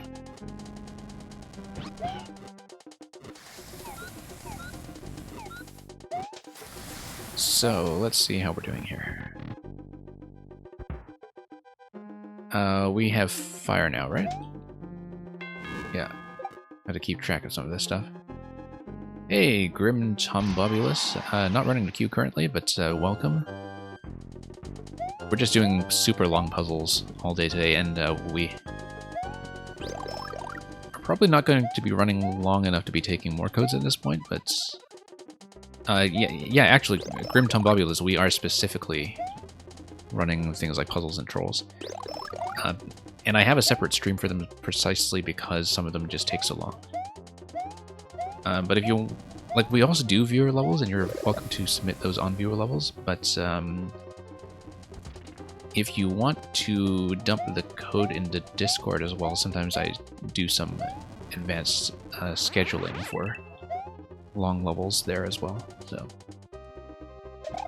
But yeah, we're absolutely open to puzzles, trolls, and the like on this stream. No worries about that. Okay, let's see here. Yeah, this is actually only the third level that we played today on a stream that's already about 4 hours long, because we had a one and a bit screen earlier that caused a few problems, let's say. I think we got reasonably close, but close is not the same as actually solving. I should have taken a closer look at that room in CP1 just now. So yeah, after this attempt, I will respawn from CP1 and see if there is some kind of really important information we missed. Yeah, Grim Tombobulus, if it's about 20 minutes to beat, you're very welcome to submit that during viewer levels. And we might actually do that within one segment, so... I didn't actually check going through that yellow pipe. I don't think that would have been it anyway. I didn't actually check going through that yellow pipe. And it is a spot that has a P-switch activated. That is something we can check when we come through CP1, though. And the on-off state is currently set to off, which might be what we need. So, thank you for the follow. Yeah, we'll likely be back with viewer levels in the same time block tomorrow. Usually by this time of day, though, the queue is definitely closed. because I'm already kind of running against my total time. But anyway, looking forward to what you have to show. Alright, let's pop this. Let's get back up here. And what do we got? Yeah, gonna move Yoshi. We're way under par this time in terms of time. Like, we're way behind. By about 100 seconds, actually, given that my best time over here to Boom Boom is 300 seconds. I might even just take to death so I can see the level from CP1, but... because at this time, we're not going to get much more out of this attempt, although maybe we can look at some visual information and try to parse it. Okay, P-switch is going to give me Yoshi, as always. Yeah.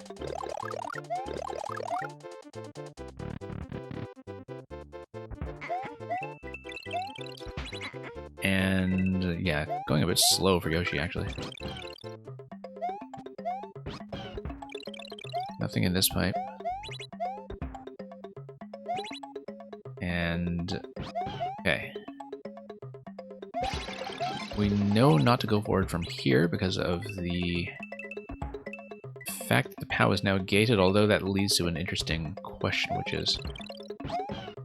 yeah, I guess you can't actually spit a Yoshi over to that location or anything like that. To, you know, try to snipe the POW with a Yoshi.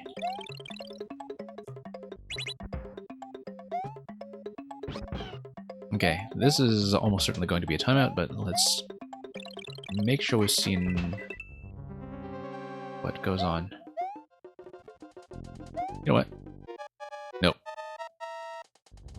That looked momentarily very promising, given that we have our eyes peeled for something like a green pipe or red pipe entrance. Sorry, green pipe or yellow pipe entrance, I should say.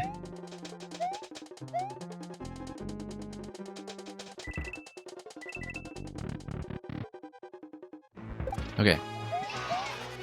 Don't actually know what's going on with the P-balloon up top here.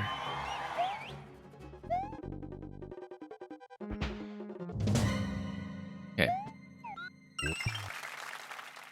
And we never did interact with any of this stuff on the right side either.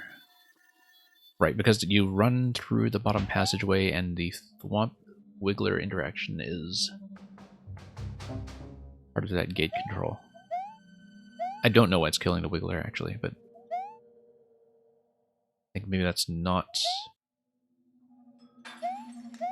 part of the route we're looking for.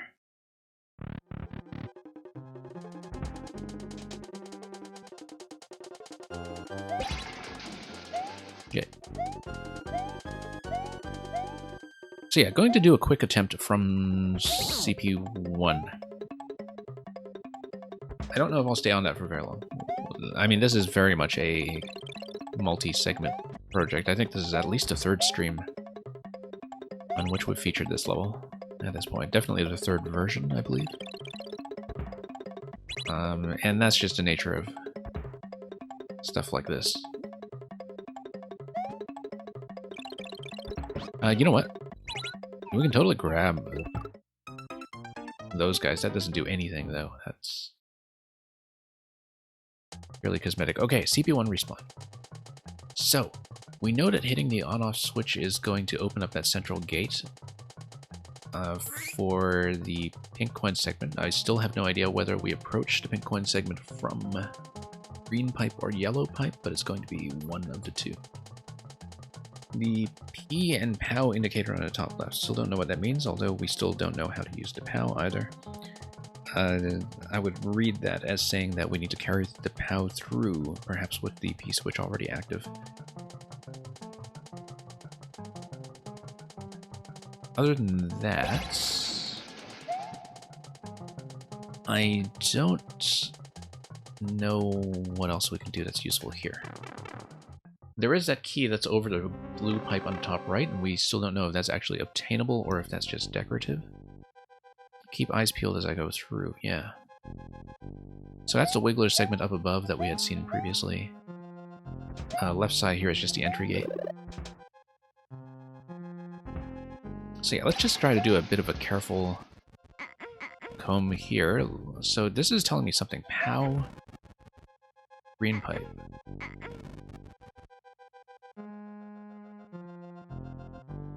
I wonder if there is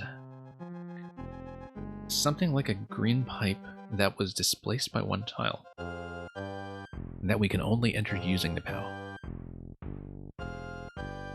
That's something to keep an eye out for. Like if we have a seemingly inaccessible location that requires a POW to get through. Also, one thing I had not considered is using Yoshi's soft drop on the POW, which I had actually totally forgotten about until the one-screen puzzle earlier today, and so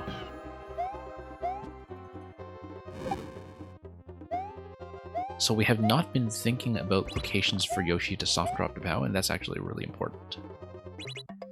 We have not checked in this pipe, and that's nothing.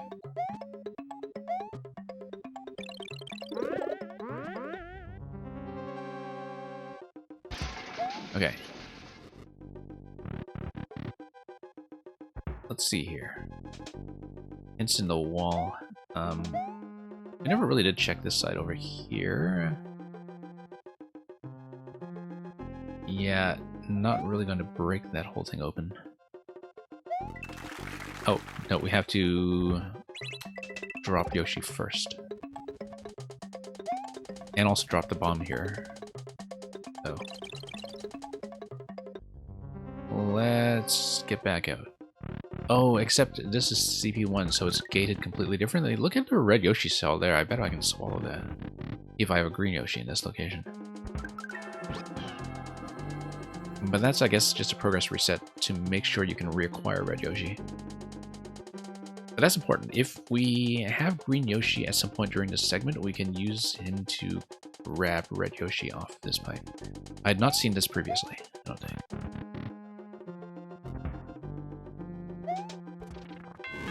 Okay, that opens up. This is the P-switch. Red Yoshi is going to be the same kind of idea as before, I think. Yeah. And where things are going to change is when you get up to the fire axis from the piranha upstairs.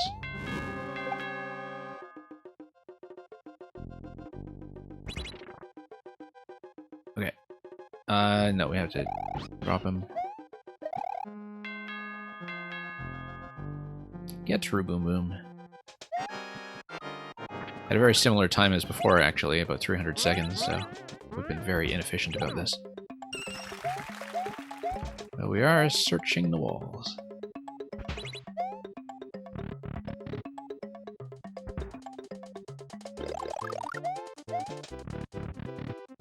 Okay.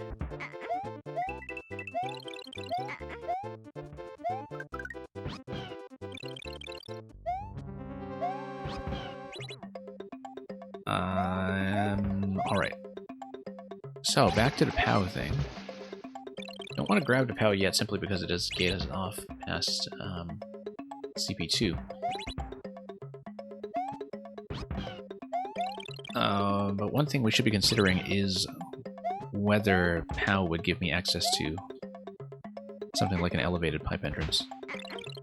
Like this one, for instance. Like, drop a POW in this location, try to go through the green pipe. Oh, wait a minute. Drop a POW in that location, try to go through a green pipe. Let's do this. Let's do it. We have to give up the checkpoint. Let's do the soft drop with Yoshi. This may be something. It might just be something. Nope, hang on.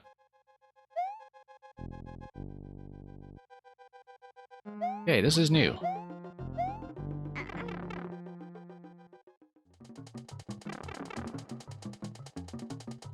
Okay. CP0 is solved, actually.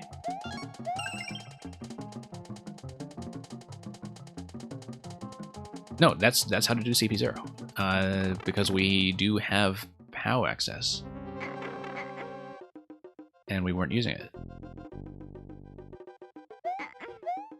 That doesn't help me for CP1, so we'll try to look at it for the rest of this attempt.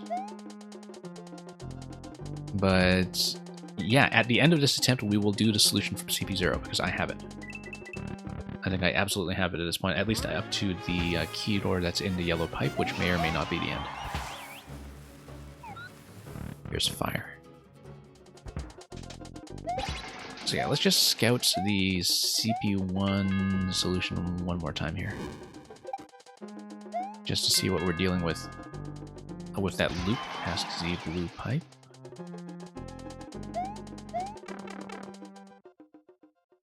Yeah, we totally have it at this point. It also tells me that the pink coins are indeed for the CP0 route and not for the current route.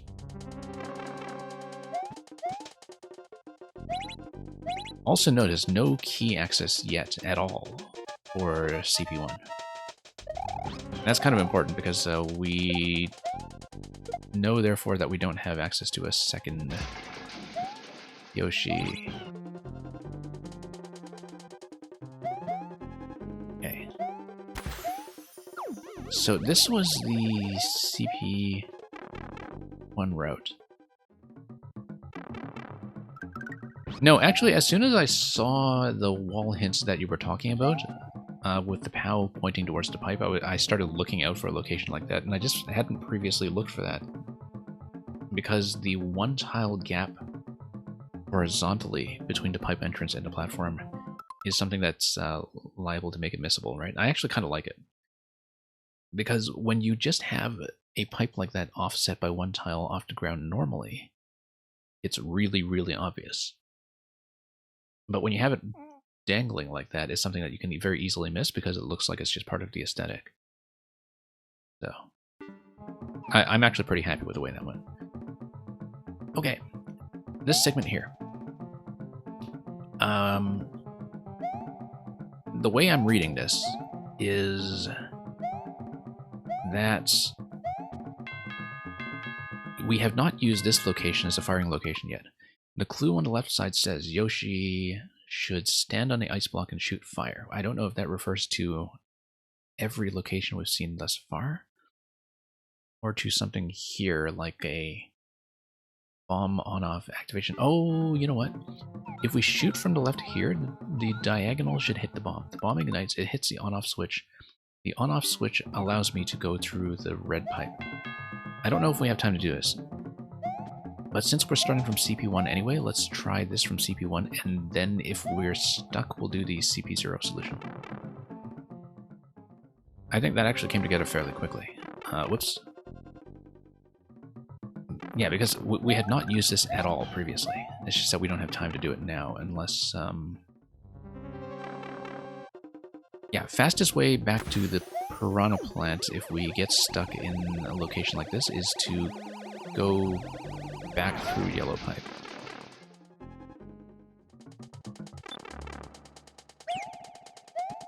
Oh, no, I lost Yoshi. Okay, fine. This attempt is blown anyway, so let's just respawn from CP1. I want to look at the red pipe thing from CP1, and then we will do the clear from CP0 since I know it. And that will allow me to set a fairly safe speed record. Assuming I can fly with a cape, of course. No, this is CP2 because of the POW. Okay, never mind. Let's get the CP0 solution first. If we time out, we'll scout CP1. At minimum, we'll get the CP0 clear. Biggest was if I do get the CP0 clear, I think I'm going to be off this level for the day, and we will maybe scout the CP1 solution next time. If I time out, though, I will scout CP1. It depends on how the cape flight and everything else along the way is going to go.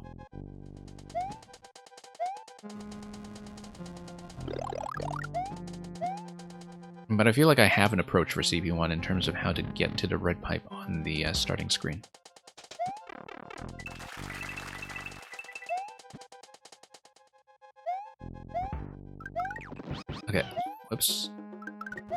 Oh, one more egg. Drop down this side, that might be a little better.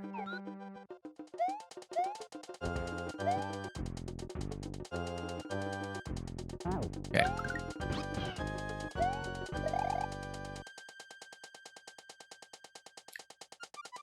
Yeah, it's kind of nice. I mean, you know, it's the kind of level where if you're going to have multiple exits like this, which is something I've very rarely ever seen, except in Trolls, I guess, which, you know, have checkpoint trickery, but usually just one well-defined exit.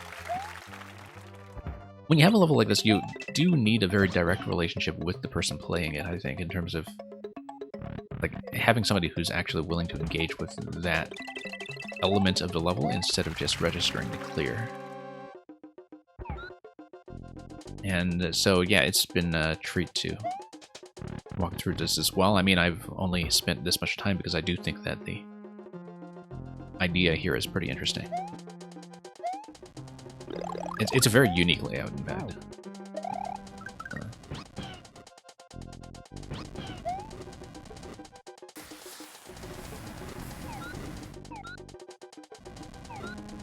Okay, let's try to swallow the fire accurately, or I really won't make the timer. Okay, what am I doing? I need fire.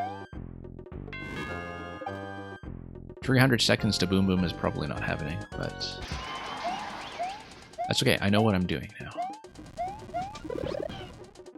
Oh, actually, you know what? Even if I time out, I can't continue from CP1 because the POW puts me past CP2. I don't know if I like the idea of the POW putting me past CP2, to be honest. It does make some of the resets really, really fuzzy. But, you know, maybe that was a change that you had to make for cheese reasons.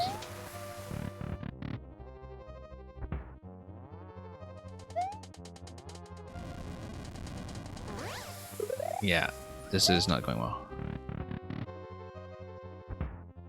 But if we look like we're not really even approaching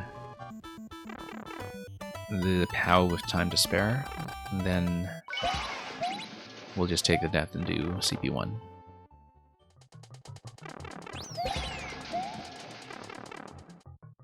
Yay. Now, I can't stay on for much longer, actually. I'm hoping to fit in, like, maybe one small puzzle after this, but I may, in fact, need to go because I'm way over time.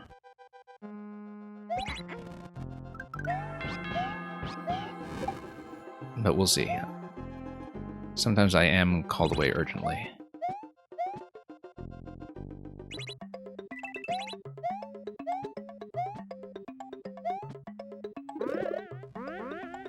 Okay.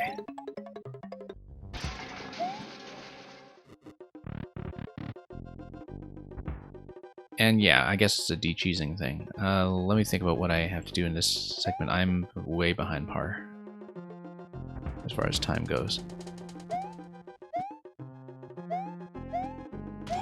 So this is going to be a little bit of a mad dash.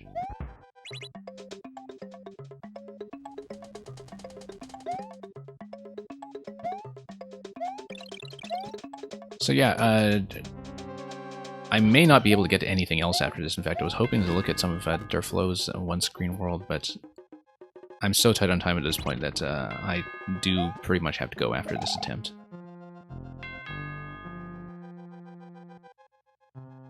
But we'll see. I'm about a minute behind the best time on this segment here.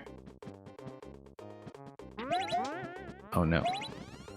Under time pressure, of course. This is the kind of stuff that starts happening.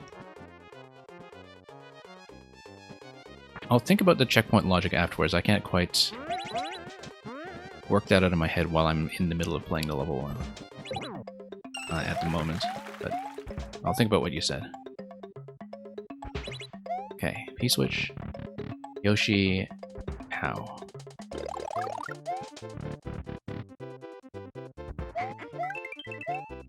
Alright, yeah, this will be the last attempt. If I don't get CP0, I'll just have to do it next time to get on video, because I mean, you know I've essentially solved it. I need to show it off on video, I know, but we'll do that. Okay.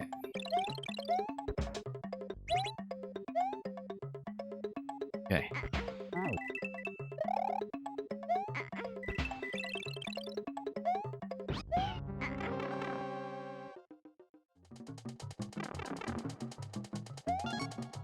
So let's just try to play this cleanly with the 170 seconds remaining.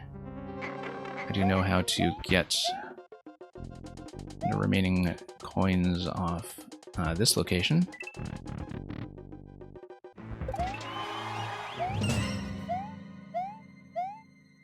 Okay. And come down here. No, I have to take damage once again.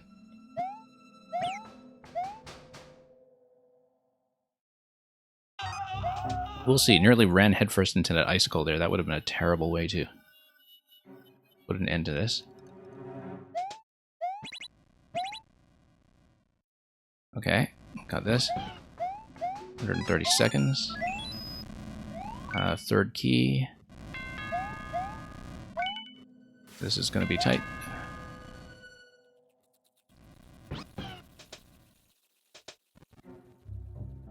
And that's assuming, of course, that the key door in the yellow pipe is, in fact, the end.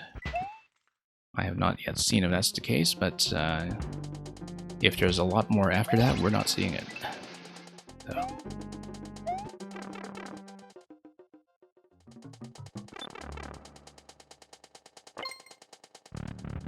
Okay, just give me a moment here. Let's grab fire. 90 seconds. This is going to be a little bit rough. We got it. So far, so good. Fire against a bomb. Let's not miss.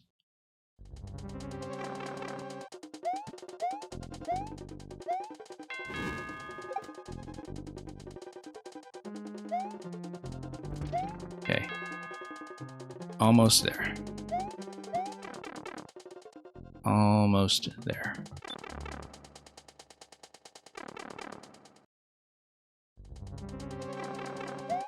Okay, bomb segment over here. I don't know if the on-off state matters. I don't remember if it does. I just need a clown car. I don't think it matters because I just need a clown car to bust open the blocks.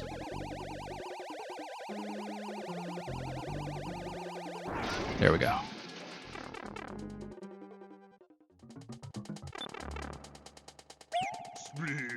Let's not die to this. Small Ant Granddad, thank you for witnessing what I believe is the first clear on video that the creator of Biggie Swolls knows about. Small Ant, we are actually just wrapping up a stream. You have come at the very end. Yeah, I was hoping to get through some more one screens today, but we really spent a long time on everything, and so 7-minute 30 world record. And yeah, Driftflow, thanks for sticking around. I know I said I would play your one-screen world today, but I think we need to kick that to next time. Next time, however, I will probably try to do that earlier on, so we're not stuck the whole time on that massive one-screen that we could not solve earlier today. And of course, you're welcome to submit to viewer levels when we run it this weekend as well. And so yeah, clear check time 4-minute 40. That requires much greater precision than what I showed off just now. So yeah, I do have to call it from here. Thank you everybody for sticking around for so long and for watching. We will hopefully make more of a regular thing of these puzzle streams so I can do more of the long levels, including finishing the puzzle we could not solve earlier today, which I'll certainly be thinking about. So with that said, I am going to scan around very quickly for a raid to send you off to. Probably more Mario Maker, but we'll take a look and we'll determine something good. In the meantime, thanks for watching. Have a good night, or good morning, or even heading into good afternoon, depending on where you are. And stay tuned for viewer levels this weekend, and for scheduling information in the Discord as always. and until then, fare thee well.